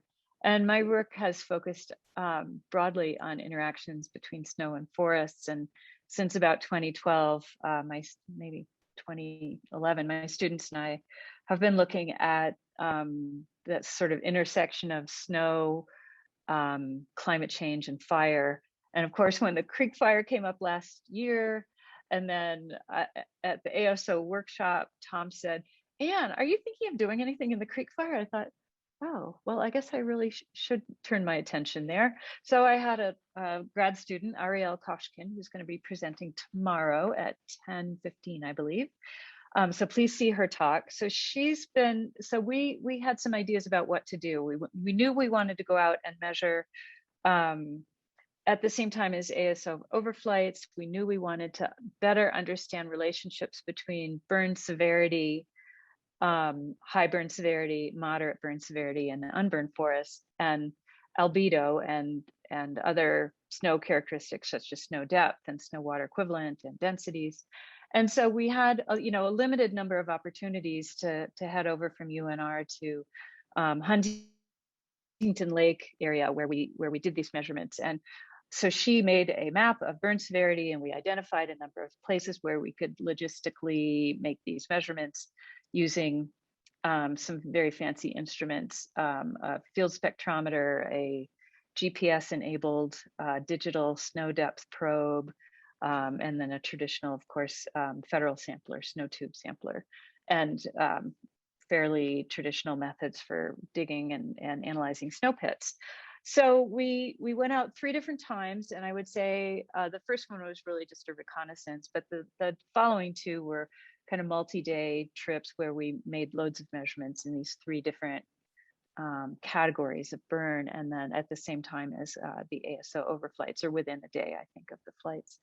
And so what we're finding is that first off, we're trying to create like a methodology for how to do this. And so we want to do the same thing in the Caldor Fire area, which has a lot of the burned area up in the seasonal snow zone. And so we would very much like to get feedback on how everyone thinks these measurements should be made, so that we're making the same kind of measurements in fires this year, last year, and years to come, so we can do a synthesis, because that's really where we need to go, I think. And so anyway, so we have this suite of measurements. Oh yes, right. We collected loads of snow samples and have measured the black carbon particulate content in them, as well as the mass fraction of oh yeah, thanks. Mass fraction of materials in these samples. They're really, really dirty, and it's really interesting. So I'll save the punchline for Ari, but I recognize that there is a tremendous amount of varied expertise, and people are, the snow fire specialists are kind of crawling out of the woodwork right now. Not a bad thing, because what I think is that it would be really, really great to sort of put together like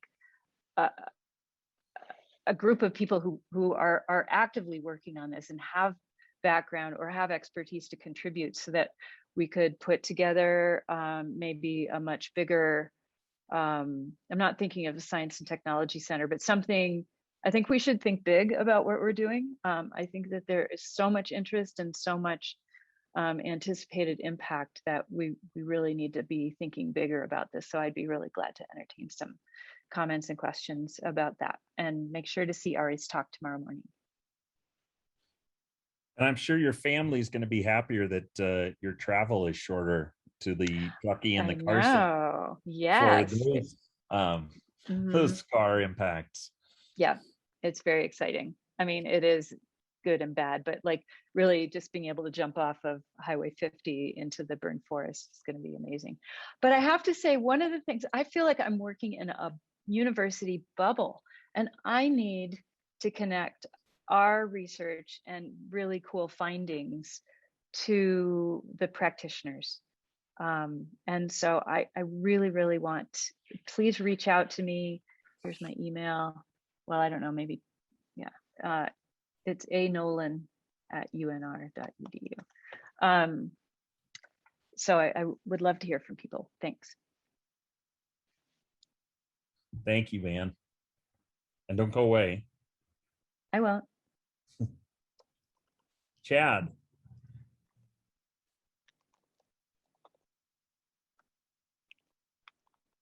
Is Chad still there? Yeah, you know, what I'm struck with here is, you know, David was only slightly exaggerating when he said we burned 1/3 of California this year, and we're going to burn the other 2/3 a little bit later. This is you know, understanding how hydrology behaves around fire. Snow hydrology is going to be super important, because we don't just have one isolated watershed that the water system can make up for by, you know, managing between reservoirs. We have major reservoirs in the state and federal water project systems that are undergoing the same kind of landscape scale transformation. So yeah, just a kind of a plug for just how relevant this is and how important it's going to be to get some findings, even if they're, you know, isolated in scope or preliminary, out to the group. Jeff Deems asked a couple of questions earlier in response to my talk, and you know, we saw less water coming out of the burned areas. There's a bunch of reasons why, and I'd love to try to get to the bottom of it. I'm an operations guy. They only let me do science part-time at best. But you know, it just strikes me that we have, you know, how is the sublimation rate affected? How is the melt rate affected? How is the, what kind of canopy interceptions were we seeing before the burn and then after the burn? We do have some snow pillows and snow courses in the burn areas. I think would be, I think particularly good to sample more. You know, we have some snow courses that are only sampled on April. It might be good to select some of those that are in the burn areas and sample them more frequently, even if it was by different parties. I'm really just interested in sort of getting at this. I did want to underscore that ARS Boise had run their ice snowball model on the San Joaquin over the winter, and was interested in doing sort of a control where they ran the model with no vegetation changes, even though they knew nearly 40% of the watershed burned, to see how it would respond. And so I'm sure there's a little bit of a gold mine there, and perhaps they're already on it in terms of like inside the burn area, outside the burn area, you know, how was the model performing in comparison to the ASO assimilation updates. So I think it's all the sort of wisdom I have to impart, but super relevant topic. Let me, as you mentioned ice snowball, let me ask Micah Sandusky to speak to their modeling with ice snowball with the perturbation of the forest. Micah, are you there? Yeah, hey, I am here. So this year we had sort of an operational approach to it, where we took the burn scar with the severity mentioned earlier, where we're looking at 1, 2, or 3 in terms of how severe it was. And then we modulated our vegetation parameters based on that. We know it wasn't going to be perfect, but we knew it would at least nudge the model in the right direction. Where we're looking sort of to plug our talk on Wednesday, we're developing what we're calling a benchmarking framework for iSnowbell. And that should allow us to test this kind of perturbation more quickly and sort of come to a really good scientific conclusion about what's going to change. Great. And Jeff, Deems. I want to build on what some of Chad was saying. First of all, I think it was Jeff Dozier was asking those questions earlier, but I'll take credit for it regardless. Jeff, adjacency can have its advantages, I suppose. And I want to give some kudos to Dave Rizzardo for doing a lot of wrangling within the various often right hand, left hand, not talking to each other arms of the California state government to actually make the post-fire flights happen in the Creek Fire. I think the result of all of that hard and glorious work is a tremendous data set for exploring all the different types of questions that have just come up, from purely forest structure and fire dynamics questions to snow hydrology and runoff questions and all the interactions therein. I think this is going to be a template data set and set of interacting applied science projects, and one that's going to be templated and built out quickly given the ongoing fires in the Feather and the American. And then looking to Colorado, we had a couple of huge fires late last year in Colorado that burned massive fractions of their individual watersheds, with results in water management this year that induced a lot of question marks. There has been, I think, as Anne alluded to, a lot of interest in forest snow dynamics and sequentially forest disturbance and snow dynamics within the snow hydrology community in recent years, which is great. I think that means that the community is well primed to start asking operations relevant questions in addition to basic research. And again, this data set, I think, is going to see a lot of play in that regard. They're very enabling of those kinds of research threads. Kelly Gleason asked a question in the Q&A about if there's questions or if there's efforts to connect ongoing forest structure changes with ongoing changes in post-fire snow accumulation and melt.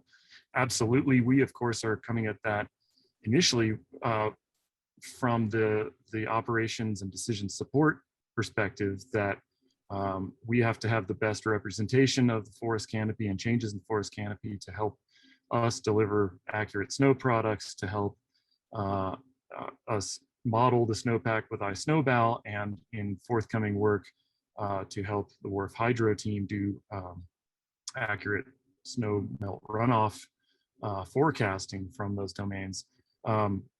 However, as we were talking about with snow distributions earlier, just because you improve a component of the model doesn't mean you can't do it further. We have some active collaborations with our colleagues in Switzerland who have been studying ways to do hyper-resolution forest structure, get hyper-resolution forest structure information into snow hydrology models. And that's something we're exploring, working on with them to get into iSnowbell and WRF Hydro. And so again, even just that component itself lends itself to a number of basic research and applied research and research operations questions. So there's a lot of these fire observation and modeling balls in the air right now. Hey, this is Anne. I have a comment on what Jeff was just saying, Jeff Deems was just saying.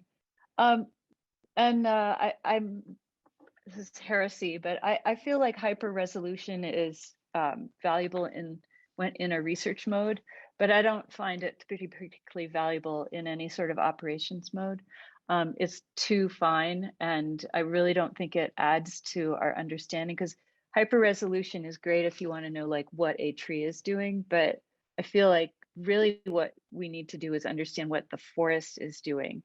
And so only when you can go from hyper resolution to a more generalized forest characterization, leaving that research hyper resolution and transitioning it into some more operational forest representation, will we really have something, I think, that will be effective and not kind of overload our brains and our computers. So that's one point. The other point I want to make is structure is only half of the equation.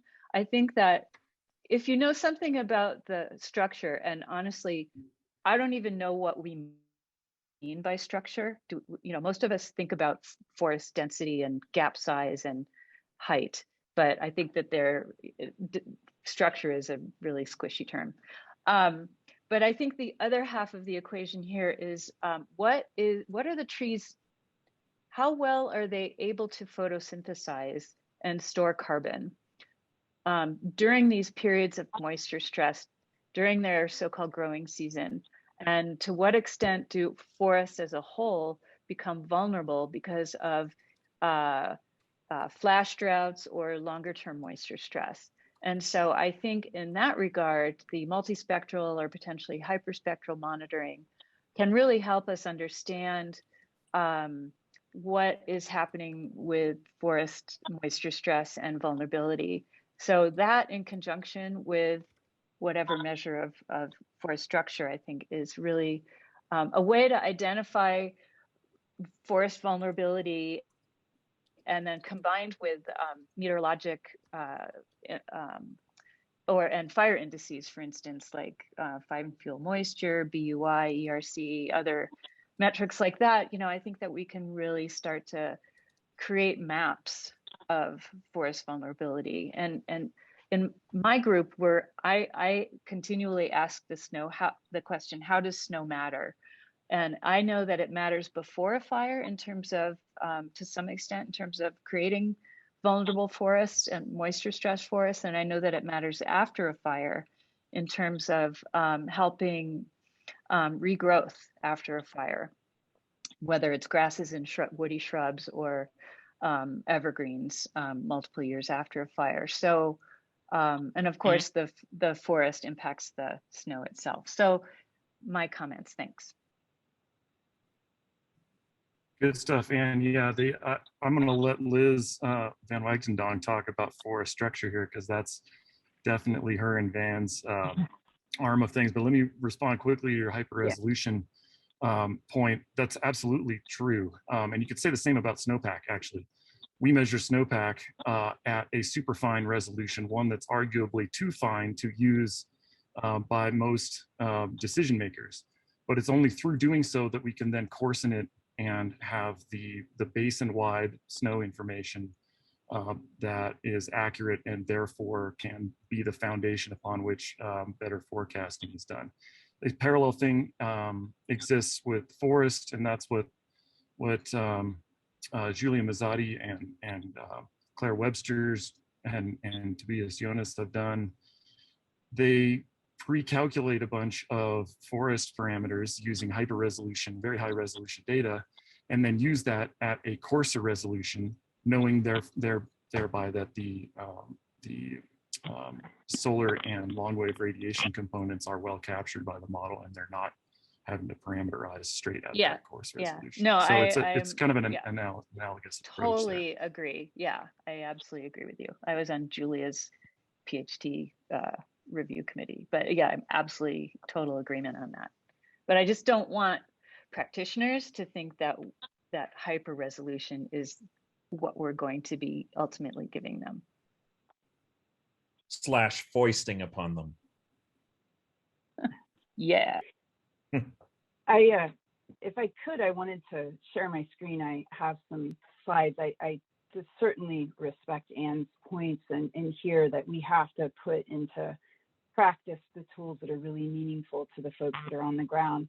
I think there is a good balance that can be struck. And so to kind of get to the points of forest structure, really kind of capturing them, I've got a couple of supporting slides if I can move forward here.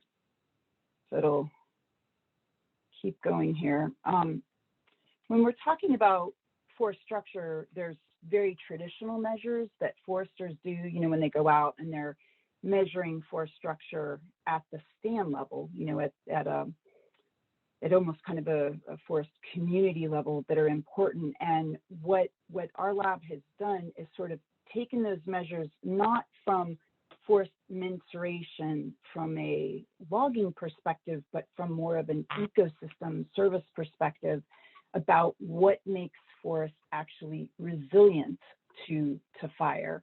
And so when we're taking the forest structure metrics that we're developing, we've got the ones that I was showing you that we produced with Fusion that can provide the biomass information that we can show and its distribution by height classes.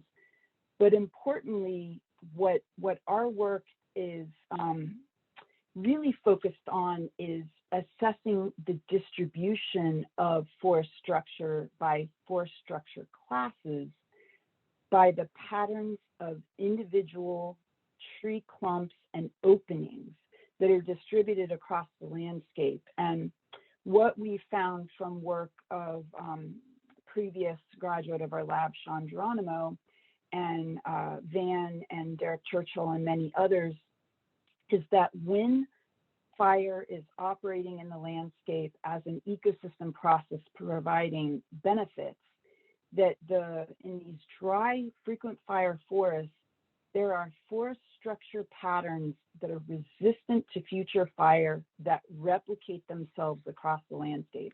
And this is very true in the dry forests of the Sierra Nevada and much of the Intermountain West.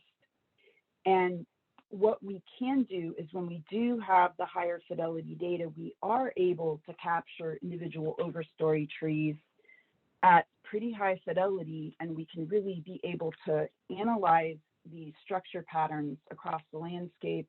And my dissertation work involves actually detecting tree mortality over time with not just high fidelity LiDAR intensity, but being able to utilize frequent and freely available data such as NAPE, right? The 4-band NAPE data that's publicly available at less than 1 meter resolution.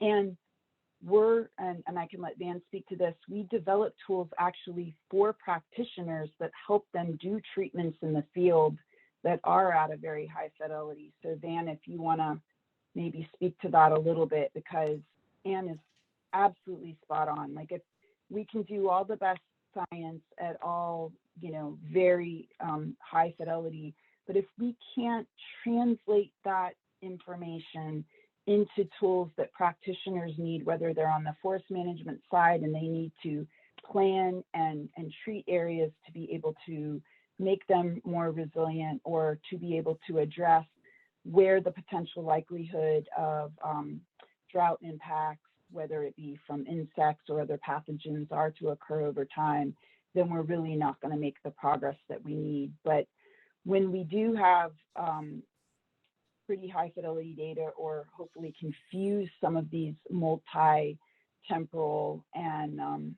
data sets that could be acquired, I think the power of being able to find that leverage of getting the forest structure information that's paramount to understanding ecosystem condition and putting that into the practical capabilities of the practitioners that we work with, that's really where the power comes into play. But that is something that our lab is actively working on and has developed an actual prescription treatment tool that could be done at the stand and then higher watershed scale. So Van, if you want to add to that, please feel free. Well, I think that you did a pretty good job there, Liz. And I would say that the research our lab does is split between understanding the relationship between forest structure and various ecological processes, whether that's fire, whether that's distribution of biomass, the distribution of critical species, or drought, mortality from drought, which is the big focus of Liz's dissertation. So that's half of it. The other half is translating that into information for managers. For example, where are you most likely to have resilience to future fires, or conversely, lack of resilience to future fires? What's the interplay of different fires based on the forest structure left by a prior fire? And so that's really what our focus is about. We can get at the hyper detailed level. And in fact, LiDAR is almost unique among, LiDAR and high resolution hyperspectral are almost unique among remote sensing in that we can have this ultra high fidelity, high resolution data, but it really does become too much. Knowing, I always like to challenge people when they think about LiDAR, is imagine that you had grad students for free and we could send them off and STEM map every single tree in the field across the Sierra Nevada. What would we do with this list of millions and millions and millions of trees? The challenge then becomes, how do we create information out of that? How do we understand the patterns? How do we map them? And how do we share that information with others? And that's pretty much what our lab does. And we could take the rest of the afternoon talking about it. And if people are interested, we're more than happy to have follow-on meetings. And now I'll go back on mute so you don't have to hear the pounding.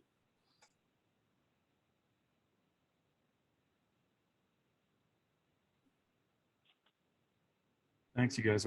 We're super excited about the work you guys are doing with our data and others. It really is a testament to these two instruments.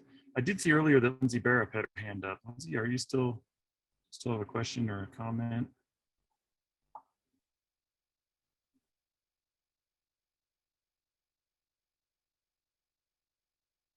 There's also a couple more open questions in the Q&A. I think Lindsay is still here.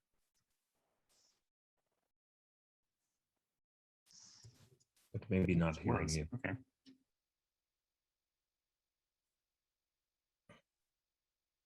How about now? Ah, there you are.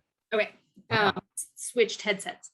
I just wanted to kind of encourage that line of discussion. I came from a high resolution modeling background, and now I sit in reclamation, and I watched 94% of the headwaters of Willow Creek, the watershed that drains to one of our reservoirs, burn after I'd spent 3 years calibrating a high resolution model for that, or building and calibrating, And so I'm left in this position of, what do I do now? This tool I invested all this time. I don't have 3 years to rebuild it between October, when the East Troublesome Fire moved in, and when they needed to be making decisions a month or two later. So I just really wanted to encourage this line of thinking of, let's do the research, but let's generalize it. Let's understand how we need to change our existing models, because these decisions need to be made quickly and there isn't time to rebuild them. And not to mention I have a water quality model I have to deal with now too. And that's even worse. So I was really enjoying that line of discussion. I wanted to kind of encourage this thought of, really understanding how to change our models that exist across burn severities and generalizing the high resolution research into something really useful. So that was all.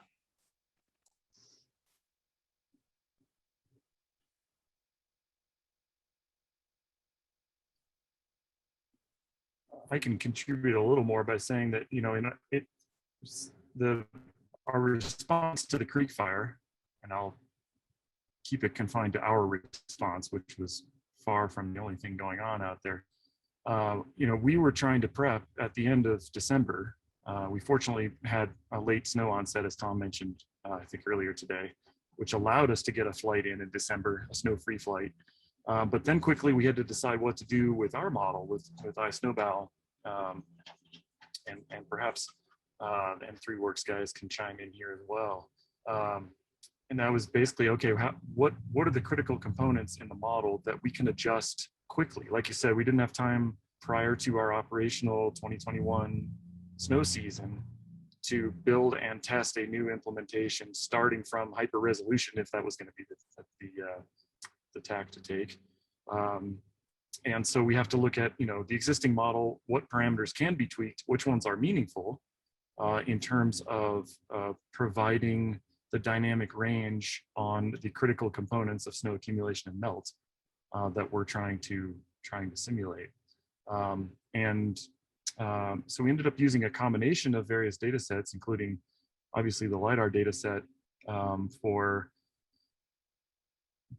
the probably most simplistic possible measure of canopy structure, and that's canopy height, which is very flawed metric from a lot of standpoints, but from our standpoints for detecting snow under the canopy, it's probably a 60 or 75% solution that gets us there.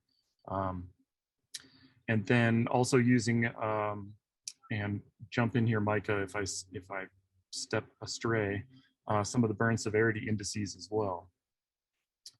Yeah, that's correct. We adjusted the basically we use veg K and veg tau, so our extinction coefficient and optical transmissivity to sort of adjust how the solar radiation is coming in. And so we adjusted those based on the burn severity to try to best match how we think that would have changed.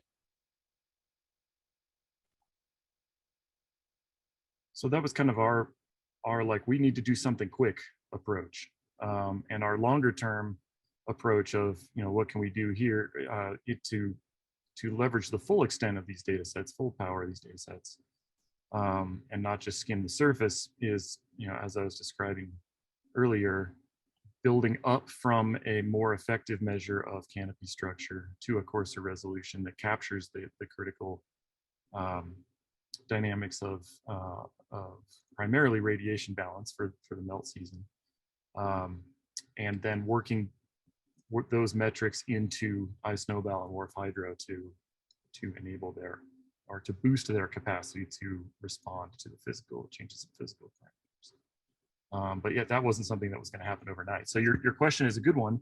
And then looking forward here, and I'd love to hear some more feedback on this.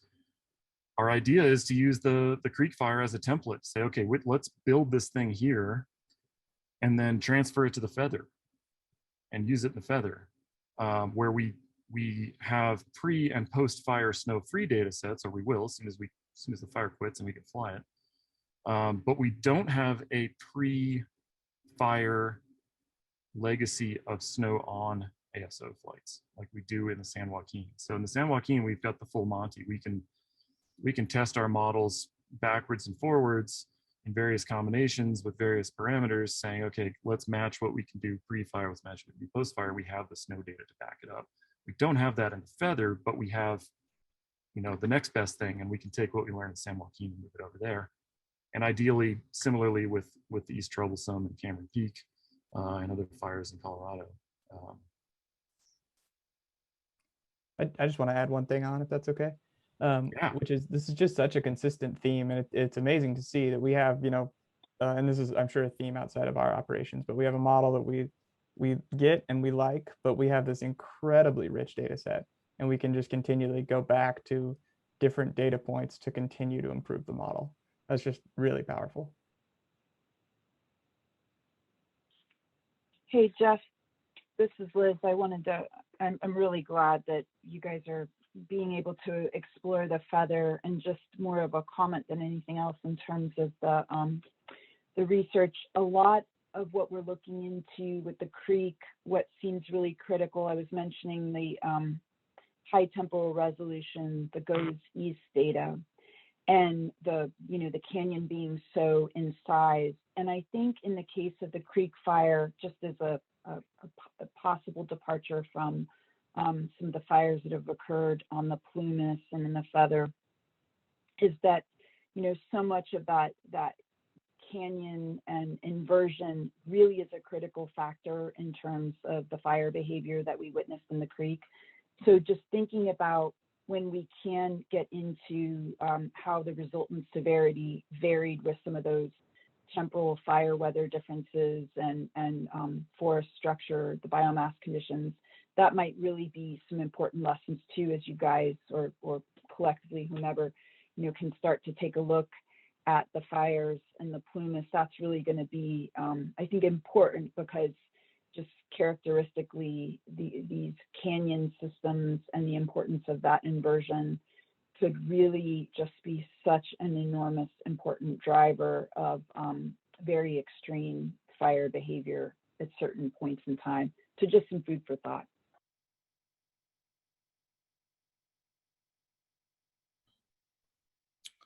Matt Meadows had a question from earlier in the Q&A, I think it was.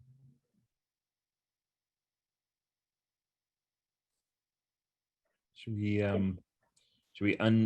unmute Matt and let him ask it?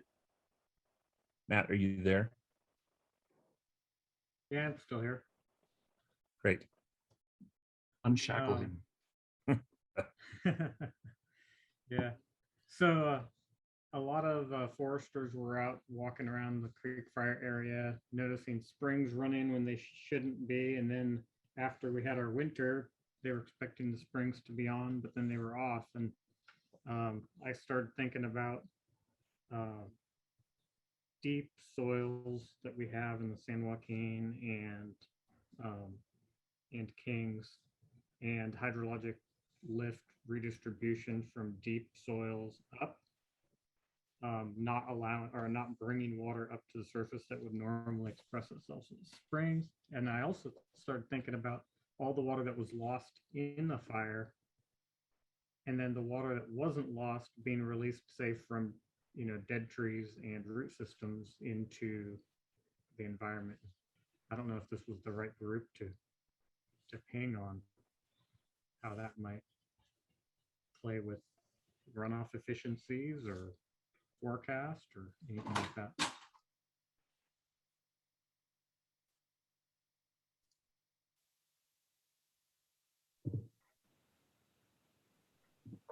Do it, I Liz. wish I could say, yeah, I think it's an excellent question, and I just don't have the expertise in that area. I think it's an important research question, and it was interesting because when Chad was talking about their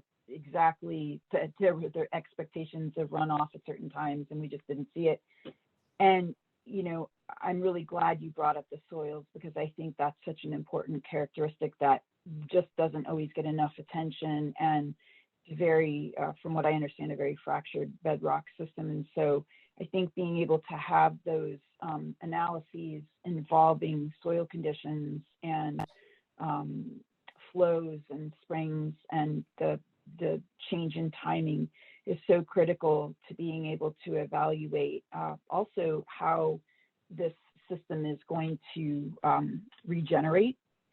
And so much work the state has done, and Dave probably knows about this, the Office of Planning and Research and the governor's office with the prior administration was super interested in biochar as a agent to put down from when they're using biomass utilization, the byproduct of the consumption of the woody debris creates this char that is really helps add nutrients to the soil and allows regeneration of forests. And so I was wondering, when he was describing these conditions, we had so much coarse woody debris. We believe in this fire there were so many downed logs, and the trees were probably, and this is back to Ant's point, which is an excellent one, just so incredibly dry. I'm wondering, was there even the potential of like biochar already on the ground and its capability to absorb? And then of course, though, in a lot of these areas, we have wholesale loss of the topsoil, and that soil was very hydrophobic. So, I think that there are, Matt asked an excellent question. I don't have an answer, but I think that it brings up a lot of important questions for research that we could really use, and is going to be critical to our understanding of not just water supply, but how these forests are going to regenerate, or are they going to type convert? Are we going to see wholesale in the creek fire area a significant conversion from conifers to shrubs?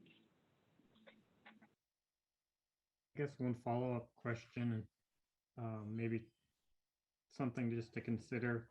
Some of the estimates for the rough fire that happened in the Kings reduced evapotranspiration in the Kings by about, I think it was about 2 inches from the 2000, or the drought that lasted up until about 2015-16. Similar drought happened in the San Joaquin a lot of dead trees. Do we maybe not get the runoff response post creek fire because the ET was already so far down?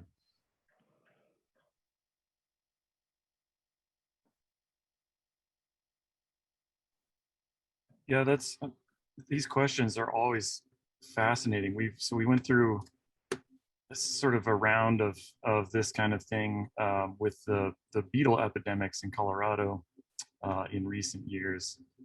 And if you look around in Summit County, like the Winter Park area, the impact is tremendous. I mean, you've got just red and brown forests everywhere. And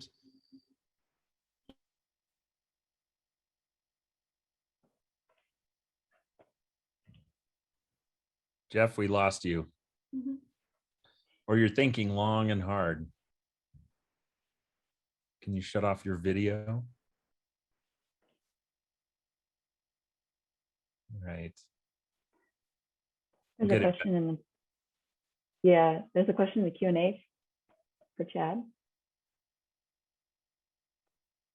From Jeff Dozier. You indicated no change in hydrophobicity following the creek fire. Did you expect some? I didn't know what the hydrophobicity change was. I mean, I can report that, we saw less runoff from those elevation bands, and that even during the River, the upper reservoir operators said that they saw the little creeks flow for like an hour or two during the heaviest rain, and then it shut off. I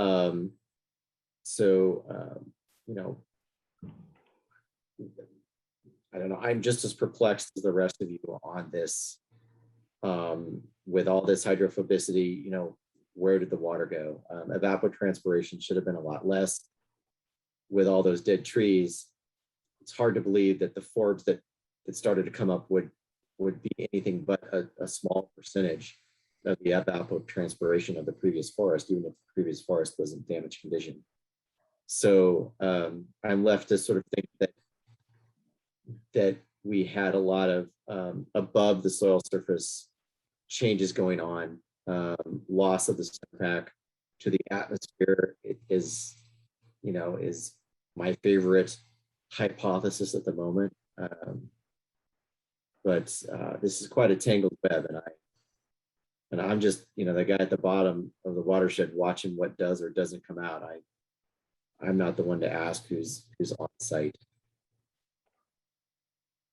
Well, it's fascinating to see what, so Pat Kormos just indicated that in the Willow Creek area, in that fire scar, let me find his statement. We, CBRFC, saw increased yield in the Willow Creek segment. And so, and that was a normalish water year, correct? In Colorado? Pretty dry. Like what percentage of normal? Upper 80s. I can't remember Willow specifically. Yeah, where the San Joaquin was like 30% of normal. Yeah, well, and I haven't actually looked at the runoff numbers as percent of normal. There's some indication with the elevation distribution, like you were showing earlier, Chad, and Tom showed that the snow tails maybe didn't do quite such a good job this year of reflecting basin snow water content. Certainly the basins that we flew, that seemed to be the case. So, when you start talking about if there's an 80% or 90% of normal snowpack, but only 30 or 40% runoff, it's tempting to blame that all on soils or something else that we can't measure very well. But I don't know that we were actually at 80 or 90% of normal from snow water volume everywhere. I think it was substantially below that.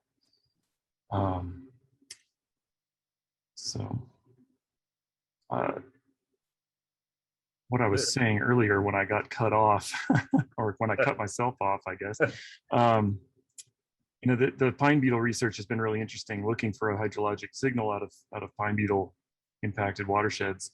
A lot of times there isn't one, or not one that's detectable within the resolution or accuracy of streamflow measurements. However, big responses or big impacts like clear cutting or maybe burning 94% of the Willow Creek watershed do produce a response. And so, you know, maybe there's a tongue-in-cheek question of how much of your watershed do you have to burn before there's an unequivocal signal at the stream gauge. But that doesn't mean that there can't be other changes going on to the snow accumulation and melt dynamics.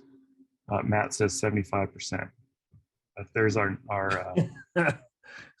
our hypothesis. You know, there's a lot of offsetting changes going on with increased throughfall, but more rapid melt, potentially, you know, changes in the evapotranspiration dynamics, et cetera. So there's all these pluses and minuses on the water balance, and how they average out or how they sum up to produce runoff at the gauge on any given year is the tough question. And while we can't really measure ET super well on the landscape scale, and we can't really measure soil moisture very well on the landscape scale, at least in complex terrain, we think, and we see some evidence to suggest that measuring the snowpack really well can help the models then accommodate those, you know, shove the rest of our unknowns into those difficult to measure components and remove one part of the uncertainty. Yeah, I think that's a really good point, Jeff. I think that the beetle kill areas and tree mortality areas, you know, you're probably seeing, you know, like you said, reduced interception, or increased throughfall that is, you know, just about compensating for some other negative into the system. And until you pin one side down, you really don't know what's going on, and you don't know what the long-term trends are going to be. So you're here. Hey, so we have just about 5 minutes, and Dave Rizzardo is part of this panel, but we haven't squeezed him yet. But it'd be great to hear from Dave about the not only on the hydrology side, but also the interagency or interdepartmental, I should say, relationships, and whatever the hell else he wants to talk about in the next few minutes. Thanks, Tom. Well, yeah, there's a lot as I was listening in and kind of dissect it all. But so I stumbled across this fact the other day that I don't know if I'm not a fire person at all. I'm slowly becoming one, but not by choice. But a mega fire is considered at 100,000 acres or more. And raise your hand if you take 100,000 acre fire now as a norm, because that's, yeah. Just another idea that things have greatly changed, you know. But when I think about the size of these fires, I mean, all the discussion is very important, and I think, you know, I know Anne had to leave, you know, and I credit her for saying, I recognize I'm in an academic bubble, because that, you know, just like we have to recognize we're in a practitioner bubble, and I think most of us are pretty honest about our limitations of our understanding of one side or the other. But like it was said earlier, you know, Chad said we're sitting at the bottom of the hill here trying to sort all this out. And I think, you know, again, perspective is important. We're sitting here mid-September. We've had 800,000 acres plus burn in the Feather River watershed. And if you want to go ahead and take the time and plot where all the snow pillows are in the watershed and then connect all those by some weird form, you'll have the outline of the last two fires, the North Complex and the Dixie Fire. Apparently fires love snow pillows. I don't know what the relationship is there, but my point is this, that, you know, if we get a hold of Oroville Field Division, who operates all those pillows, and say, hey, what's going on up there? And they say, well, we've only lost one. Humbug. How are the other ones doing? there's no snow on it. There's not going to be any snow on it for months. So how do we know if that snow melt is actually going to work effectively? Chad and I talked about that a lot last year. We had one lost site, right? Green Mountain, Chad? Yeah, but we had others that recorded temperatures briefly at 170 degrees Fahrenheit. So how's the wiring? How's the wiring? What does propylene glycol do at 170 degrees? I don't know. But my point is, those of us on this end of it, I shouldn't say, Sean's team and everything else that have to do these water supply forecasts. How do we know if those stations are actually running well? How do we know? These are just questions that come to mind. What's happened to the averages in the meantime of a snow course? How long is that average going to be skewed, or is that the new normal? You go back 4 years in the Feather River watershed, and there's 4 or 5 fires. We talked about the impacts over this next year from a fire. What about 2 years out and 3 years out? And that's if you have the one fire in the watershed, but I've got 4 or 5 that are layered all over each other. So what does that do to a model? I heard Lindsay earlier say, I don't want to recalibrate my model. Well, yeah, none of it. Yeah, I hear you, Lindsay, it sucks. But now how do you recalibrate it? Well, in this subshed, it's this, and so these are just some of the questions as I was listening in, is when you get to that practitioner level, we need help. And I think I said it earlier,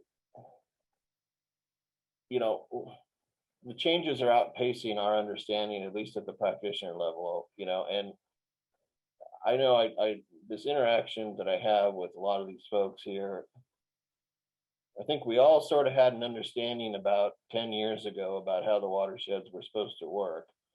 And that started to change a little bit, and ASO came in, and now it's, like I said earlier, it's taken most of us 5, 6, 7 years to fully grasp how to use ASO data. So yay, we finally get it. Now we're burning up the watersheds, and so it's this ongoing, just trying to catch back up. And I get that that's part of the process.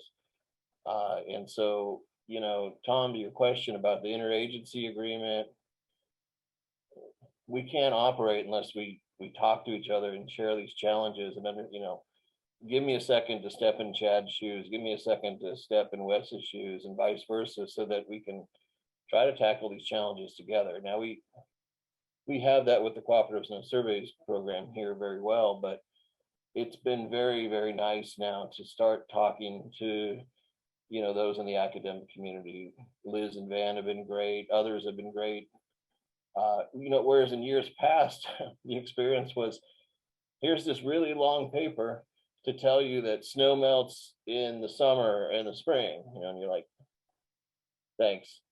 And not all the academics are like that, but what I'm saying is now we feel like we have these relationships, and I give a lot of credit to Mike Anderson too for helping bridge that gap for us, where we can approach them or they can approach us and say, look, we recognize there's this misunderstanding or this need, and what can be done now and what can be done over time to help understand that. Because I think as Chad said it, we're literally down here going, I am falling behind and I'm struggling. And I think the last point I'll make, and I showed it in that slide earlier, is that spend time with a reservoir operator and talk to them about how the paradigm shift has changed. Groundwater interaction, flood managed, aquifer recharge, all these programs are their daily life. Wes tells the greatest story ever about, parking Don Pedro Reservoir within a couple inches from the top in 2017, because that's what was expected.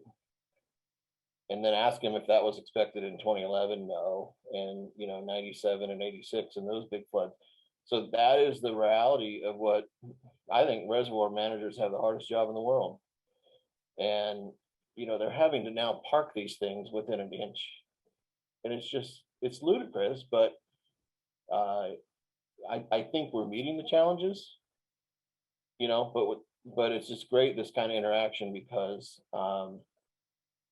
I can honestly say to my management, I don't know what's going on in the watershed with all the fires. I mean, we have a little bit of an understanding. However, we're working with the University of Washington. We're working with whatever, and we're trying to get these understandings.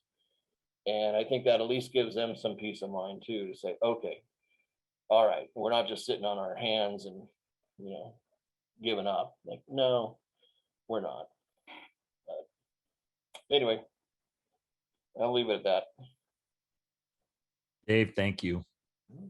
All right, I'm going to, since we're 34 minutes over our original schedule, but we knew we were going to go to 3:30, we'll draw to a close for the day. We start back up at 9 o'clock tomorrow, and collection of talks up through the morning, and then we'll have a keynote at 1 o'clock from Dave Gotchis. And then another panel discussion in the afternoon on integration of ASO data with forecast models and operations. Thanks to all of you who are still here and all of you who are not here. This was, as usual, a great day. And honestly, if we had cloning, I would just have this happen every single day. It's awesome, and there's so much benefit that comes out of these discussions. So any rate, we'll pull it to a close here, and we will see you all tomorrow. Liz, is there anything I'm missing? All right, great.